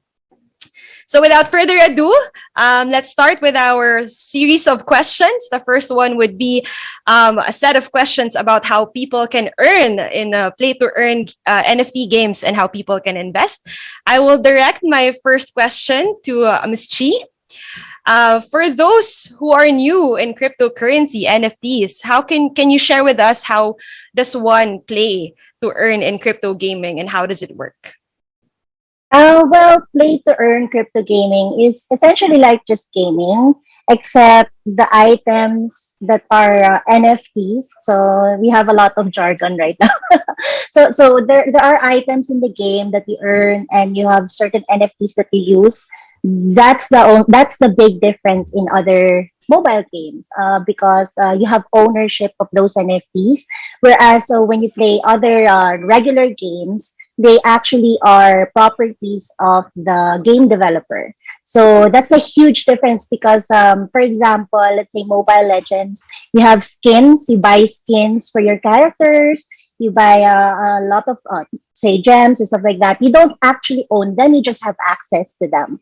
But with play to earn NFT gaming, you actually have ownership of all the NFTs that you're buying. So, for example, you bought a shirt for your pet, something like that, which we actually have in Arc of Dreams. Then you actually own that and you can sell it in the marketplace outside of the platform or outside of the game. So that's how it works. And how do you earn from that? Basically, NFTs are very unique digital assets wherein they have their own value. So, for example, Bitcoin. Bitcoin is a cryptocurrency. And they have, if I give you one Bitcoin, I wish, and I receive another Bitcoin, it's the same value. Whereas for NFTs, if I give you one NFT and you give me another NFT, those two unique digital assets have different value for their worth because of how they're used in the game or how they look, the art, the story. There's a lot of factors that affects it. So how do you earn from that? Basically, a lot of play-to-earn games uses the model of you play with an NFT, and then you play the game using that NFT, and you earn tokens. So what are these tokens? Kind of like in regular games, you earn in-game currency. But this time, this in-game currency that we have in play-to-earn games is actually a cryptocurrency or a token. So there's a lot of jargon that I won't go into, but let's say it's a cryptocurrency that you can actually exchange to USD or to pesos. That's how you earn, basically. I hope that answers the question. There's a lot to it, but yeah. Thank you. Before I go to the trends, now you mentioned about fashion in NFT, and I'd like to jump with Sam here. Who has, I know, I love your designs inspired by urban dystopia, and you released an MLBB collection. How do you see streetwear and NFTs becoming more relevant today in the digital fashion? And do you see brands and consumers adopting wearable NFTs? Hi, thanks for that question. That's a really good question, and I just like to thank you for complimenting on our MLBB collection. So my name is Samuel Fafara. I'm the co-founder and creative director of Sneak Attack Design Lab. We design technical and casual wear, and the entrance of NFTs and the merging of it with digital fashion is actually very, very interesting for us. Digital fashion can accelerate mainstream adoption of NFTs because nothing is more familiar to you than getting dressed in the morning. And it's the same idea for the metaverse. Fashion has been an extension of everyone's identity in the real world, so there's no reason why it shouldn't be in the digital world. So everyone's already familiar actually with dressing up for fashion. Everyone who's played an MMO or who's bought skins or who's bought all that sort of stuff, that's already the metaverse right there. That's already digital fashion right there. It's an instantly more approachable form of NFTs, I believe, versus stuff like art that's a bit intimidating for some people, or maybe all those VIP clubs that people are also intimidated to join with. I think the adoption will come sooner rather than later. People who think NFTs and digital fashion is a phase, these are the same people who thought crypto was a phase like 10 years ago. These are the same people who thought the internet was a phase, right? at the end of the day, just going back to my point about being an extension of your identity, it was the realm of gamers before, but I think ever since the pandemic started, I at least know a couple of people who've bought digital Zoom backgrounds and all of that. So cosmetics is starting to be a more familiar thing in the world of digital and NFTs. Thank you, Sam. We'll delve more into the digital fashion a bit later on, but there are a lot of people watching right now who are very curious on the trends that we're seeing in the play to earn space. So, Mikhail, what affects the rise and fall of framed rewards from play to earn games, and what should players look out for in games for they participate in, especially in your experience in Metadhana? Cool. Yeah, that's a very big issue actually in terms of play to earn games. A lot of players struggle in farming, making money off of games, and we did a lot of study and research around this, and what we found is it boils down to three things. Number one is the foundation of what this game does. When at the foundation level, we're talking about the gameplay elements, the moving pieces inside that metaverse, so to speak.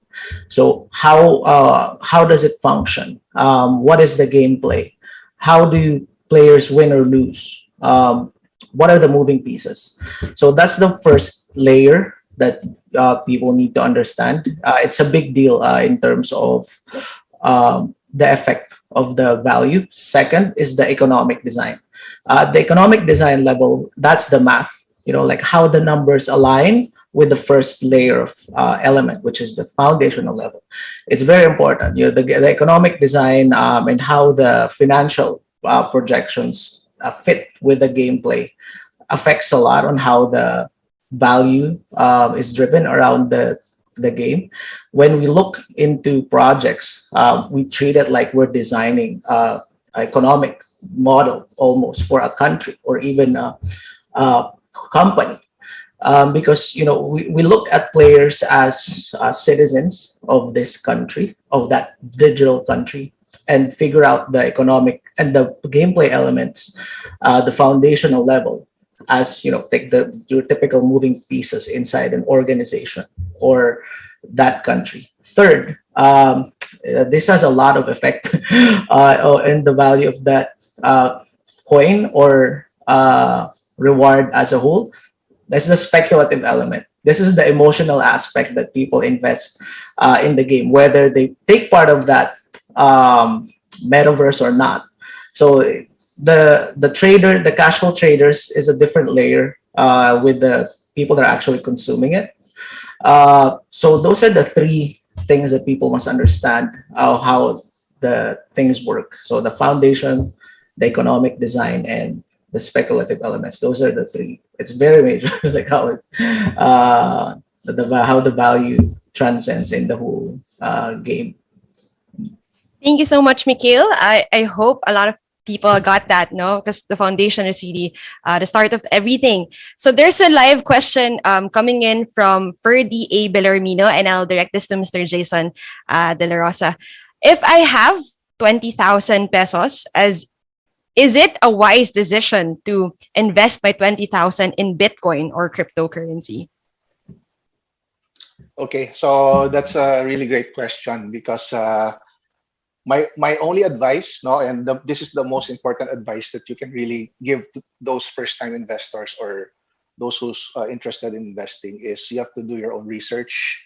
You have to do your due diligence whenever. So just like any technology, just like any if you want to buy a house, if you want to buy a new car, you have to ask people about it, especially ask the experts. You have to ask your mechanic before you buy a second-hand car. So we always in our company, Arcofuse, we always advise our mentees to search the internet, Google it, ask other people who's invested in it, and do your own research, and that will keep you safe from any adverse effects from investing in NFTs and cryptocurrencies.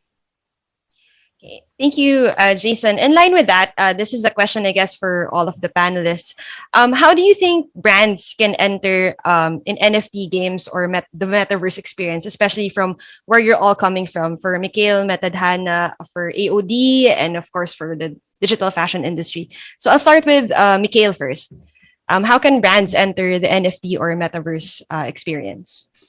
Yeah, that's a common question. Actually, I've been getting a lot from all my clients because I've been in the marketing agency space for more than 13 years, and there's a lot of interested corporate brands that are quite curious about how they can enter the space. And the first thing I tell them whenever this question comes to mind is first they need to understand how Web3 works and how it's different from the thing that they are used to. What's different about the NFT and Web3 space? It's mostly collaborative. Before it was a one-way street. Like brands will usually come out with a singular message and expect to the target audience to just consume it, because that's what they designed the marketing communications plan around. But for Web3, they need to understand how they can activate also the community and make them a part of that whole process. So first, they need to understand how it works, and second is figure out what they want to do. What do they want to simply? Is it a simple cash grab, which is automatically, people in Web3 space are very smart in terms of research of figuring out the whole intent behind every project.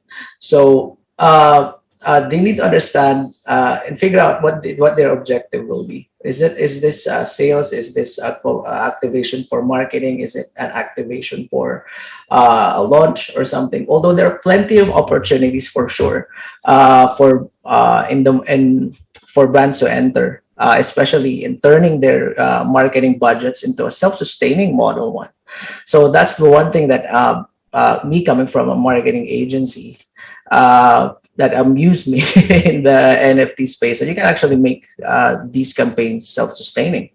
And third and most important one is, how do they plan to deploy their project? So they're in that area, there's three things that they need to figure out. First is they can partner with existing projects. That's the easiest one. Usually there's a lot of corporate bureaucracy involving a big brand, and that's the easiest path, in my opinion, partnering with existing projects. Second is a little bit higher commitment in terms of for them, then that is like creating their own project. But to do that, you go to the third point, which is figuring out the value exchange. What's the value of doing their NFT if they're ever to do one? It's not a simple, in the NFT space, it's not a simple sales project. The buyers, they need to also think of the buyers, like what happens after they buy the NFT? Where does the value come from? What's the utility behind this NFT? So yeah, those things they need to figure out. Thank you, Mikhail. How about do you have any experience on brands entering, for example, AOD, for Jason or Chi? Me Chi, first. yes. Okay. Jason's pointing at you. Okay. Yeah, he's more the merchants person, but I think he needs me to intro it a little bit. So, how can brands enter the metaverse or in the Web3 space? Actually, in Arc of Dreams, that's one of the things we're doing really well for merchants and brands because, as mentioned by Mikael earlier, the easiest is to get into an existing project. And what we're doing is we're actually making it easier for brands to get into the metaverse because our game, Arc of Dreams, is a life simulation game, kind of like The Sims, wherein, you take care of your person or your avatar and then you earn tokens and then you use those tokens to shop. So that's where the brands come in, actually. So the shop part. Now, as mentioned earlier by I'm not sure who it was. I think it was Mikael as well. That the value of the NFTs or the crypto depends on one of the things that it depends on is the emotions and people when they get scared they withdraw. So or it's a natural thing actually. People want to get money out of what they've already earned in this space, so they withdraw the tokens. What we're doing in our Arc of Dreams is trying to discourage people to actually withdraw their tokens that they've earned and actually use it for shopping. So kind of like Lazada or Shopee or Amazon in the metaverse, the tokens that you've earned just by engaging with the game or playing or doing something else, like I'll share that later. But doing something else, you could actually earn tokens, and then you go shopping. You go shopping to, like, say, big brands or any of the brands that we've already integrated into the space, which we already have a few merchants already that have dived into the Web3 space and wanted to enter the metaverse. So you just use your tokens to shop and you get it in real life. So instead of just withdrawing the money through your bank account and then getting the money and buying your groceries through another third party, you skip all those steps and you just go to the brands in the metaverse that are already there. And then you can use those tokens to shop for what you need and get it delivered. So that's the whole Arc of Dreams model. And how do we help brands enter? We actually do all the technical side of it. So their NFTs, if they wanted an NFT in the metaverse, we will do it for them. The contracts, the smart contracts, we have the best in, I think, in the world, but you would say otherwise. We have the best blockchain developer. We call him the blockchain whisperer in this space. A shout out to Christian Blanquera. So he's one of the best, and we are doing all the contracts for our merchants. And what else? They don't necessarily need to do anything else aside from just thinking what their goals are, which was already mentioned earlier. Either it's sales, new customers, or is it retention or loyalty from their current customers? So in a brand, it's very important for eyeballs, right? And people are already gravitating towards the Web3 space, NFTs, cryptos, metaverse, and what better way to get those eyeballs that have the money, that are intending to actually buy and use their money to, enter the metaverse and just get into it, and you can get those eyeballs into your company. So it's a different kind of marketing, I would say, and a different kind of sales channel to also immortalize their brand. So there's a lot of benefits to it. I believe Jason will be able to add more about the merchants or brands in the metaverse. Go ahead, Jason. Well, just to add, brands will play a very important role in giving credibility to the NFT space and the cryptocurrency space, because brands have been a part of the lives of people.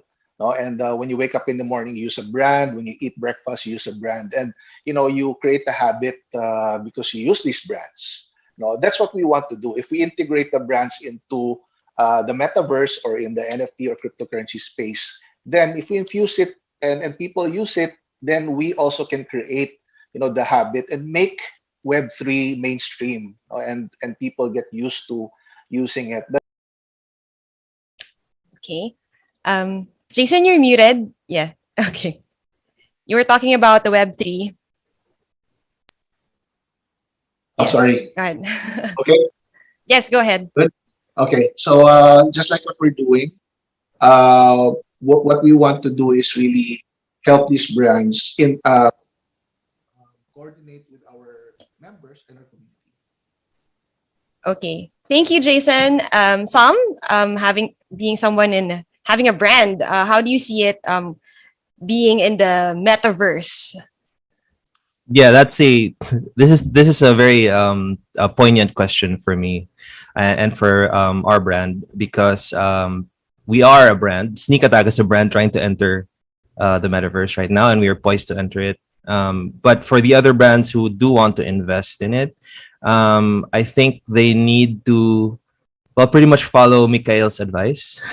I very much agree with what he said about you have to understand what you're getting into, right? You have to understand the tenets of Web3, which is to say the most important one for fashion brands, at least, is decentralization and bottom-up design, right? And of course, last but not the least, after understanding what Web3 is about, what the metaverse is about, what crypto is about, you really have to believe in it, right? You have to be a part of that community. You have to do good work, and the community has to see you as someone who's invested in that community and doing good work for that community, and not just someone who's going to come in earn big, and then cash out, right? So that is the number one thing that causes the biggest mistrust of brands entering into the NFT space and the metaverse space, is that they're just in it for the money. They don't really believe in the technology. They don't really believe in Web3. They don't believe in decentralization. I mean, it's funny because it's already happening right now, the decentralization part. I just bought a pair of shoes from Nike X acronym, and they outsourced part of the design of it. Like, I can design a heel clip that'll match my style, and everything is open source, right? So it doesn't, brands being in the metaverse or the digital space or in Web3 doesn't have to be specifically like in front of you in a screen or in a virtual world. It can affect you in your real life, right? As more fashion brands open up for digital evolution, decentralization would allow a more accessible and affordable entry point for people who want to invest in your brand. I like LV as a brand. I just, if I were a consumer, I couldn't invest in LV, but hey, I'm a Mobile Legends player, right? Or I'm a League of Legends player, and League of Legends, a couple of years ago, they had a huge talked about collab with LV where they had digital skins that they were selling in game, and you could wear those digital skins in game. So that, even before NFTs were a buzzword, even before Web3 was a buzzword, LV and other brands like it were already moving towards that space. So that's it. Learn from and understand, believe in it, and also learn from the people who have already moved into that space before you. Thank you, Sam. So there's this misconception, I think it's a common misconception, that just because it's cryptocurrency, there's no tangible effect on people. Like Chi was talking about, when you buy your tokens online, doesn't mean that you're not going to receive it in a physical form. So there's a question from Zedric Pineda. If I buy, for example, digital NFT clothing, a Nike t-shirt, would the brand give out a physical clothing to me, or is it a digital shirt in the metaverse? So anyone can, do you have any experience on this? Mikhail and then Chi. Yes. Actually, that's more of a question of how the brand positioned their utility. I'm not sure about how Nike exactly pulled it off, but there is a lot of parallels between that ability to customize. I mean, that's something that's already been existing for many years. Nike has done the customized shoe business for us, maybe at least the past decade. As long as I can remember, you can customize Nikes, your own shoes. What's interesting about the integration of NFT in that process is now you can have actual ownership of that intrinsic idea that is previously not doable. That NFT, in my opinion, really puts that asset and turns a previously invisible asset, like an idea or a creative product, and then turning it into something that's of value, and then putting some exact metrics on how value is being accrued or decreased over time. So yeah, that's what's interesting about it. And I hope that answers the question. Yes, thank you, Miguel. Just a quick follow up on that. There's also a question on how is an NFT valued to begin with. Maybe Chi can answer this, or yes? Yeah, sure. In terms of the NFT value, there's just a lot of factors dependent really on what the goal is for that NFT. So for example, if it's NFT art, definitely it's the quality of the art. But as you all well know, that's very subjective. So it's a very speculative thing to actually say what the value of an NFT is. Another factor is if it's for something useful. So for example, a play to earn NFT, then the value of that NFT depends on the mechanics of the game, how you're earning from that NFT and stuff like that. And another thing is if it's a different kind of NFT, like what we're doing in Arc of Dreams, there's a lot of NFTs that we're creating, but not just art, not just for play to earn, but actually a usable or a yielding NFT for the buyer. So what does that mean? That means it all depends on the utility that it gives you. So what's good about NFTs is it's recorded somewhere in the blockchain, which will not go through right now. It's recorded in the blockchain that you actually own that asset, that you own this NFT. And there's many creative ways you could use that technology. Number one is access. So access to, say, exclusive things, exclusive events, for example, or exclusive clubs. Another is membership, a membership to, say, an elite club of Nike or something like that, and only you guys have access or first dibs on new products. That's an example of a utility. And another is, for example, in Arc of Dreams, if you buy an actual NFT with a pet, so it looks very harmless, right? Like it doesn't do anything. But in the game, number one, it can actually help you boost your rewards when you play the game. So for example, you're earning, say, 10 tokens per day, for example, and you have that pet, then it could, for example, double, like say 20 per day. So that's one form of utility. So it's all about that utility that a company or a project puts into that NFT that dictates its value. At the same time, the speculative, the speculation of, say, is this gonna go up in the future? It all depends on a lot of different factors and how people actually see that that asset, because it is an asset, a digital one. And I'm gonna stop there because there's a lot to talk about. Thank you, Chi. There are also a set of questions about risks and protections. No, there are people asking, for example, from Julian Borsega, is there an organization or group of authentic NFT experts who could verify if NFT projects are legit? So they can verify if our due diligence in researching is in the right path. So I guess, who can we ask? Is there a site they can go to with a list of reliable NFT? Yes, Mikhail first, and then Sam. Then maybe Jason can also answer.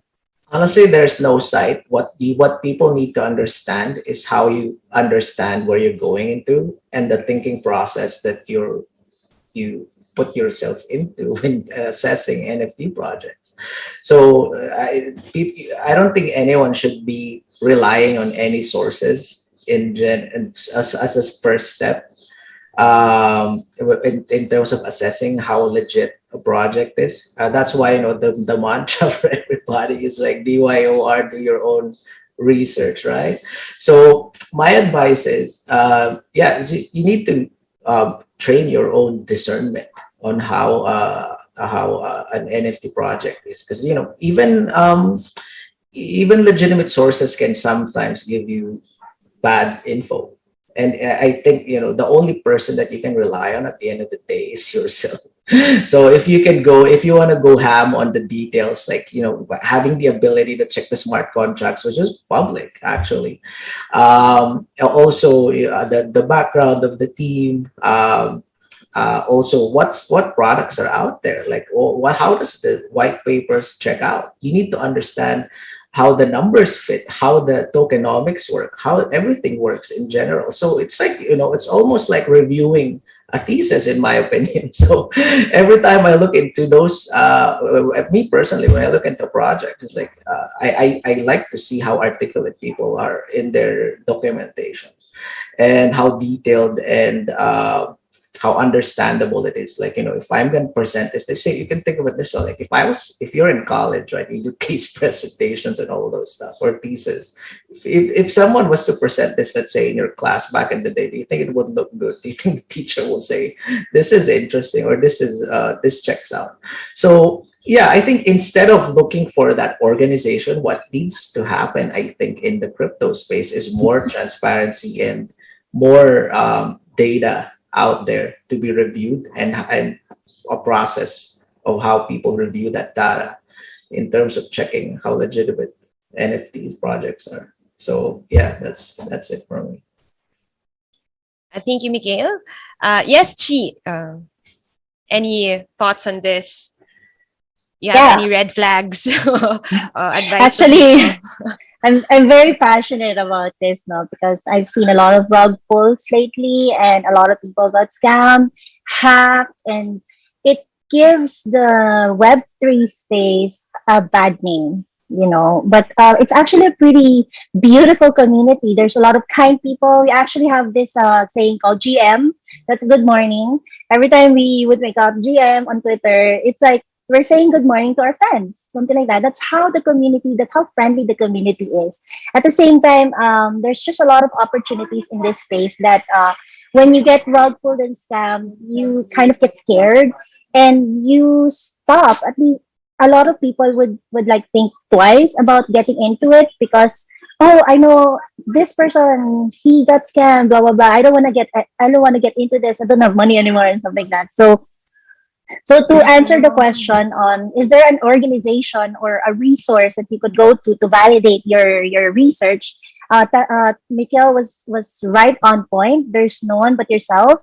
So what I would tell people usually is you base it all on facts, not speculation, not on emotions. Base it on facts because even good projects rug pull, even go projects go down, like they fail, and it's all about you. It's all about how you did your research and how you actually like the project, how it fits your life. That matters because if it say it goes down and then you got an NFT from it, is it an NFT you actually like? Is it an NFT you want to use? Because at the end of the day, it's all about you because it's your money. And what I would always say is never ever use money that you're not willing to use in any space, like especially in this space, because when you enter your money into this, you could definitely lose it. Like, I know it sounds scary, but you should have that initial mindset that, okay, if I put my money into this, it's definitely going to be lost.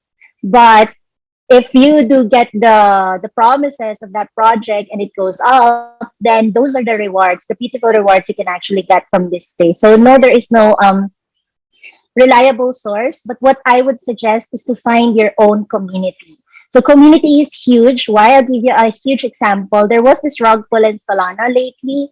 I'm gonna name them so at least you know. Sol Apes Yacht Club, and they rug pulled. But what happened was the community was very strong. They went to another project called Solana Sanctuary. They help rug pull projects recreate the project using that community. So the community will rebuild the project, use the NFTs they already have bought from the scammers, and create a real project and still do the roadmap. So it's beautiful, right? And you just have to really find that community that you can share your research with. Like, okay, I've seen this. Have you heard something from somewhere? Something like that. So it's more like a collaboration thing. And that's all I'm gonna say. Community. Thank you. I'll go to Sam first before I call on Jason or Mikhail. Yes, Sam. Hi. Yeah, that's a great point to end on, Angeline. The Archie, sorry, the community that you are in currently that is also into NFTs will also have great indicators and will give you good cues if an upcoming project is legit or not. But also the community that that's forming around the project, that's also very important to check out. I think what newbie investors or newbie players who want to enter into the NFT market want to master is first knowing how to do the research, knowing what red flags to look out for. So parang pag-ibig lang, if you're dating someone and you see a couple of red flags, you kind of know that, that person's not really on the level with you. It's the same thing with NFTs. Like the longer you are in the space, the more kind of intuition that you can get. Like, okay, this is legit.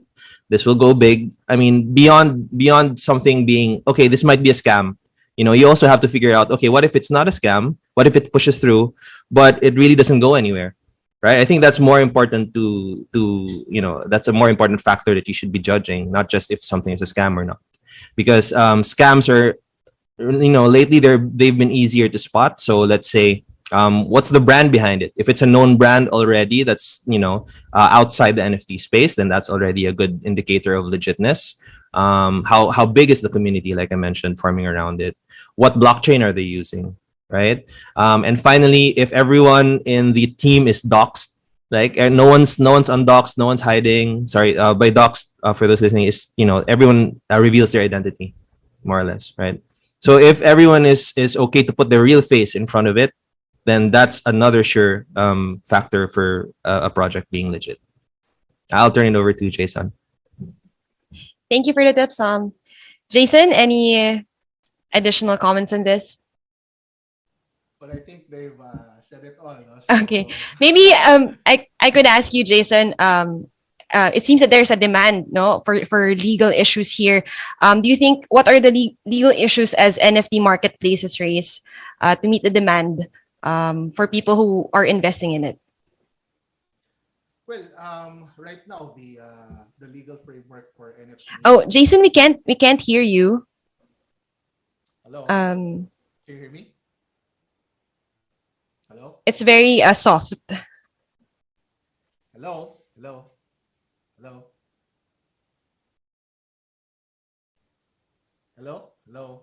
Your volume is low. Okay, we'll yeah. Let's try one more, and then we'll go back to you if. What was the question again? Sorry. What are legal issues as NFT marketplaces raise to meet the demand? So, or are there any legal parameters now that we're seeing with there's a move now for it to be regulated? Do you have any thoughts on that? Seeing as how we've discussed communities being built around this. Mikhail, any? Yeah, in terms of the regulation, honestly, it's not quite clear yet. There's no clear regulation in terms of how it can be taxed or things like that. In my opinion, I think projects or people involved in it should work together in figuring out, like, first step is like, what is a taxable event in an NFT marketplace? Is the mere trading of a collection or something like that? Is that so? Usually that generates a gas fee. Is that a taxable event? When someone transfers, when someone purchases NFT, is that a taxable event? If it increases in price, is it a taxable event? There's many questions that require very rigorous research and understanding between many different parties involved, and even globally, that there's not a clear answer to that part yet. What's good about it right now, though, here in the Philippines, I can say, like, most of the NFT owners here are more mature than our Western counterparts, because here, people know how to assess utility. People are looking more into the overall value as opposed to the usual, okay, this looks good, maybe I can buy it, or maybe I can flex it, something like that. Yeah, but it still requires regulation, the legalities. It needs lots of studying, mainly on what is a taxable event or what area of the whole process requires regulation. Yeah. Thank you, Mikhail. Jason, maybe we can. Is my mic Yes, okay? there. All right. Yes, better. Right. Okay. Great. Okay, so just to follow up on Mikhail's insight on it, yeah, I agree. It's unclear right now. But as regulators, as the government creates more regulations for these types of in this space, we can be assured that the NFT or the cryptocurrency space is given attention by government. Therefore, we'll be expecting more legit projects coming, when government starts to do regulations. But in our case, when we're dealing with brands and NFTs, and we deal with e-commerce, telemedicine, we deal with, for example, e-learning that's backed up by NFTs or cryptocurrency. Those utilities, those types of processes in the back end, those have existing laws and regulations. So, for example, your NFT has an e-commerce utility to it, and you deliver the actual item, like Nike, for example, or other brands. You deliver the actual item to the house of the person. So the process behind that, like the taxes, the logistics regulations and everything still applies. So we're actually that's advice of our advisor. Actually spoke earlier, si Attorney Rafi Padilla, so that's it. So you have to look at the existing laws whenever you do an NFT or a cryptocurrency project. Thank you, Jason. Actually, we're at our last question. Believe me, I would still like to ask so much more to our panel. So I'd like to ask all of our panelists, what's the future or what's the roadmap for your organizations, your teams? Is there something you'd like us to know about Metadhana, AOD, for your brand, Sam? So I'll start with Chi first, and Jason, and then Sam, and then Mikhail. Hi, thanks so much for this platform and for doing this event to help people out in terms of knowledge. Because in this space, knowledge is power, definitely. So for Arc of Dreams, what we have planned for our Arconians, that's what we're calling them, and they're all in the comment section doing our hashtags.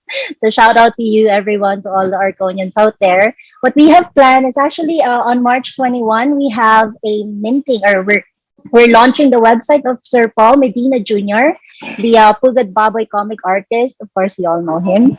And he's entering the metaverse with his first NFT collection. So these are his physical art pieces. We actually turned them into NFTs. And we are going to launch the website on March 21. And then we're going to do multiple drops after that. So to those who are fans of Pugad Baboy, Ink and Politics, Blood of Shinobi, his works, this is a once in a lifetime thing that you could get into. And what's the utility of his NFTs? The biggest one so far is access to him. So if you are an artist or a project owner who wants to, either collaborate with Paul Medina Jr. or, get advice from him, then definitely you should get his NFT, at least one of them. And then another is, after that, that's just the first thing we're doing. By April, we're going to release our first NFT collection for the pets. So we have Arconian Origin Pets. These are your sidekicks to the metaverse. That's what we're calling them right now. Basically, when you have an Arconian Origin Pet, you can get all the benefits in the Arconian metaverse in Arc of Dreams. And what does that mean? It's actually an X to earn game, meaning you don't just need to play. You can even engage. You can, study cooking or study how to do or create your own business or something that interests you. That's the X. And then you earn tokens out of that. So any engagement you do in the game, you earn tokens out of it. And then those tokens you can use to shop from the brands we have integrated. We already have a few onboarded, and we have bigger brands coming in very, very soon. We cannot announce yet. So those origin pets are very important because there's just 10,000 of them for every blockchain. So yes, it's a cross-chain game. If you have NFTs in Ethereum, so, BSC or Binance Smart Chain or even Polygon, then you can definitely port them into the game and use it in your house, put them in your house, put them in your environment and stuff like that. So these pets also have the utility for business owners or at least wannabe entrepreneurs to be a part of kind of like a business club wherein you get access to all the brands and network and talents that we have in Arc of Dreams. So everyone we're integrating into it, you're gonna have access to that if you have the Mythic Origin Pet. So a lot of that will be announced in our Discord. So if I may just share our Discord, it's discord.gg/AOD. Just come into there and we will announce. Just, keep yourself updated and be part of the family. Jason? Thank you. Well, she said it all. Okay, that's no, not yet. I just have a bet. Okay. We can continue the rest of the roadmap. Except that we'll be announcing a lot of brand partnerships very soon. And just one last thing, very short.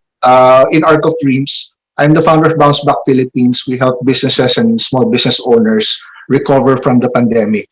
So we are using Arc of Dreams as a vehicle to help SMEs recover also from the pandemic using the Web3 platform. So Thank you very much, TGFI, for considering us in this panel. Thank you so much, Chi and Jason from AOD. Sabi nga, hashtag, we're gonna make it. So I'll tune in to Sam. Any future roadmaps or any remarks, final remarks for our viewers today? Yeah, I'd like to thank everyone for inviting me to this panel. And not only did I enjoy speaking about my realm of expertise, I also enjoyed learning from a lot of the panelists that I'm with today. So thanks, guys, for those answers. So I'd like just to plug our upcoming stuff. So Sneak Attack, spelled SNK80K. So this is our technical brand that we are coming out with a new physical mainline collection. So I have to be specific about physical because we're talking about the digital space here. So Dark Days is a technical collection for the tropical urban environment, but it will also have ties to digital fashion. It will have its own digital representation as well. And then we have a new digital collection coming out, which is Dagger Squad, our first NFT collection. It blends high quality, high effort, 3D digital art with physical limited edition VIP clothing. So these are all handcrafted NFT avatars. And these are the typical VIP club membership as well. We will be tapping a lot of brands to join with us. And you will have access to a lot of people who are interested in the fashion, art, and people who like art toys, people who like fashion, and even people who are into fashion as a business, right? So if that's your interest, check our Dagger Squad collection out. So our Instagram is @sneak.attack @snk.atk. That's us on Instagram, and check us out on the web, sneakattack.co. And yeah, follow me on Instagram at Drifter, DRIFT.R. Shoot me a message. I might be able to give you some stuff so you can see what we're all about. And yeah, again, thank you. I learned a lot from you guys, and I was happy to be part of this. Thank you, Sam. And last but not the least, Mikhail. Cool. Well, by the way, thanks guys also for having me here and also hearing the insights of everyone here, especially Chi, Jason, and Salm. Yeah, I also learned a lot in this quick discussion.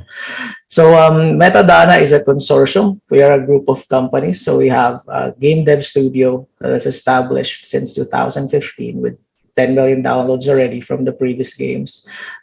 We have a creative media house that already worked with various Netflix titles and Japanese anime, and a software engineering company based in Sydney that dealt with many different blockchain projects. So Metadata actually is a full stack NFT studio, and we have plenty of projects coming up for the next 12 months. Watch out for cool collaborations that are coming up here and there, both here and also abroad. What we're releasing though, our first project is Rooster Wars. So it's a PvP fighting game inspired of online of Isabo, but it's not gambling. But it's a fighting game actually with the original gameplay mechanics and original economic design. We took a lot of we value research and development a lot and crunching numbers and data.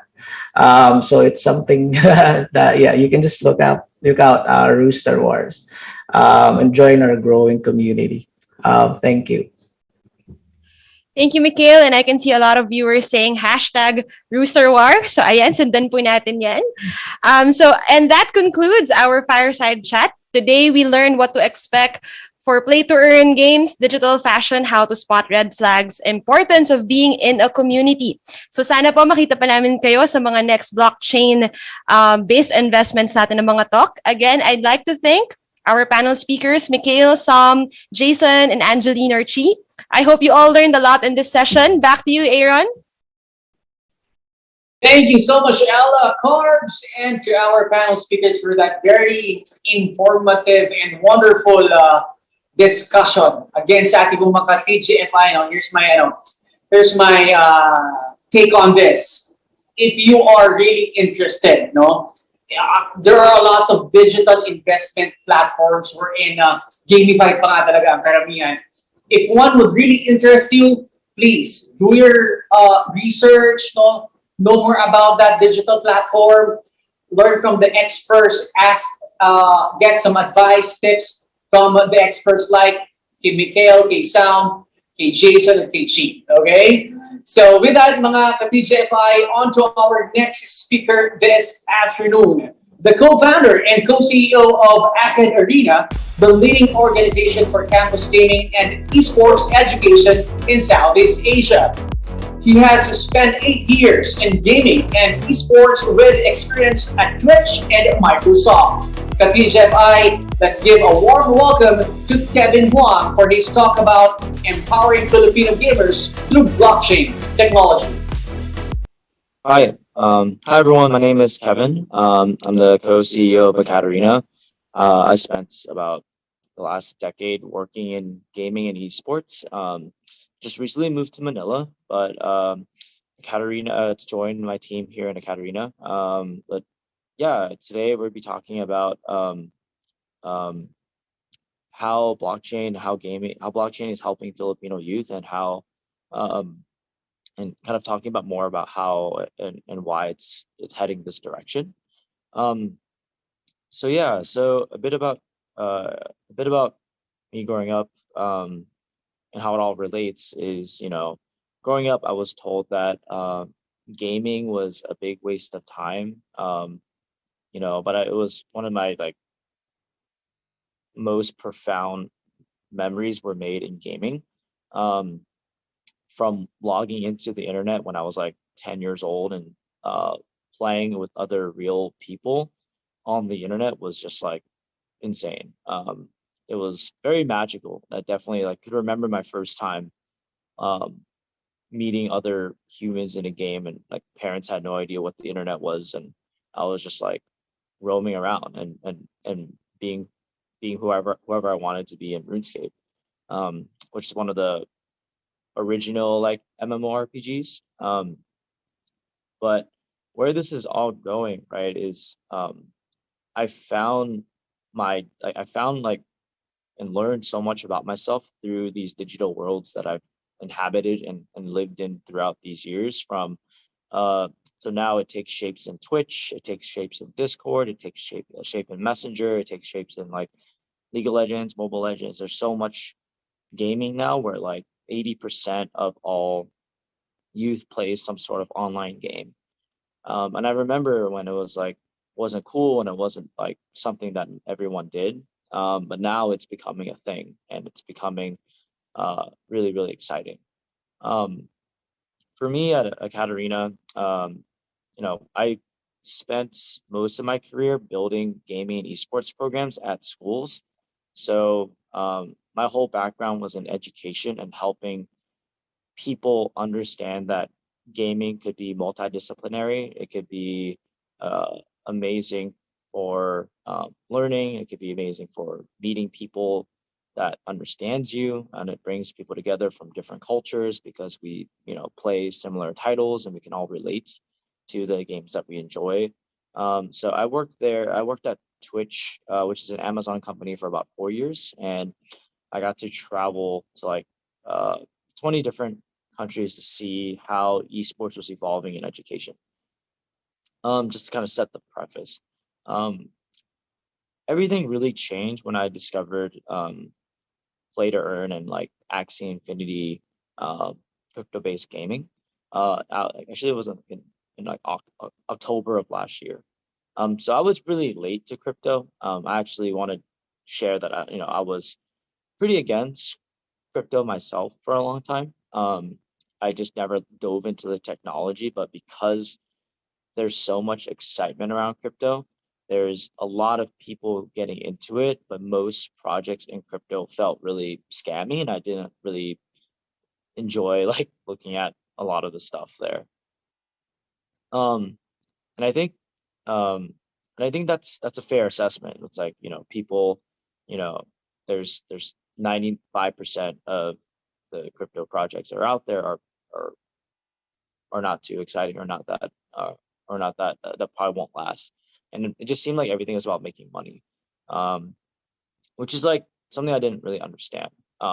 But with Axie Infinity and Play to Earn with like Yield Guild games, I was really inspired to see how gaming is able to actually benefit people. And so one of the things that was happening was people were paying their bills with the video game currency that they've made. This actually isn't a new concept. It just made it more widespread. Because back in 2005 till now, even a country like Venezuela with a messed up economy was if you lived in Venezuela, it was more optimal to just go in and play RuneScape and earn gold in RuneScape and sell that for US dollars, because of the currency was so out of whack. It was the same with China with gold farmers and PC bonds. They would farm a mass load amount of gold to trade it to players in the ecosystem. And we used to not spend money in a way where, why would you spend money in a video game and all that stuff?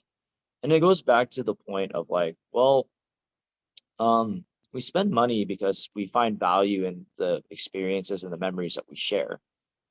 My fondest memories were, in the games that I played with my friends. Killing a big dragon or like or beating another team. I think that's like all the super exciting stuff came from that. And I would happily spend money on it because that's kind of where our shared collective memory is. And so and even though it's a digital item, the era of the 2010 to 2020 free online games created microtransactions, and it created us to think this way where our digital identities means a lot to us, and it means that we'd spend a lot of money as a species to make sure our in-game avatars represent us in the way that we want to look. And segueing that into like blockchain and crypto, everything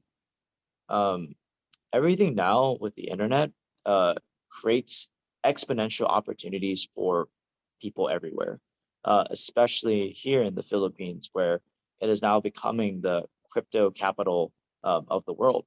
I don't know if you know this stat, but the total amount of startups as in companies that were created, like small companies that were created by entrepreneurs, the amount of funding that Filipino startups got in 2017 to 2020 was about $700 million US dollars over 3 years.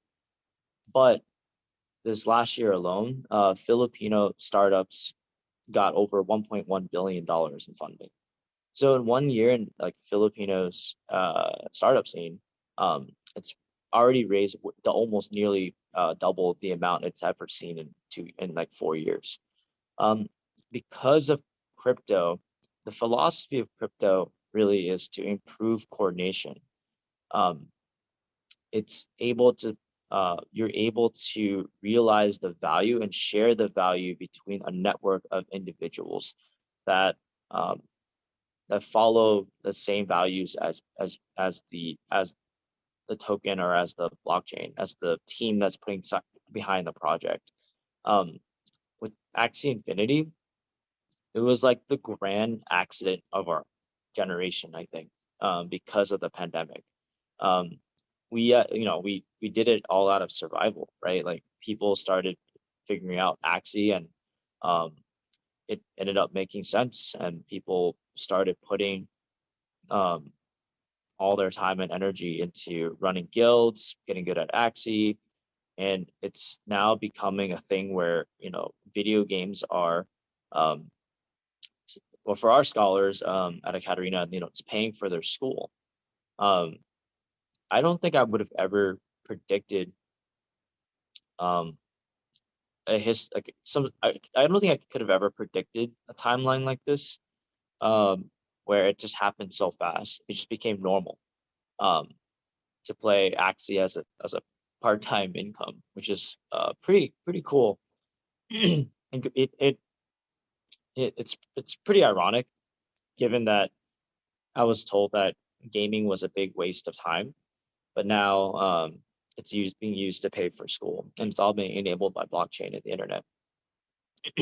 So where this is all like where this is happening is like, you know, the internet's becoming massive, and it's like it's pretty much our I look at the internet as like philosophically, it's like it's humanity's consciousness. It's everything we know uploaded on a in the internet, accessible to almost anybody.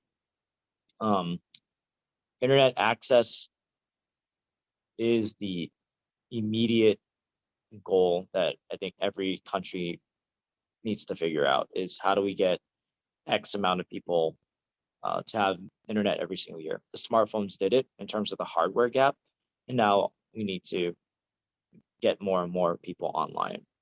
Because I think that having the internet enables a set of freedoms, right? You get freedom of information with all the stuff that that's out there. The internet allows you to keep up with things that's happening in the world, and you can also educate yourself. Most of my stuff I learned was about crypto was on YouTube and reading and individual contributors. It was not in a book. It was not in school. It was just on the internet.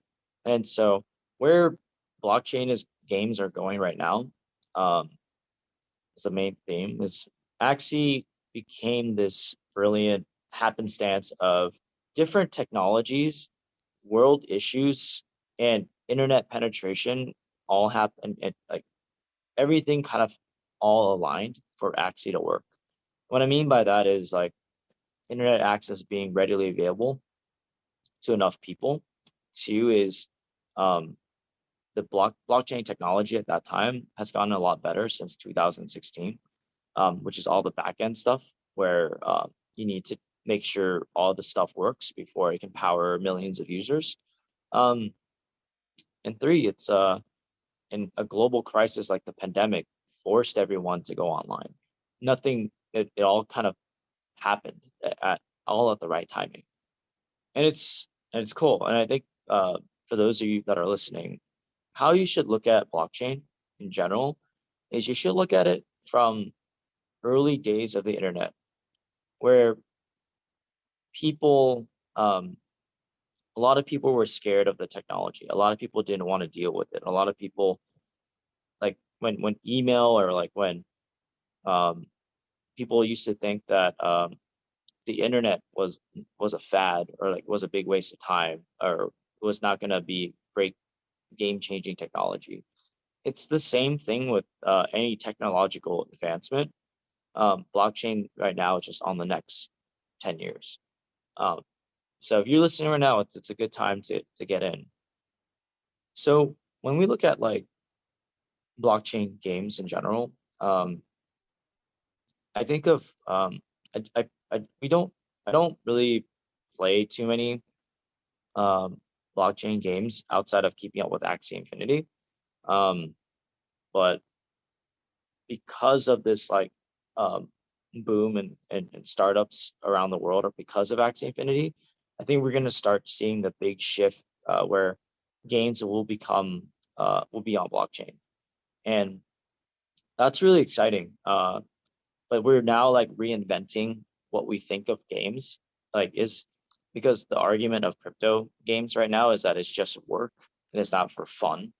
But I look at it as, well, if you think it's not fun because it's not a regular big title, like it's not like Mobile Legends or League of Legends or whatever your favorite game is, it's not the same level of fun. One is like, I think with enough time, we will definitely get there and making sure the game is fun. But the real answer on top of that, like the more pragmatic answer is, just because it's not as fun as the next biggest game, it's definitely more fun than the gig economy. I think play to earn blockchain games eats away at the gig economy. The gig economy is like a driving Grab, sitting in a mall and pressing the elevator buttons. It beats away at all those different types of jobs that now you can just hang out on your phone. You can hang with on Discord or whoever and play Axie and make part-time income that way. The other thing though, the risk in all this is that because it's super new, I wouldn't use this as an argument that it's gonna replace full-time salary or it'll feed your family and all those things by playing. I definitely think playing is just the start. Playing teaches you how to use crypto, from swapping, from staking, from withdrawing, from opening your first bank. Like 80% of our players said this was their first form of financial storage. They don't have a bank account. They have a Ronin wallet account. And I think that's building the foundational layer to getting us ready for this crypto advancement. I don't really buy into the hype of it replacing AAA games, like your favorite games. I don't buy into the hype of like it will make playing a single crypto game will pay for. That's just volatility. But I think that is a start though. So I think that's my stream. That's like my stream of consciousness right now. It's like, to recap, it's like, one is we all, like a lot of us grew up playing video games. We're told it's a big waste of time. But it's now becoming one of the most important things that's happening in the world. Is gaming. It's over 80% of young people play games. It doesn't stop, and we just have to figure out how to make use of it and use it as a force for good. Number two is I didn't get into blockchain until really recently, like 5 months ago. The internet allows you to learn and catch up really fast. I didn't have to go to a blockchain school to go learn this stuff. I had started off by Google searching or searching videos on YouTube. And I just started letting my curiosity help me learn a lot. So it's to be curious and use the internet to fulfill that curiosity, because the internet is our entire consciousness of what we know. You have access to it now just as much as I do. So I think that's really exciting. Number three is blockchain gaming will be the future of gaming. It allows for the players to finally own the game that they care about. I didn't say that part, but I think if I had owned a piece of RuneScape or World of Warcraft, I would have been super, super excited. I probably would be really rich because I played a ton of that game. Jokes aside, but I think blockchain games enables for people to earn while playing, and play and earn. Where I think there's a world where you can have fun and play, have fun and earn at the same time. We're gonna be redefining how work feels like. We're gonna be redefining on because we as a society and have found parts of the modern world have figured out to fill our Maslow's hierarchy of needs, which is food, shelter. We have a lot of abundance now. 100 years ago, 200 years ago, kings were living way worse than a lot of us, right? But now with crypto, with being the future of work, gaming could be the future of work, and it could be enough for us to finally afford those necessities in life through gaming. I think that's really exciting, because eventually, what if robots started delivering all of our food? What if we go full automation? We have factories are being replaced by robots.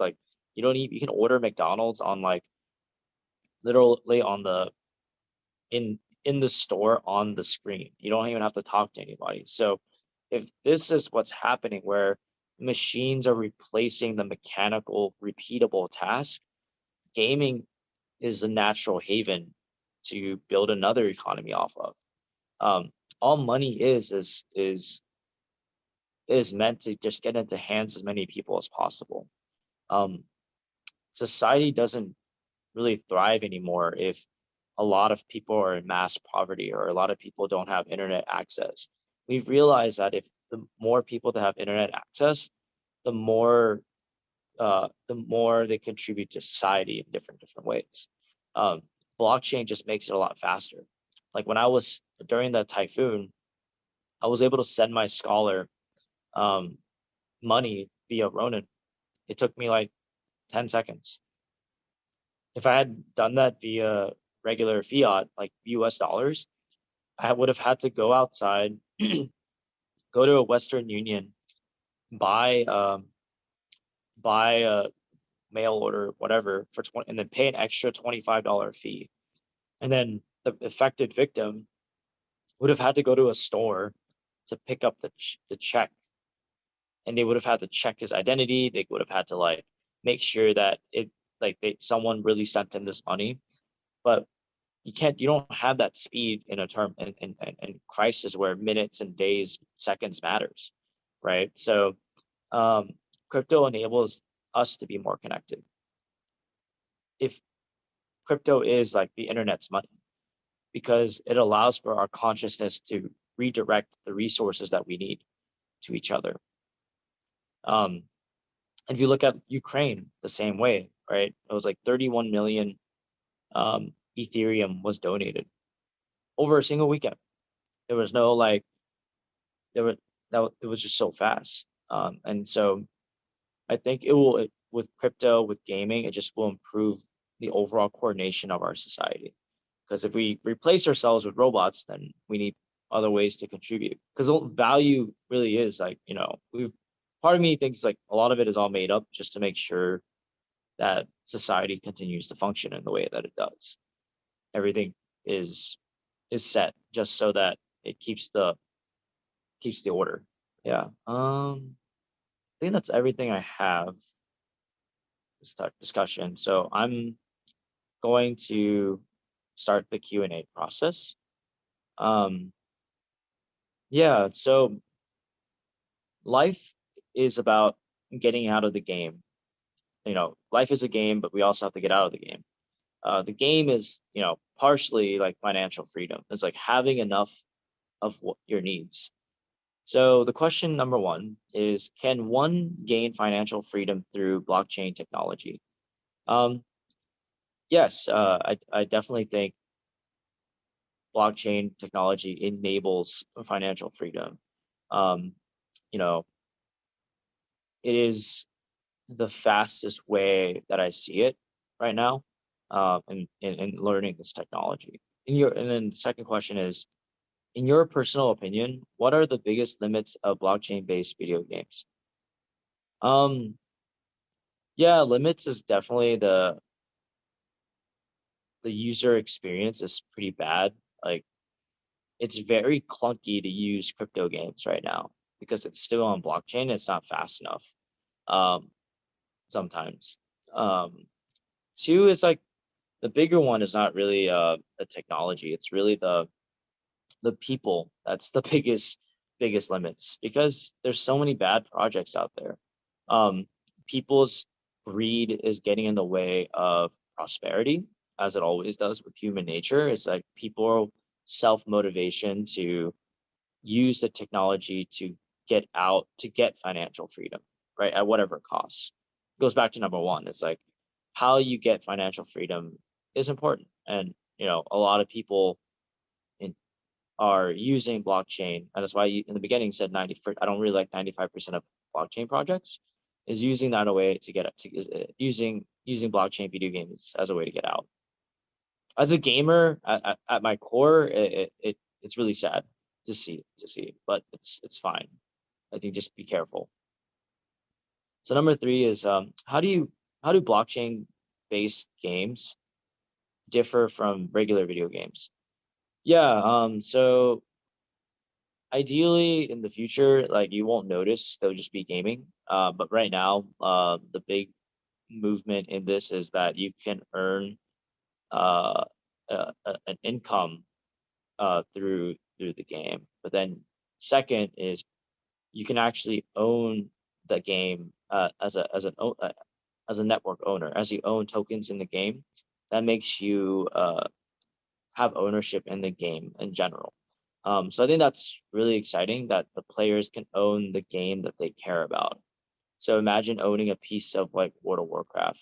So number 4 is, what is the most user-friendly blockchain-based video games you have ever played? I would say Axie Infinity is pretty clean. Number 2 is probably I really liked Crypto Raiders. The Thetan Arena you just download and play, but I don't play Thetan Arena. Then maybe Eververse. 5. What do you think is the future of blockchain gaming? I think the future of blockchain gaming is, I think it'll be a massive category in overall gaming. I think you'll see people around the world adopt it, and as the internet gets more expansive, I think it will start replacing the gig economy. And I think it will be the reason why blockchain and crypto gets adopted by millions of people, and it has to be through gaming. So yeah, I think that's much it. Thank you, Kevin, for that brief message. Now, let's hear from our next speaker, who will be joining us all the way from New Orleans, Louisiana, USA. He is diving deeply into the crypto gaming industry as the founder of the Crypto Gaming Institute. His past leadership roles include owner of multiple e-commerce stores, VP of partnerships at Dropify, founder of Life Mastery Foundation, and founder of Project EGG, author of CEO at 20, A Little Book of Big Dreams, and 10 others. Mga TGFI, I present to you Ben Gothard. Good afternoon, everybody, and welcome to the session. I want to thank you so much for being a part of this event.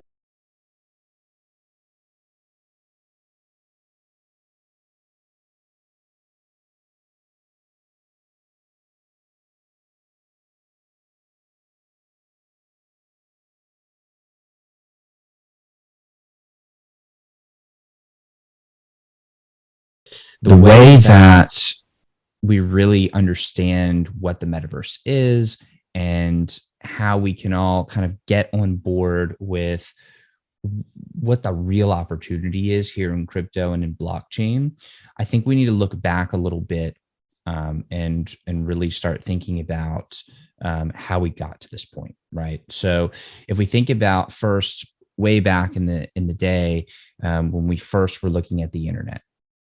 The internet came about roughly the 60s or 70s, and it came out of a need from the US government to protect the ability to communicate when they thought that the phone lines were going to get attacked, the radio was going to get attacked by the Soviet Union. And so they started putting together different pieces of infrastructure, different pieces of technology, and it then took another roughly 30 years until about 1991 when the internet hit commercial viability. And then it took another couple of years for Amazon to get started in 1994, right?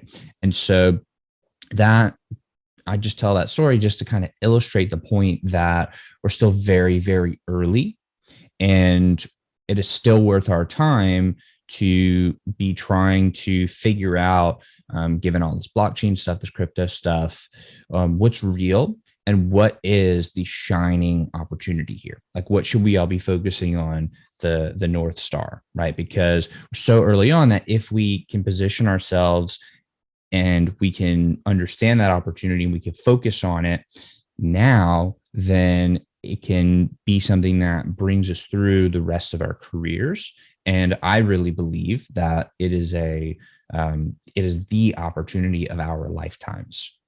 And so let's kind of first start by defining what the metaverse is, right? There's been a lot of talk of different people saying, this is the metaverse, or that's the metaverse, so on and so forth. And really, it's very simple. Everything that is not physical, everything that is digital is the metaverse. So if you think about it, that includes the internet, video games, video, audio, any sort of music recording, any files, anything that is not physical. And so in that understanding of the metaverse, one, it's already here. You know, we spend so much time on our phones already that we're kind of living in the metaverse already. But what a lot of people think in, you know, the minds of the mass of people, what the metaverse really is, typically we think of it in terms of this is Ready Player One, or this is something like Snow Crash, where we're living in a 3D virtual reality world or some sort of augmented reality world, and it's very visually scaled out to it's being fully developed and really nice to look at, and all the graphics are rendered visually in a really appealing way. But if you think about it from the perspective of we're already there and it's just everything that is not physical, everything that's digital, then okay, well, now we have a framework to be able to think about how it's going to evolve over time, right? Humanity has gone more digital over time. The second we got our smartphones, we started spending more and more and more time on them. The second we got social media, we started to spend more and more time online. We do all of our shopping online. We communicate online. We do events online. A lot of relationships are started online, both friendships and romantic ones. So the internet has permeated every aspect of our culture, every aspect of our civilization. And that's not a trend that's going to reverse. It's not like we're going to start reversing and we're going to go back to the Stone Age. That's not what's going to happen. We're going to keep going more digital. And so from that perspective, the metaverse being the scaled out version of that, of digital, it's pretty clear that the metaverse is the end game of humanity. Okay. And so I know that's a big claim, and let's kind of talk that through, and let's try to figure out how that's actually going to be possible and how we're really going to get there. Right. And I believe that we're going to get there through gaming first. I think it's going to be a gaming driven revolution. Of course, I'm a little bit biased towards gaming. I've been a gamer since I was 6. I've been an investor since I was 16, been building businesses since I was 20. I started writing books when I was 21, had my own podcast when I was 22. And, you know, I've been the vice president of partnerships for an Inc. 5000 fastest growing company in America. I've been the director of business development for one of the top marketing agencies in the whole world. And, you know, I've had my own startup. I brought that to about 120 people. So I've done a lot of things in my career. And I actually went through a phase, after somebody in my family passed away. I kind of recalibrated and figured I only want to do things that I really enjoy and that are really fun. And so went on a stint of gaming, professional gaming. And from there, you know, I actually gamed so hard that I hurt my wrists, and I literally physically could not play anymore. The doctor said I couldn't. And so then I spent all my time researching and learning about the world of crypto and blockchain. And I found the intersection of gaming and crypto, right? So that's kind of how I got into the whole space. And so if you think about it and you really start to dive into where the market is going, one of the largest industries that's up and coming is the gaming industry. And especially with the pandemic and everybody's more online and we are working a lot out of our houses and everything, people just have a lot more time that they can be online. And when we have more time to be online, then we inevitably drift towards games. And right now, as of today, there are about 2 to 3 billion with a B gamers in the whole wide world on the planet. And keep in mind, there are still some people out there that don't have any electricity. They don't have any sort of computer or phone or anything like that, and they don't have internet. So there's still a chunk of the population that hasn't had the opportunity to become a gamer. So inevitably, some of those people will, once they hopefully come online, and hopefully very quickly, because these are pretty fundamental essentials to becoming more developed in our world today. And so there are a ton of gamers out there, and there are a ton of people who like to play games, right? Now let's kind of scope out for a second and think about where the rest of the world is going.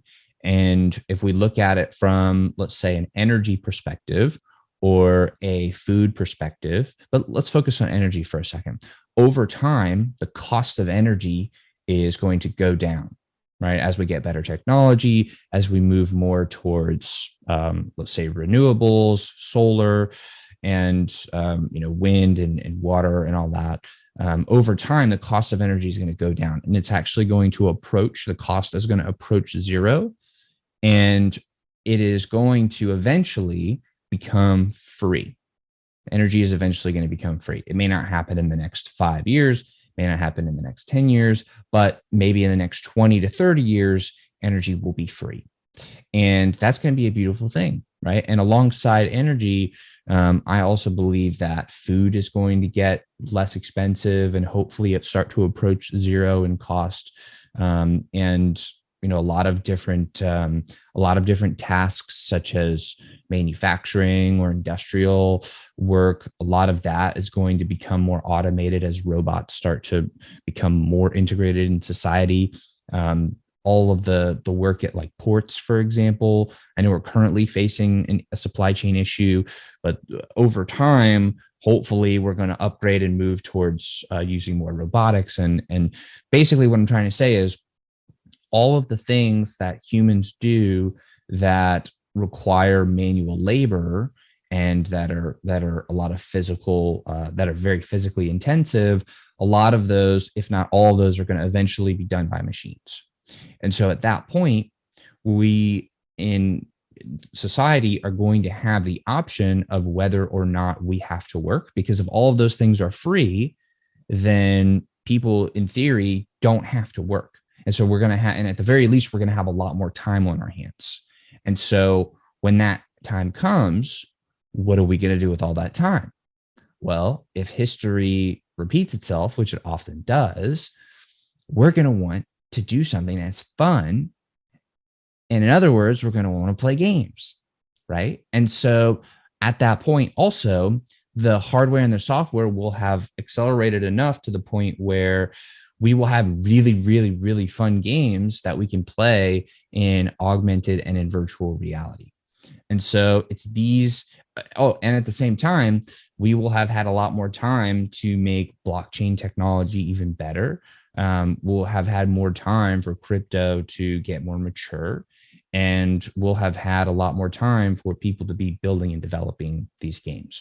So all of these factors come together and converge in this beautiful future that at least I have in my mind, I think a lot of other people do too, of this virtual world where we are going to have some sort of like goggling in, where we put on our glasses, or we put on a headset, or we put on something, and we can then get transported into this really cool virtual world.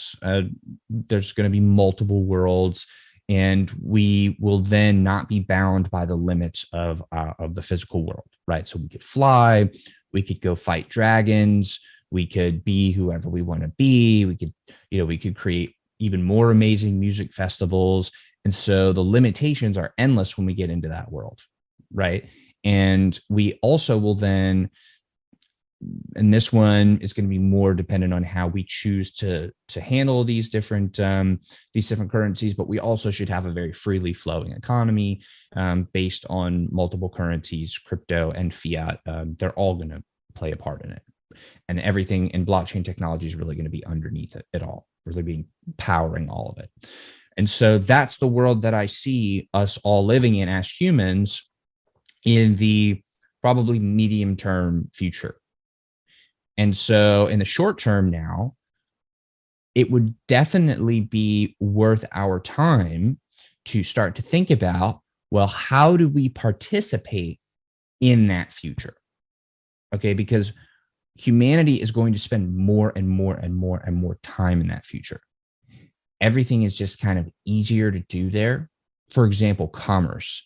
What's easier?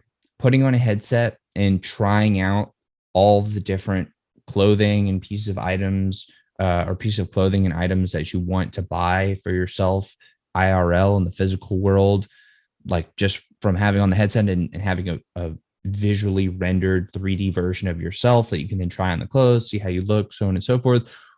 Is that easier, or is driving to 4 different stores and trying different things on easier? It's a no-brainer. Things are going to happen more in the metaverse. They're going to all happen in the metaverse. It's going to be easy to work, easier to play, and so we're all going to be approaching that, and that is really the future. So that's our North Star, right? And the metaverse is our North Star. And so now we have to think about playing the short term right, because we kind of understand now the long term of where we're going, but that doesn't help us if we don't do anything about it now, because then we'll just arrive there wishing we had done something earlier. And so now is the earlier time. We are now in the time where the people who make really smart bets, the people who position themselves the right way, those are the people, we are the people right now that have the ability to be ultra early and to be the movers and shifters of the metaverse, because we know about it now, we can prepare for it now. And just to give one more quick piece of evidence of why this is going to be an unbelievably powerful piece of our civilization moving forward. I think just last week, JP Morgan announced that based on its research, the metaverse is a $1 trillion a year revenue opportunity. And that's coming from JP Morgan. And they literally built a location within, I believe it was Decentraland, which is, one of the projects that's building a world. So if JP Morgan recognizes this, then we have got to do so as well. And we have got to position ourselves in a way to where we can, we can be a part of this, and we don't let this revolution pass us by. And so now let's start thinking about the shorter term, right? So we know games are going to be big. There are going to be different worlds. Everything's going to happen in the metaverse. But for how we get there, the worlds need to be built out. There needs to be a reason for them to be built out, and there needs to be money pouring in, and somewhere so that it can pay for the people to build all this technology and all these worlds out. And so the very best use case of right now the different industries is the intersection of crypto and gaming, like I said before. And if we start to think about where all the money is going right now and what people are mostly using blockchains for right now, if we go and check different transaction volumes, we see that the number one genre or the number one industry that's getting all the transactions, even today, the number one is games. And DeFi is kind of like down here, but games are way up here. They're far and beyond, far and above the most widely, like the most number of users and the most number of transactions that are occurring on blockchains. And this is across all blockchains, pretty standard, is gaming. That's the number one use case right now. And the reason why is because we have had this amazing wave of games that have enabled people to play and earn. And we've built economies within games, where I come from a World of Warcraft background. So it would be amazing if I could go back and plug in some of these, these crypto economic principles into there, because, I would have been a very wealthy teenager because I just played so much. But it's giving people the ability to play and earn crypto. And so when you have a situation where a lot of people are able to replace their full-time incomes by playing a game, I mean, that's way more fun than not playing a game and earning less. So people are starting to come into gaming. They're starting to play and earn. And there are a lot of different people that are making a lot of money in the gaming sector. right? And so what I really want to do is I want to kind of break down for you what some of the existing market participants are doing and who they are, and just give you a good idea of the landscape right now of crypto gaming, so that you can then go forth from here and use this as a launch pad, because now you kind of have the idea of what the kind of the macro idea is and the macro opportunity is. And so now we have to figure out how to play this and how to really make the most of it. Okay, so there are a couple different players in this ecosystem. The first player is inevitably the game projects, and these are typically studios that have built a game before. They recognize what's going on with Web3, with crypto, with blockchain. They've seen games like Axie that have pioneered the play and earn model, at least at scale. And so they're coming in because they're seeing that Axie was using NFTs in a really interesting way as in-game assets, whether it be the characters that you play with or the little monsters that you fight with or whatever, or the land. And so the game studios are coming in, they're seeing this, and they're starting to now adopt this sort of technology. Okay. And so we're still very early on in that process, where the games are still figuring out how to best work, not only from the side of, hey, we have to build a fun game. Now they have to build a fun game with some element of blockchain in it and some element of crypto in it. And this is a pretty big challenge for them, because just building a fun game by itself is very difficult. But then to have to include some sort of blockchain technology in there, when a lot of times they're native to the gaming world, but they have to build out this new functionality and learn this functionality as they're building it, poses a challenge. But then they have to build a very robust economy that's a very real economy for people as well. So they're facing a lot of challenges in building the games out. And so we're still relatively early on there, but we have a lot of talent coming in to the crypto gaming space. And so it's just really exciting at this point, right? There are a lot of games that are fun. There are a lot of games that aren't fun. Probably 90% of the games out there right now are not going to be, the next big hits. They're not going to be around in 15 to 20 years. Right. So you really need to, if you want to make a play on the game side, you really have to be looking at which games you think are going to be around long term and which teams you really believe in. Right.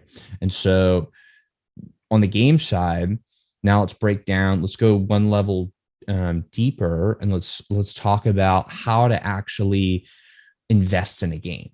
Right, because this is we're talking about blockchain investments here. So let's talk about how to actually invest in a game. Right, so there are multiple assets involved in any one game. At the core is the game company itself, and this is very rarely talked about. But the people that have come together to build the game, they have to be organized in some sort of entity. So that is typically going to be a game company, and they're going to have the ability to take on investment just like any game studio. That is probably the least well-known, or not well-known, but like the least often utilized investment vehicle for most people to participate in games, because that is the off-chain company level side. But worth thinking about and figuring out if you want to participate on that side of it. Then there are three types of crypto assets. Typically, sometimes there are more than three, but typically there are three types of assets, crypto assets involved with any game. There are the governance tokens. And so within any game, there are going to be decisions that have to be made. In games that are better run, we often see more community participation in the form of voting and governance. And so the games have to give the players the ability to participate in governance in a meaningful way. And so they issue a governance token. And that is a way for the games to raise money, and it's a way for the games to get the community more involved in decision making. And for some games, this is how over time they actually plan to hand off the full decision making of the game to the community in time. And so they use the governance token as a way to accomplish a lot of those different things. For just to keep going with the Axie example, just to make sure we can have some sort of example to look at, this would be their AXS token. So it's their governance token. So then we have the in-game currency. And this is the currency that games are creating in order to pay their players while their players are playing and earning. The players play and earn, and what they earn is typically the in-game currency of that particular game. And this is for, to bring it back to the Axie world, this is the SLP this is the SLP. This is the in-game currency. And so the in-game currency is candidly, and this may be a controversial take, but candidly is a little harder to wrap your head around as far as an investment vehicle, because a lot of times what happens is a lot of value accrues to the governance token because people want to have a hand in how these games are run. But the in-game token, a lot of times, because it's being used to pay players, a lot of times people are going to play and they're going to earn. And whenever they want to cash out and move some of their capital to something else, their earnings to some other form of currency, what they're going to sell most of the time is their in-game currency.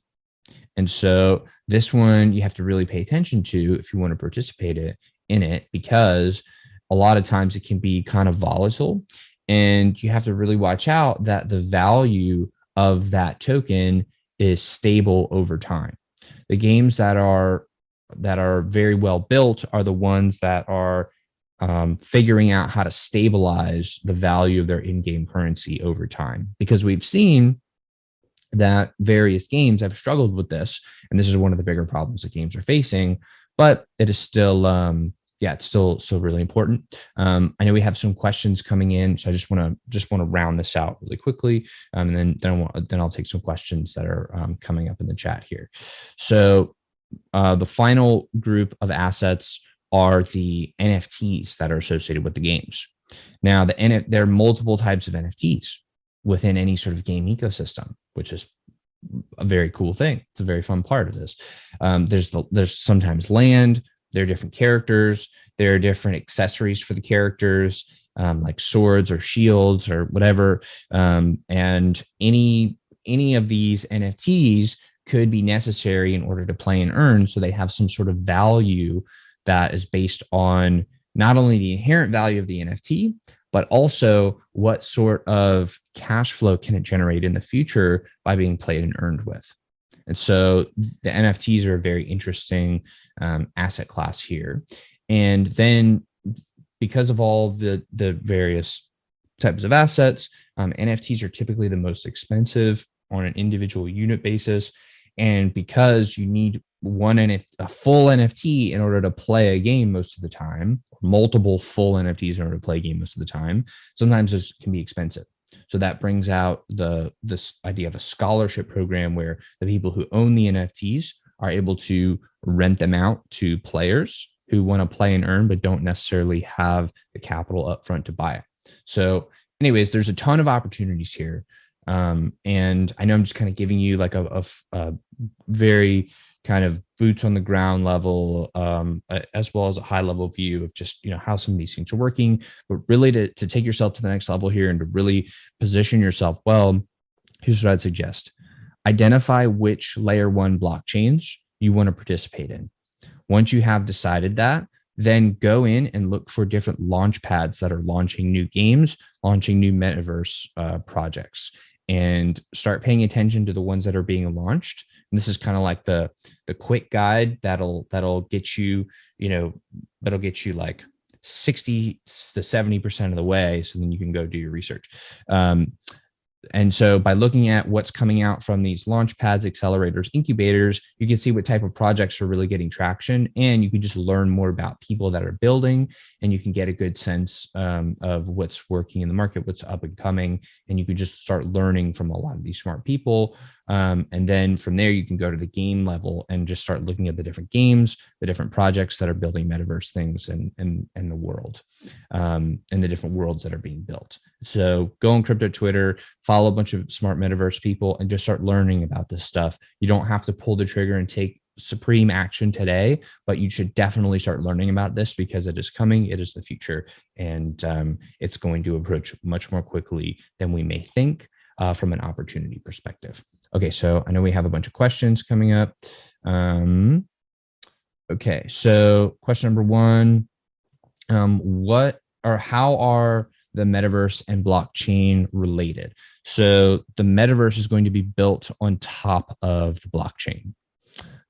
That's going to be kind of the underlying, like the fundamental technology that the metaverse is built on top of. So a metaverse is going to be, so the metaverse is the aggregation of all the different worlds and all the different, everything that's online. And eventually everything that's online is going to be powered by blockchain, especially the different games. They're going to be powered by blockchain, and they're all going to have their own little worlds.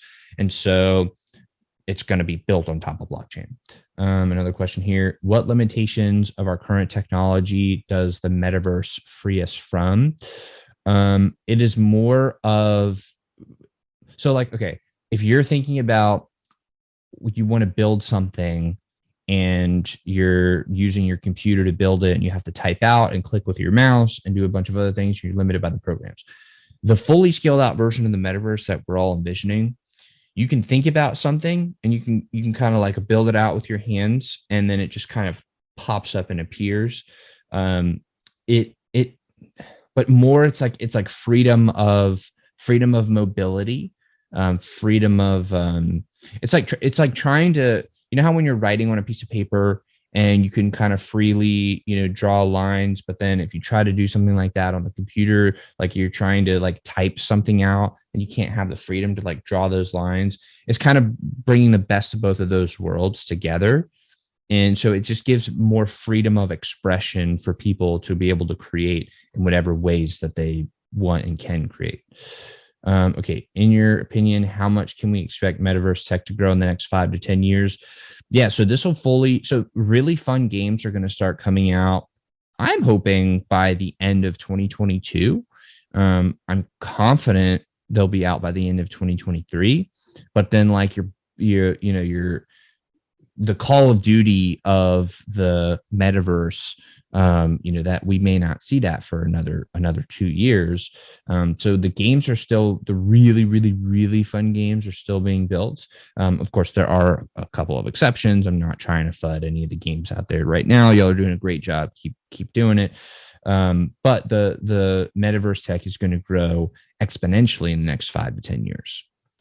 We still are facing a hardware level issue, where if you think about, well, how do I goggle into the metaverse? What do you think? Exactly. We don't really have the necessary hardware to be able to go the fully 3D visually rendered version for a lot of people. And we also need, to get more people online. We need to get more people electricity. We need to get more people, running water. So we have a lot of human issues to deal with first. That'll then propel everybody into the metaverse. Okay, can one gain financial freedom through metaverse blockchain technology? Oh yeah, that's the best part, because everything's based on blockchain. So there's a ton of crypto in there, and you can play and earn. And let's just put this another way: the way that the internet was adopted, the metaverse is getting adopted faster. Crypto and blockchain is getting adopted faster. And so if you think about, Amazon and Jeff Bezos, he started that company in 1994, and he literally is famous for saying that he wanted to build a company within an industry where the whole industry was growing. So, just play around in the metaverse, do things in the metaverse, and let the whole industry grow around you.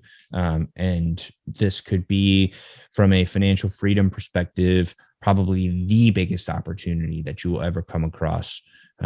Definitely, the opportunity of the next couple of decades, probably of our lifetimes.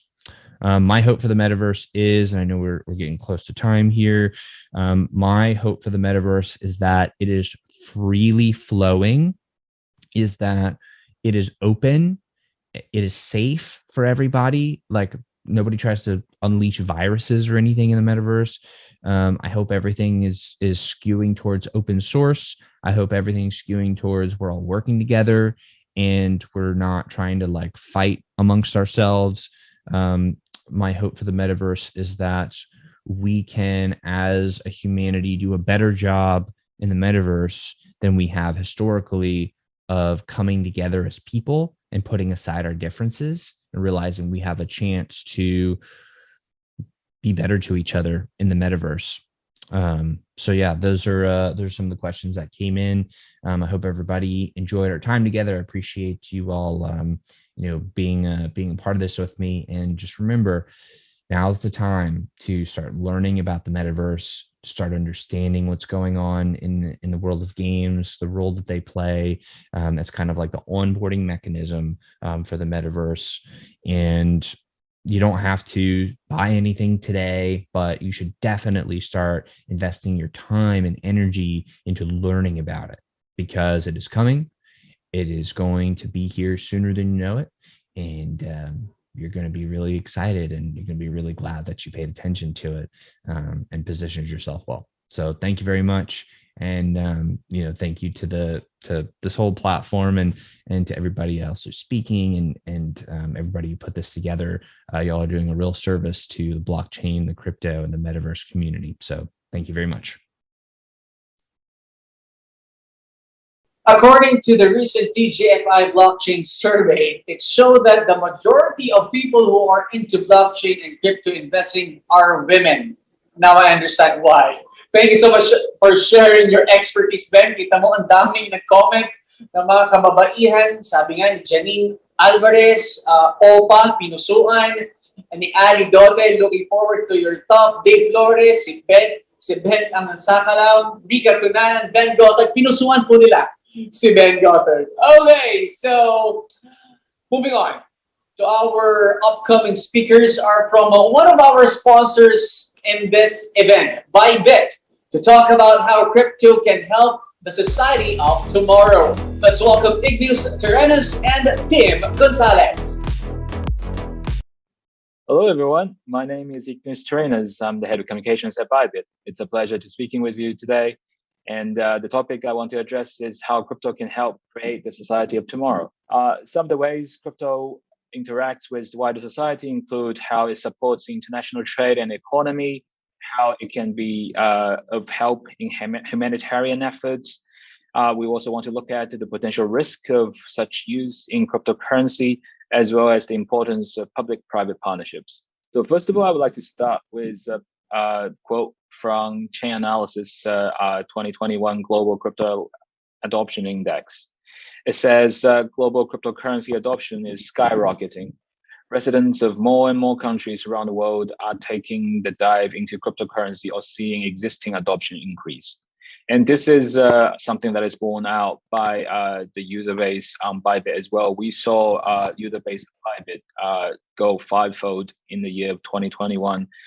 So, more and more people are attracted to the space, looking at opportunity, in no, shortage of curious investors looking at rising inflation rate and think of finding something that can provide them some sort of a hedge against macroeconomic headwinds. So crypto can help international trade. How? First of all, it empowers its users. Individuals, companies, and organizations across the globe are able to make transactions in a more efficient, economical, and safer way with faster speed. If you are making a transaction over the traditional banking system, it takes T+2 days for that settlement to happen.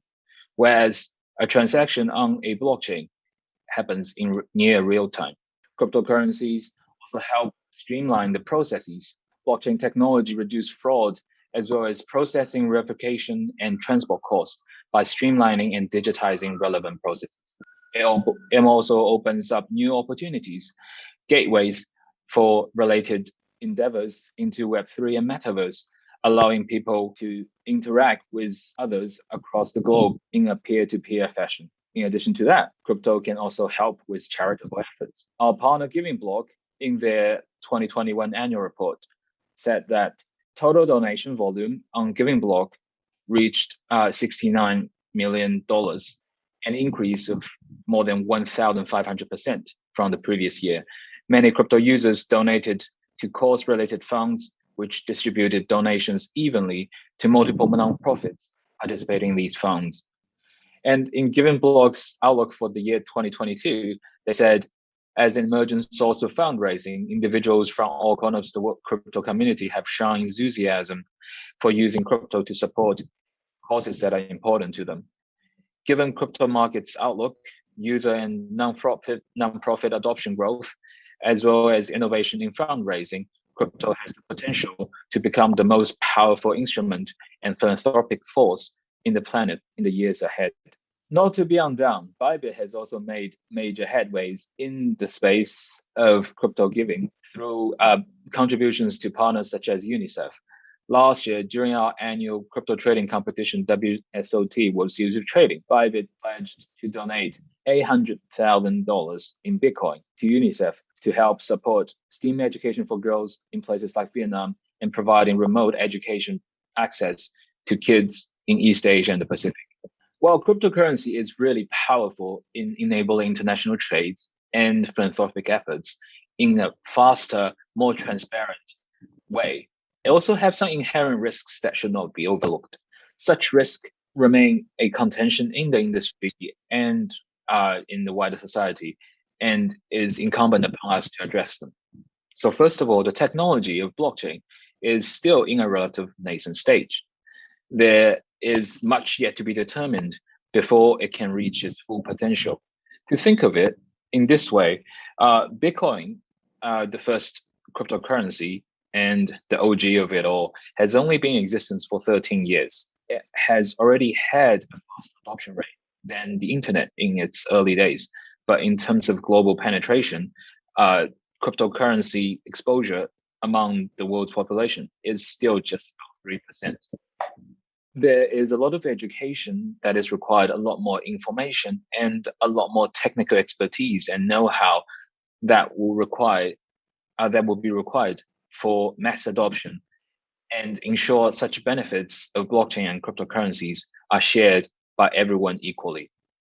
In addition to that, regulation is still a work in progress in many jurisdictions in the world. There's no given standard across multiple jurisdictions as of yet. And many countries and regions are looking at regulating the industry given their own conditions and their own idiosyncrasies, which creates problems for a global network that transcends and breaks down barriers and borders.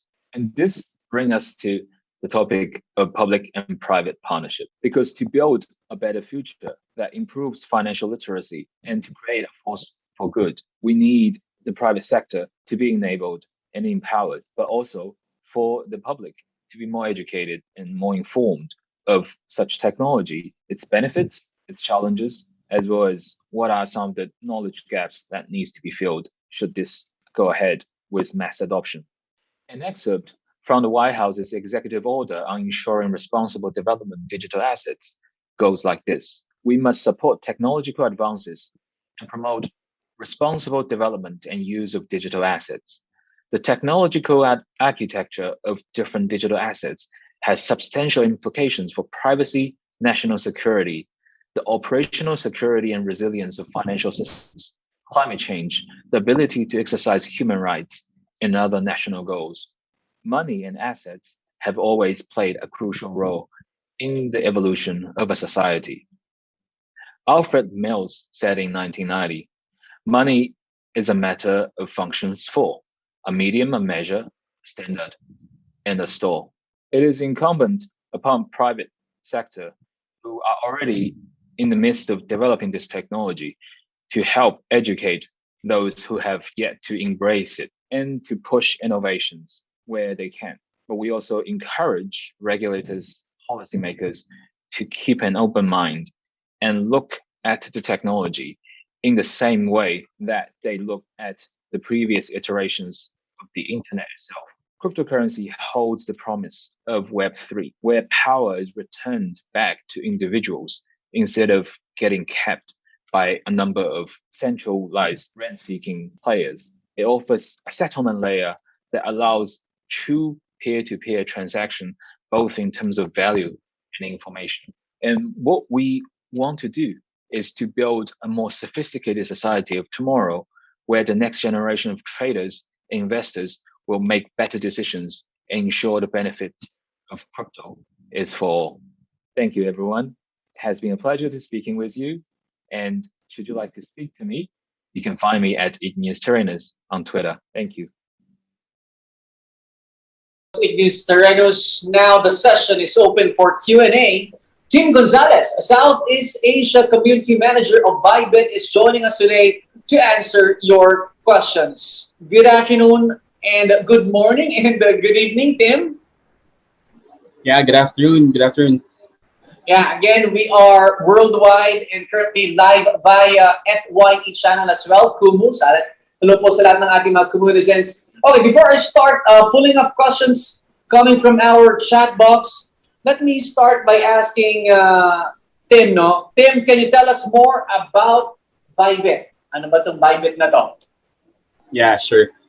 First of all, I would like to thank you guys so much for having me and Igneous here, our head of communications. Let me introduce myself first. My name is Timothy. I currently manage SEA communities, of course, including the Philippines. And it's definitely my pleasure to be part of this event.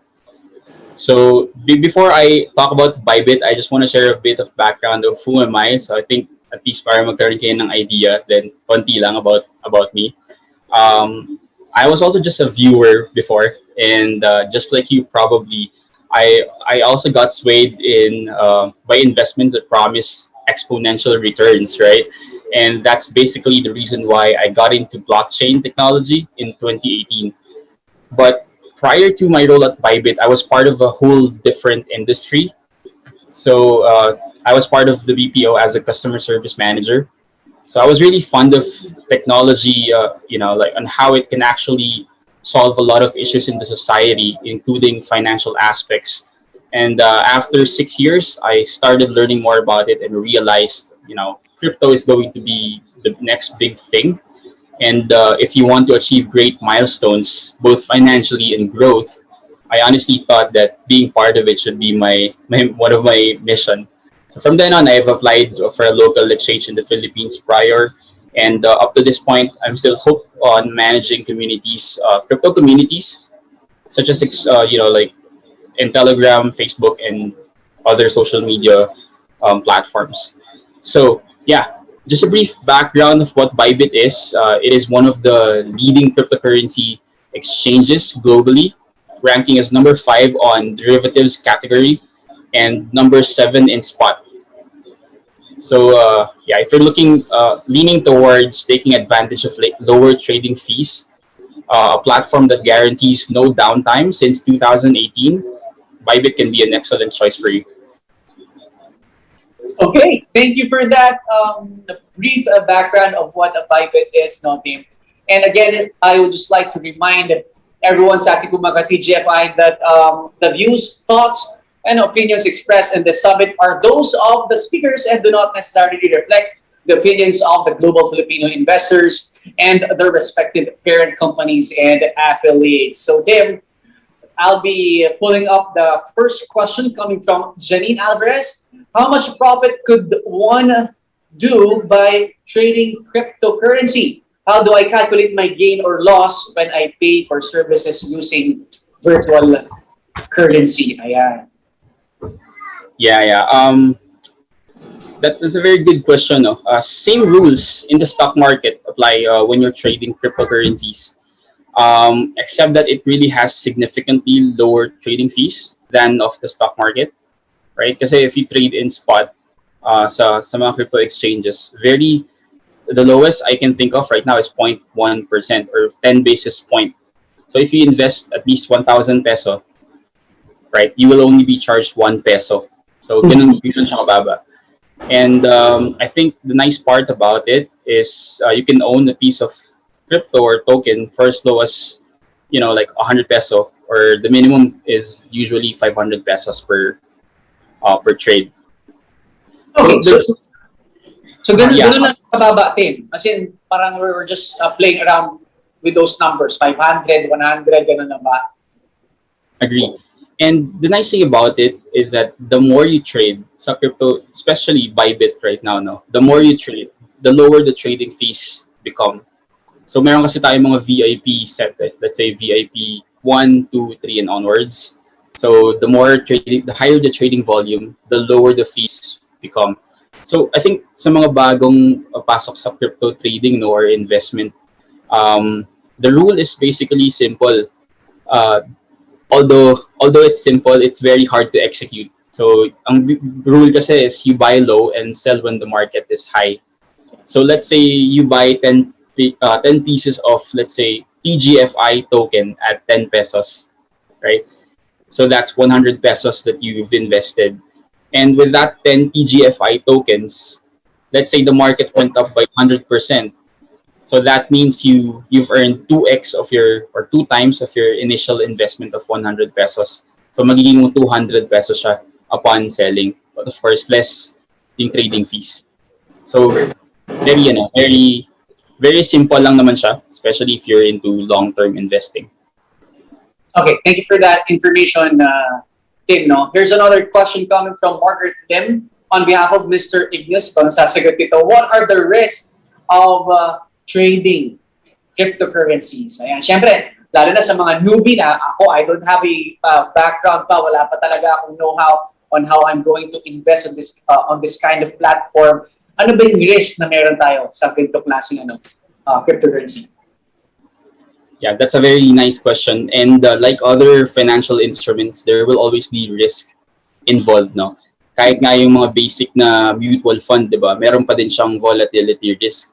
Although sa mga regular or traditional financial instruments, mas mababa yung potential volatility, meron pa din siyang risk, no? And I think I can share at least 4 of potential risk that you may be dealing with when you invest in crypto or you trade in crypto. The very first one, of course, is volatility, right? The moment you invest in crypto, you're not just trading, sabi nga kay Amy last time sa Kumu, no? You're not just trading against Filipino people. You're also trading against everyone in the world. So if there are people in Africa, in the United States, or everywhere in the world, in Canada, etc., the higher the trading volume, the higher the possibility of an instrument or of an asset to be very volatile. So dito rin lumalabas yung mga whales na tinatawag nila, yung whales like balyena, no? Ibig sabihin nito yung mga institutional traders who are also speculating in the market. So let's say, for example, may mga nakaka-experience sa crypto traders talaga na today they've invested, like let's say 10,000 pesos, and then tomorrow it could be down by 50%. So that's one risk that you should be aware of, especially that the market is too volatile. Another one is, of course, some tokens can just be another, sorry for the word, like can be shitty project. Yung tinatawag din na rug pull projects. So as you notice, in the early part of, I think, quarter this year, there was a one crypto token that was released publicly and people speculated about it. And then, like as early as 30 minutes upon launching the project, nawala yung pera ng mga tao. So that can be very dangerous, especially for you guys who are, like looking for a potential investment, especially that you're also investing your hard-earned money. So my piece of advice there, being in the crypto space for a couple of years already, yun yung sinasabi nila na DYOR, or doing your own research. Kasi at the end of the day, the only person who can vouch for whatever it is that you're planning to do is yourself, right? And you have available resources already online. You can go to google.com, and most of the time, actually, a good sign that a project is legitimate is that they have a very nice white paper. White paper is basically a manual of everything. So think of it like a Bible of that particular project. And one thing that makes it very nice is that, or very believable, is that they have forecasted economical problems in the future. Yung sinasabi nila ng token economics. And third, since these are still online, they are susceptible to potential errors or possible hacking incidents. So this is, I'm not gonna give this in a way na parang sandwich approach, no? Merong mga projects talaga that have been hacked in the past. So ito yung ginagawa kasi nila most of the time is trying to increase throughput per second, yung gaano kabilis yung mga transactions na pumapasok or na-execute per second. The problem there is sometimes the more they do that, the more susceptible they become for hacking incidents. So doon nawawalan yung mga investors, nawawalan ng pera, and so on and so forth. So how do you check that? Personally, what I do is I go online. I'm a big fan of like in my case, kaya si Bitcoin, diba, is a form of proof of work, which is namimina siya. Kasi yung pinaka goal nun is to make sure that it is very secure. And I think that's one of the reasons why people are really hooked into Bitcoin trading. Kasi not only that, it's very, yung potential niya is sobrang taas, but also in terms of security, very confident yung market. And last that I can think of risk, actually marami, no? Sorry for this. They can also be affected by potential discontinuation or forks na tinatawag. Yung fork na yun, kaya siya fork kasi para siyang highway. So let's say for example, punta ka ng Skyway, merong mga decongestion na parang ang tawag doon, parang annex. Kasi pag traffic na sa isang lugar, ginagawa nila ng mga annex para ma-decongest yung traffic. So the reason why I'm using that analogy is because there are certain projects in the past na let's say yung community nila hindi talaga nag-agree with a certain decision, nagkakaroon ng mga fork. Ibig sabihin, take for example, if you can research it right now, XRP and XLM was also a form of fork dati. Kasi parang yung founders nila hindi nagkasundo for a certain decision. That's why there's XRP and XLM. Yun. So medyo siya, parang that was also a form of, parang fork and disagreements within the community. So what happens to us as an investor, sometimes yung pera natin, possible na bumaba siya because of potential speculations. So yung mga ganong klaseng bagay, kailangan talaga tingnan natin, especially when we're up in for a long-term investment. Okay, thank you for that, Tim, for that very informative for those insights. And talaga namang I believe na ito mga ganitong klase talaga kasing investment. I would like to agree on you na volatile siya, it's vulnerable, pwedeng mabago, alam mo yun, it's a risk talaga, may risk involved talaga dito. At kumbaga, for the lack of term, susugal ka talaga. Okay? So, now, I would just like to get another question coming from, Earl Belga. How does supply and demand work in the cryptocurrency market? Okay. So, add ko lang din kanina before I answer this, no? Yung mga risk naman yun kasi syempre talaga na marami. Pero at the end of the day, if you do things right, tas na-manage mo yung risk properly, na-outweigh mo yung mga ganong klaseng risk, there will always be rewards. But yeah, that's a very nice question about token, sa supply and demand. Like what I always say sa mga live streams namin before, I don't think it needs to be explained in such a very complicated manner. But the best analogy there is when you go to a wet market, right? And you're planning to buy meat, fish, or whatsoever. So the balance has to be between supply and demand is always properly forecasted, although may not be perfect. Pero lagi siyang pina-forecast ng trade industry natin and everything. So which can allow them to set the price at an average or at least fair rate. But in any case, the supply becomes too much, tapos yung demand naman is too low, doon nagkakaroon ng chances na yung prices bumababa. Parang sobrang drastic talaga yung pagbaba niya. And this, in the same way na kapag sobrang kumukunti naman yung supply, tapos sobrang taas ng demand, think of it like what happened in the recent, I think 2 years ago, nung nagkakaroon ng scarcity sa face mask. Diba? Parang lahat ng tao gustong bumili. And then they were speculating already that baka maubusan tayo ng supply, why not just buy it regardless of the price. Same thing goes with cryptocurrencies. At the very first stage of the project, which I think personally I always look into its token economics, kasi the more sound the economics of a crypto project is, the more it becomes very sustainable. So similar case siya sa on how an economy works. Kaya siya parang cryptocurrency talaga, no. And like Philippine peso, it also has its own economy. The only difference is that for cryptocurrencies, wala siyang single entity that regulates it. Okay, thank you for answering that question, Tim. Here's another question coming from Moy Santos Cruz. Hi, I am a student and interested in cryptocurrency. Beyond a method of payment, what are the other functions of cryptocurrencies? And to add, tanong pa niya, can you also help me with the lingo, crypto, coins, tokens, ICOs? What does this mean? Doon sumagot si Stone Seal, no? Sabi niya, guys, some questions can be answered by Google if you just type in your questions. But let us have Tim answer this, kumbaga, to put it into layman's term. Ayan. Sige. That's a pretty, very an exciting question, no? I'm sure our time may not be enough to discuss it all at once, but I'd love to share a couple of use cases na pwede mong gawin with cryptocurrencies. Some of you may just be starting out. Some may have been very, familiar already with it.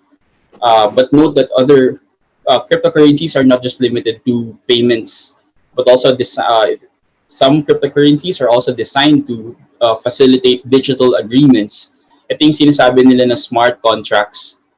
Diba? So, if you hear yung Ethereum, which is also, kung yung Bitcoin is gold, Ethereum naman is the oil of applications. So, mahal yung gasolina ngayon, di ba? Parang yun yung binibili mo ng mga developers to make sure that the applications are also working properly.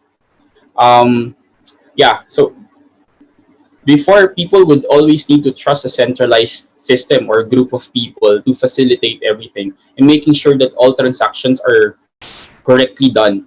But thanks to blockchain technology, diba, we can already make them competent enough to decide without trusting people, but merely trusting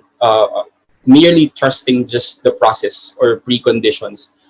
I think other yung mga samples, no? Think of it like apps that we use on a daily basis, but without a team on its back end, no? Parang more on developers and talaga of community.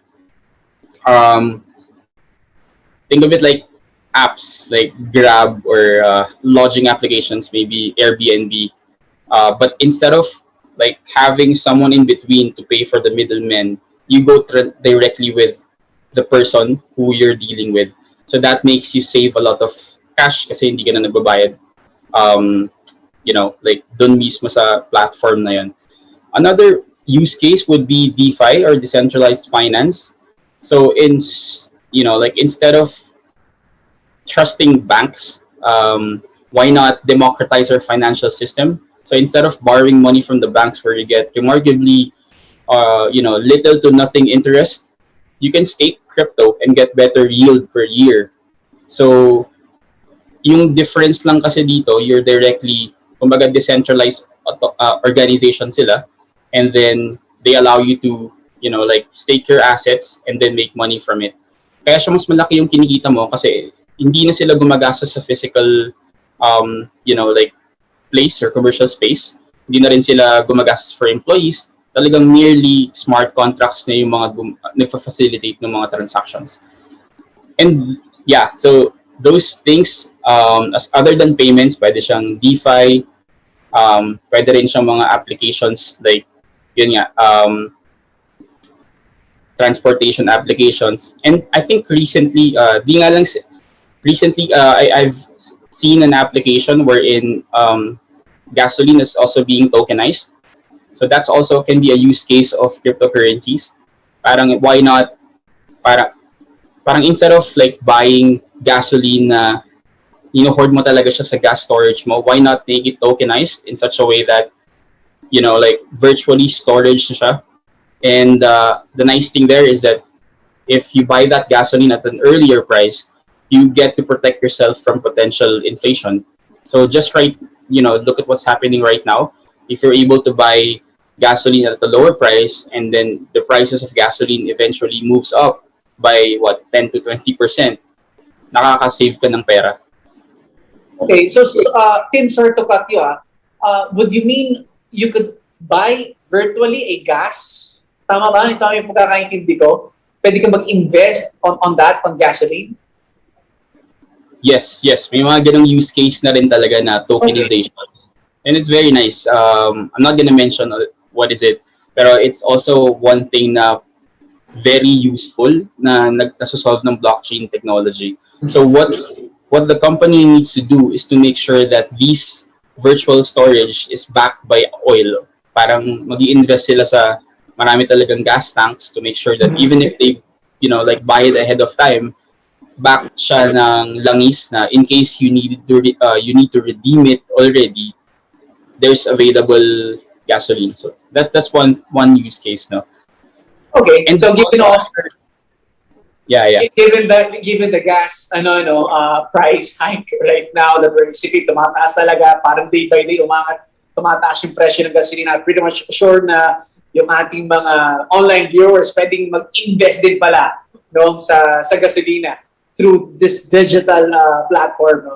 Okay, so I'm going to ask the last two questions for you, Tim. No? And here's coming from Janso Dilaw. Okay. Hi, Sir Tim. Regarding Bybit deposit and the withdrawal of fiat, I'm not sure if I was able to pronounce that right. Usually, most Philippine banks is banning such transactions. How will your company address this kind of problem? Thank you, Paul. Okay. Of course, we have our compliance team and legal team to address those things. I don't want to be put in a position wherein I will answer that and you will quote me eventually. But I think the best part that our company is doing right now in terms of our cash deposits would be making sure that all of our merchants are definitely conducting due diligence. Like for example, they are KYC verified, and then you cannot just sell crypto or buy cryptocurrencies without conducting KYC. So I think that's one of the things that's really important. Kasi yung risk, if anybody can just participate in peer-to-peer trading, doon nagkakaroon ng problema doon nagkakaroon ng mga potential scams. But absolutely, Bybit is really doing its best to make sure that they're going to work with regulators slowly. And in fact, in some countries, I cannot mention it yet. There have been talks about making sure being part of sa mga ibang institutions sa ibang countries, may mga may mga in place na parang rules and then regulations. And slowly, I think the company is also making sure na we will be very friendly with regulators as well. Kasi, I mean, at the end of the day, it's gonna be a problem if you don't deal with them, diba? Okay, thank you for that, Tim. No, last question coming from John Kifley. Yamas, how to determine a sound tokenomics of a cryptocurrency? Maybe you could answer this, Tim. Okay. Definitely, I'm no expert. I'm also a crypto investor. I'm a trader like you guys. But maybe I can share a piece of what I do to assess whether the project is good or not. One thing that I would always look into is that the economics or the token economics is always deflationary by nature. Parang at the end of the day, there will always be a forecast of, okay, for this particular token, how many tokens are supposed to be released in the next 5 years? Parang naka-forecast na talaga na hindi siya yung parang every time nagre-release yung coins yung project. Kasi if that's the case, that's very inflationary by nature. Doon nagkakaroon ng imbalance sa ecosystem. Um, yeah, I think that's one. It has to be deflationary personally. And also, look into the people who are behind the project. May mga projects kasi na makikita mo talaga na part ng team nila is very expert when it comes to coming up with a token economics feature, right? Parang nako-forecast agad nila yung mga potential na mangyari in the coming years. Yun. Make sure it's not really make sure, no? Kasi some projects are inflationary by nature naman in a way. But personally, yun, parang I like it that, like for example, Bitcoin, diba? There can only be a set of 21 million tokens na ma-release lang sa ano niya, sa talagang stay niya sa crypto ecosystem. So, napo-forecast mo na agad na eventually it will be very scarce. Na magkakaroon talaga siya ng magkakaroon talaga siya ng value. So, yun. Look for people din na may na group of developers na may experience talaga. Parang hindi lang yung biglaan na lang lumabas yung project nila tapos gumawa lang ng white paper na hindi ganun ka-solid. So, yeah, those kind of things I do to make sure na sound yung economics at yung project. Okay, thank you so much, Tim, for that. And that completes actually our Q&A session with you. And shout out galing naman kay dito ang sabi niya dito, shout out po hello Papa Idol Team kay Sir Himiel Brian Aguila. Hello daw sa inyo, Sir Tim. And okay, before before you leave our session, any parting words? Would you like to invite our online televiewers sa ating mga TGFI if you do have any campaign or event coming up? Yeah. First, since we're in collaboration with the Global Filipino Investors, basically if you use, I think nakikita niyo sa screen, if you use that specific code, affiliate code, and deposit at least $10, right, sa Bybit account ninyo, you stand a chance to win iPad Air. So, take advantage of that. Kailangan nyo lang i-upload yung proof of deposit nyo dun sa link na binigay namin. And then, magiging eligible ka na to get that iPad Air. And of course, Bybit is a very promising crypto exchange. And as you notice, people demanded for P2P. We gave that.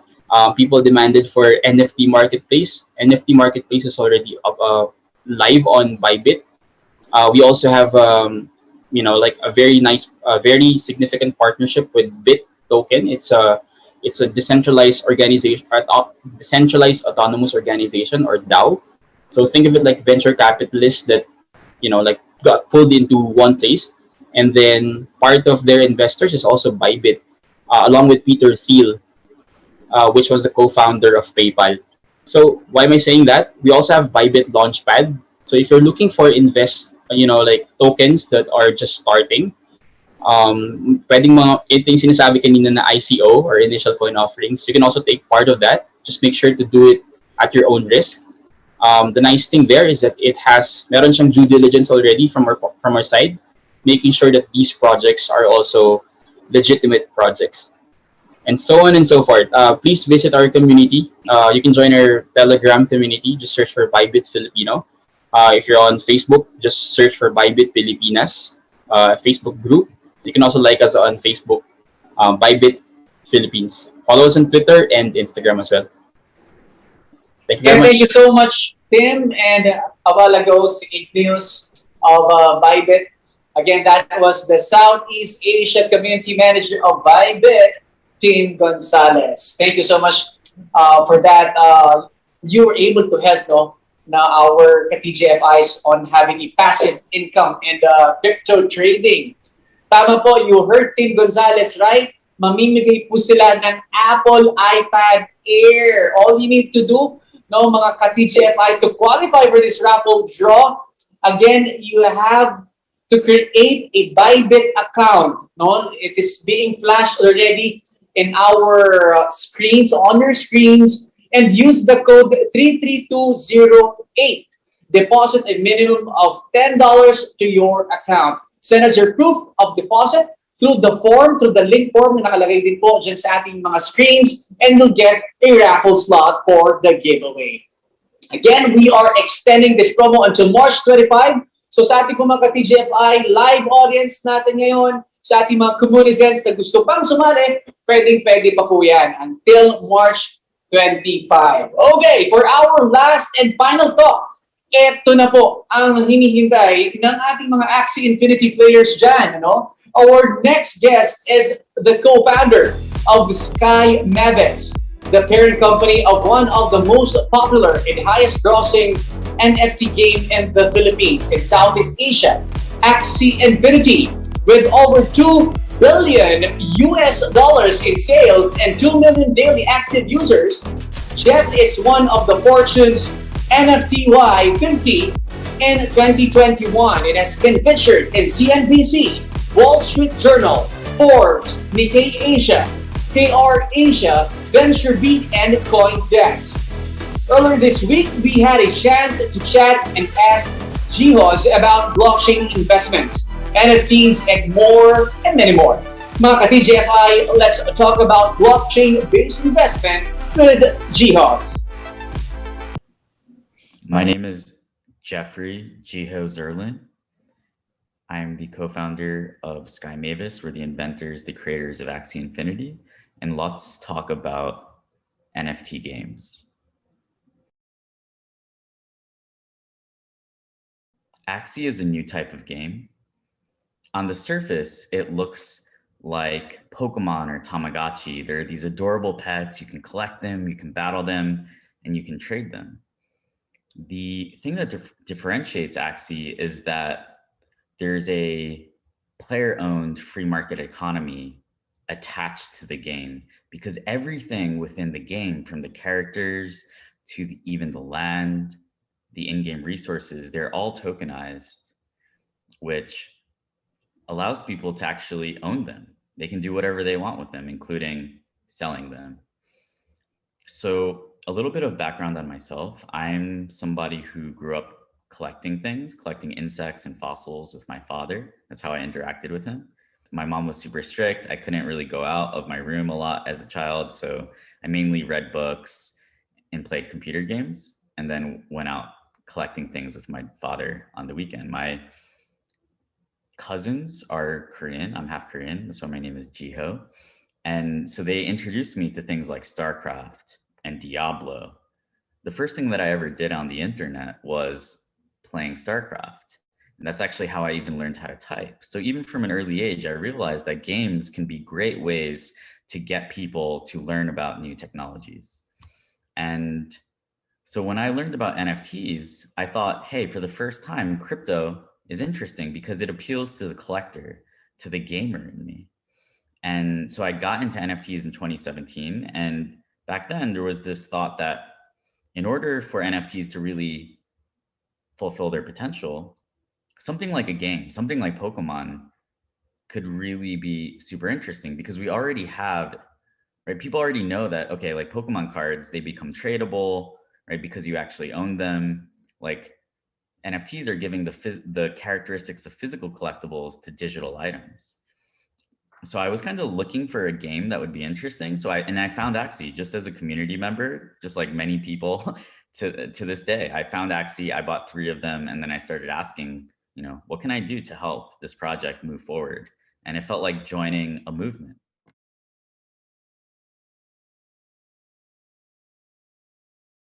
So I think I covered this a little bit in that I had been aware of cryptocurrency and blockchain since 2011, but I was never interested in it in terms of actually building anything until I learned about NFTs. Because as I said, the purely financial aspect is not interesting to me. I already know how to trade options. I already knew how to trade options, and you know, I had owned Tesla stock since 2011. So to me, the purely financial aspect was not interesting. But then when I learned about NFTs, the ability to introduce gamers and collectors to this really powerful new technology, that's what kind of captured and piqued my interest. And as soon as NFTs I found out about NFTs, within 1 week, I said, okay, like this is the birth of an entire ecosystem in an industry. Yeah, I started making friends and learning as much as I could. And that kind of put me down this path. I started a small equity fund with some of my friends. We did global macro investing. And then because we were students basically, and we had just graduated from college, the size of our fund was not that large. For kind of extra income, we worked as third-party recruiters for hedge funds like D. Shaw and Bridgewater.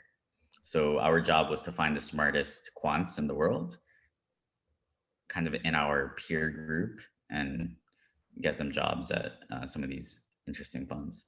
But yeah, I didn't find that very fulfilling, because I felt like the best minds of our generation should not be going to work as cogs in these systematic hedge funds. I thought that they should be working on building something, but until really NFTs came, it felt like all the interesting stuff had already been built, right? Like we were born, our generation, it was like, Facebook, Amazon, Google, Netflix, right? Like those were already created by people much older than us. So there were a lot of very smart people. There weren't very many people. There were hundreds of people, but I used to be a recruiter, and one of the things that I learned to do is how to tell, who has very high intellectual horsepower. And I could tell that there were a lot of really, really smart people among those hundreds of people in the early days of NFTs. And so it was very small. There wasn't much there, right? There weren't, even with Axie, when I first saw Axie, I couldn't see them. It was very abstract. But I tend to like abstract things, because once it's very tangible and everyone can see it, then sometimes the opportunity is much less. So yeah, there wasn't much, but I saw NFTs as a platform to give property rights to different types of people. Give property rights to gamers, give property rights to collectors, to empower even game developers, because game developers right now, especially indie game developers, it's very hard for them to actually carry out their dreams. So even though there wasn't much in terms of product development, because it had only been a couple of months, I saw it as a blank slate with property rights inherent to the system. So if you've ever read the book Mystery of Capital by Hernando de Soto, he's a Peruvian economist. I think he won the Nobel Prize. He basically makes the argument that the reason that modern day economies are so bifurcated or have such disparate outcomes, the reason for that is that in many emerging market countries, there is a lack of property rights, right? There are countries where if you're a farmer and you own land, there's 3 years of bureaucratic red tape before you can actually even get a land deed. If you cannot get a land deed, you cannot use that land deed as collateral for getting a loan to maybe either expand your farm or get to the next stage, right? Maybe open up a factory or a store, something like that. So there are a lot of economies that cannot basically become capitalist economies because they do not actually have a system of ownership. And what I saw NFTs as providing that from the start. So it was a very strong foundation to build complex economies on top of, even though at the beginning there was nothing there.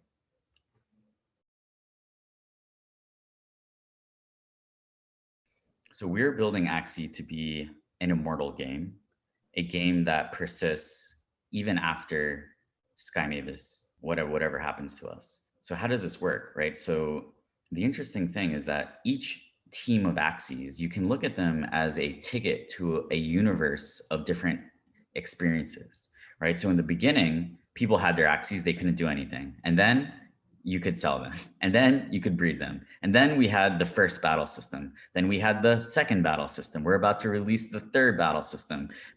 Community members, we just released the builders program. They applied to build potentially thousands of different games on top of Axie Infinity. So Yeah, I think that's really key, is that there will be an entire universe of games. Some of them will be built by Sky Mavis and even game studios that we're partnering with and working with, and others on the physical world. We're already starting to see politicians starting to ask the Axie community for their votes and their support. We're starting to see Axie community members congregate in villages and towns to live next to each other. So that there's also that, right? Axie is more than a game. It's a social network. It's a community with shared values, shared pastimes, and then there's this very real economy attached to it. Longer term as well, we have ambitions for Sky Mavis to be, in some ways, right, this portal to Web3 for everybody, for the 2 billion gamers that are out there. And by doing that, right, introducing them to Web3, having them download a digital wallet. People have downloaded our wallet 4 million times. And many of these people, 25% of them do not actually have bank accounts. So in a lot of ways, right, we're kind of skipping the traditional, I guess, legacy bank account system, legacy financial system for a lot of people in emerging markets, and skipping straight to this more empowering Web3 ecosystem where you actually own your assets. And I think that's really going to be super powerful, and I can make it so that Sky Mavis, the Ronin ecosystem, becomes far more than about gaming, because we see gaming as the Trojan horse for Web3 adoption. We believe that Web3 is the antidote to a lot of the problems that we see in the world. We see it as a way to spread freedom. Well, different people are attracted to games for different reasons. But one thing that I'll say is that Axie is incredibly eye-catching. A lot of people want to try it. It is a little bit difficult right now with setting up a wallet. It's kind of like, right, like you're trying to ask people to kind of marry you before actually dating. So we're going to have our form of dating released very soon through the release of Axie Infinity Origin. That's our next big upgrade to our experience. And it will allow anyone to get started with Axie with 3 free starter Axies, so they can fall in love with the game, the art, the community before having to make any economic decisions. So I think that's going to be really important. And it's going to also allow us to do traditional user acquisition where, you know, we're pouring kerosene or oil on this organic grassroots movement by, you know, we now have a budget to spend for user acquisition to kind of get the word out there to a different type of audience.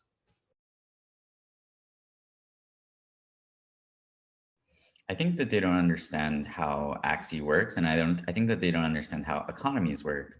So, right, in Axie, everyone, you know, a lot of people, they focus on the earning aspect without understanding where does the earning ability come from? Well, the earning ability comes from consumption within the economy. People who are spending for fun, for leisure, for status. A lot of the reasons that people spend in the real world. Well, why is this happening? Well, the world is becoming increasingly digital. For our generation, our physical lives are actually starting to become less important relative to our digital identities and our digital possessions. So this is all to say that consumer spending in these digital environments is set to massively expand in the coming years. And that's actually what will be creating these that will be the economic engine. And what I'll also say is that at times, whenever something in crypto works, people all hear about it and they rush in, and a lot of speculators come in. That can make things unsustainable in the short term, right? Like we had this, you know, huge rush of speculators that came into the Axie economy and kind of threw things a little bit out of whack. And then it did require us to kind of, right, make some economic adjustments to the economy. So I can also understand that, yeah, like there's a lot of economic volatility. That is a characteristic of cryptocurrency, especially at this early stage of adoption. Also say that this is a characteristic of emerging market economies. And I see Axie as a digital nation. So, right, so there will be kind of financial crises within these digital nations, just like we saw with the IMF bailouts in Asia. I think in 1996 it happened, right, where foreign capital was coming in. They were speculating on the rise of the tigers and things like that, and then all of a sudden, capital just got out of emerging markets, actually went into America to invest in tech stocks, right, and that created basically unsustainable hype and a short-term kind of crash and economic volatility, but long term, right, it was kind of just a blip or a byproduct of the stage of development that Southeast Asia and East Asia were in at that time.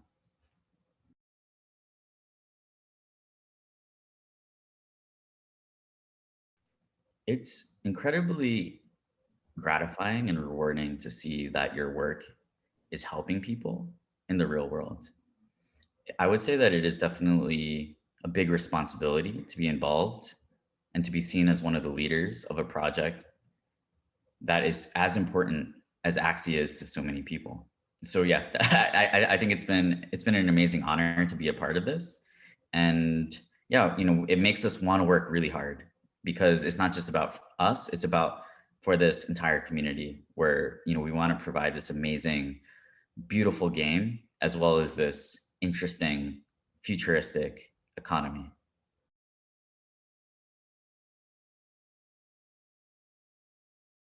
I'll say that first, you should, I think, join a crypto community or a Web3 community and just learn and talk to people and have many. I think skepticism is good, actually. And there are, I think, some businesses and industries that are not ripe to be disrupted by blockchain technology. Where does blockchain make the most immediate sense? Blockchain works best when you have an industry where there are users and creators that are being kind of set, basically there's a middleman or a vampire kind of sucking value between them, right? So that's true in gaming, where there are publishers and game stores that are taking 40 to 60% of all the value generated by a game. This is also true for music, for example, right? There are the fans, and then there are the creators, right? Like, why can't the creators, the artists, go direct to consumer, right? And this is also a thing actually with banking, right? Where traditional financial institutions are acting as this unneeded or unnecessary intermediary for handling our money, right? It's like, why can't we just transact peer to peer without this middleman in the middle? And the world is starting to wake up to that. So I see those as the primary low-hanging fruit around the adoption of blockchain. So yeah, I think that a little bit of skepticism is actually okay. I think a lot of the business in the Philippines is actually like e-commerce and logistics. So it's very difficult, I think, to find a path forward for e-commerce and logistics to integrate blockchain in the short term, other than accepting as a mechanism of payment.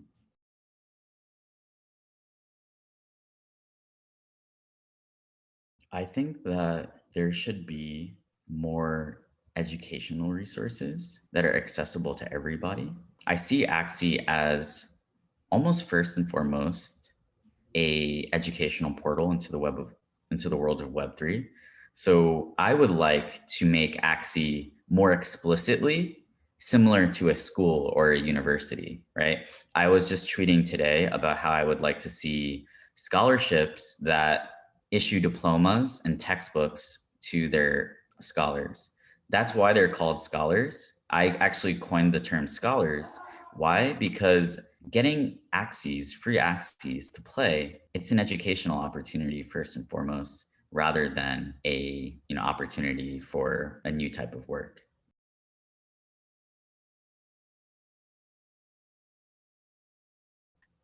I would love to be able to instill in people a sense of patience and stoicism, because that's really helped me in my life. And it can be very difficult for people who are living day to day in really difficult life situations to have that type of peace and ability to think long term. But that's the only way to actually get out of a lot of these bad situations. So it's kind of this chicken before the egg issue.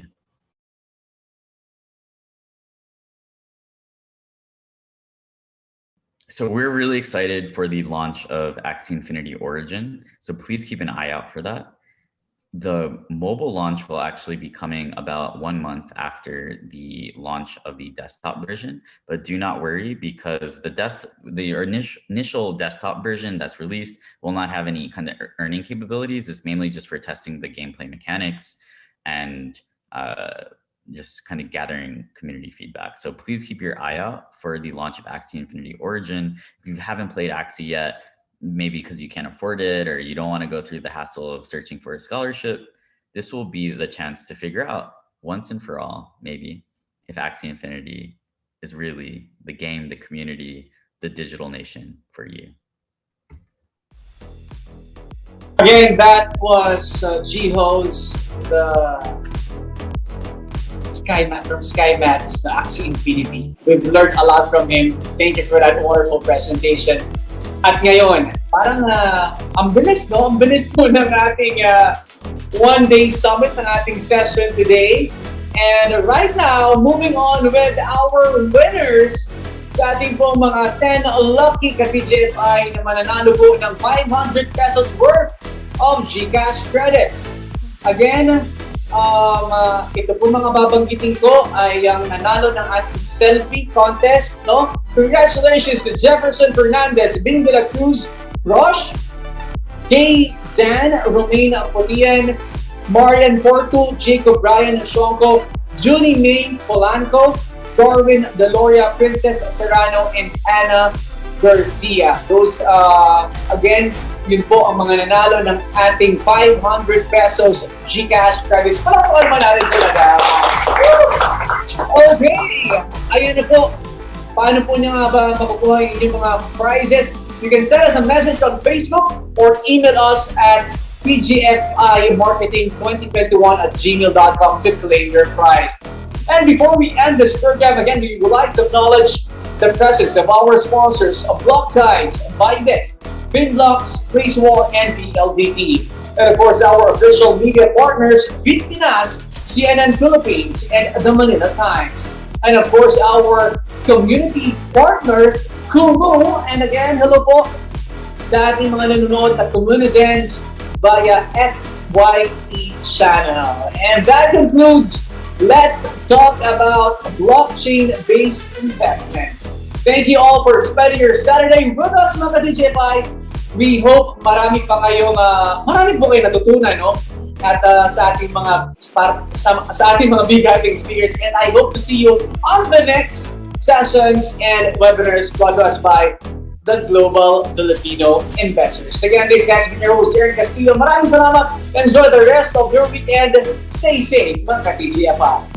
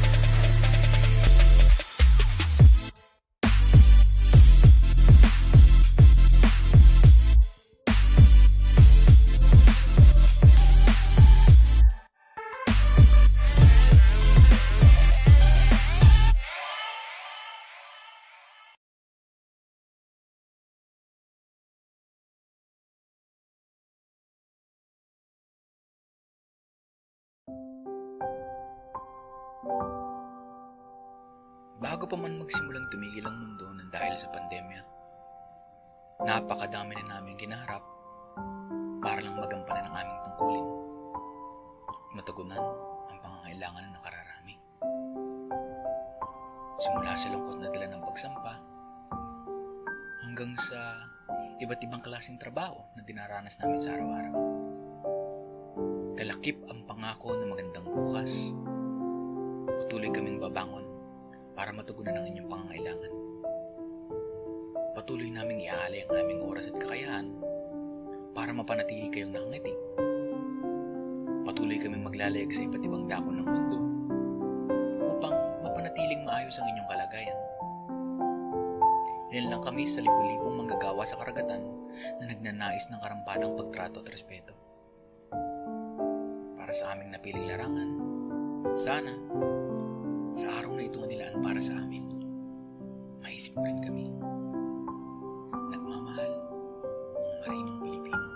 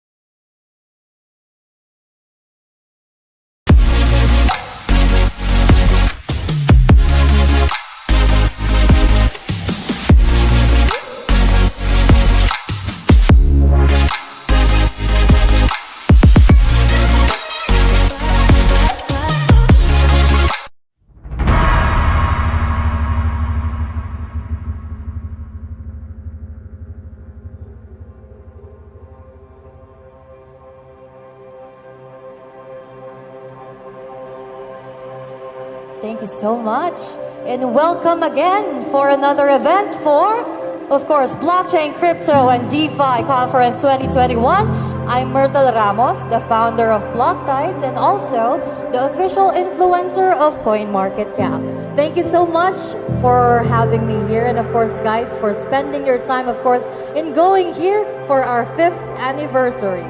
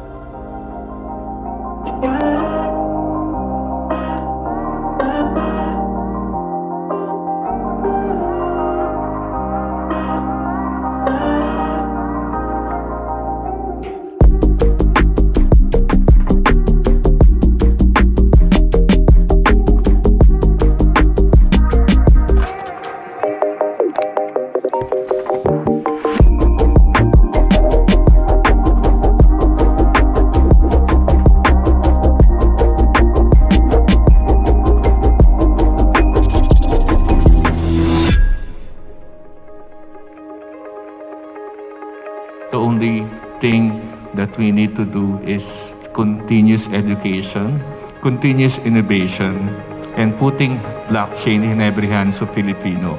Once you were able to do that, we can be able to harness the great power of that technology.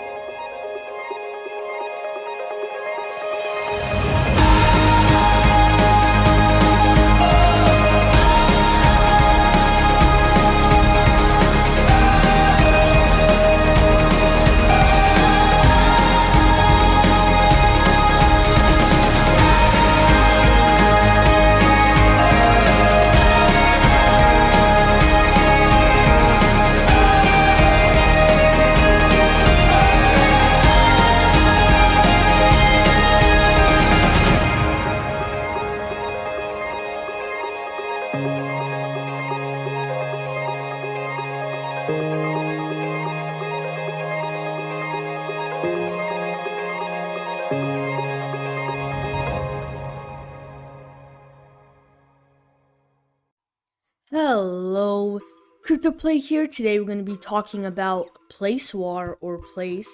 As you can see, they have 4.8 thousand people on their watch list, and it's been out for a couple days now. And yeah, so it came out on the 13th of November. And yeah, so if we go over to their Twitter, they have 75,000 people who are following them. And you can see they post like a couple times a day, which is really good for their community. That means they interact with their community a lot. And yeah, so once you hop onto their website, this is what it says. You know, if you try to enter game, we'll just say coming soon. And so we can scroll down and it gives you a short introduction. So welcome to Playstonia, a gamified internet culture metaverse on blockchain awaits. Own pixels, create paintings, and expand your territory on map, all by conquest. Raid your tanks or make friends to make your creation seen and make real money along the way.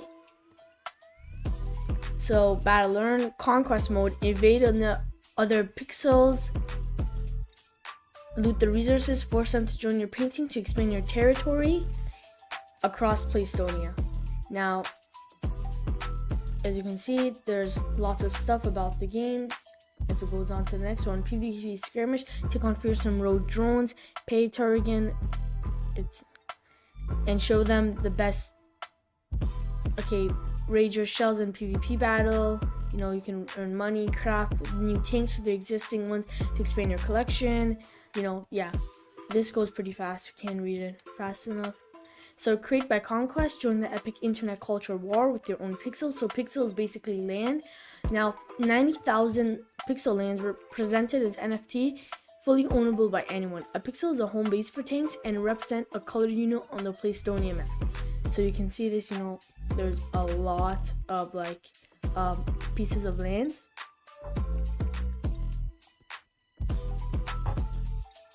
Yeah, and so you can see they're fighting. And so it says build your home base, collect resources, construct buildings, and defend your pixel. Pixels of higher rarity have more building options or resource production. It's create to win, earn by creating, get qualified to submit your painting to PlayStyle and get voted onto the winner creator reward each season. Now it's a multi-chain NFT, playground, tank, defender, pixel, tech, you know.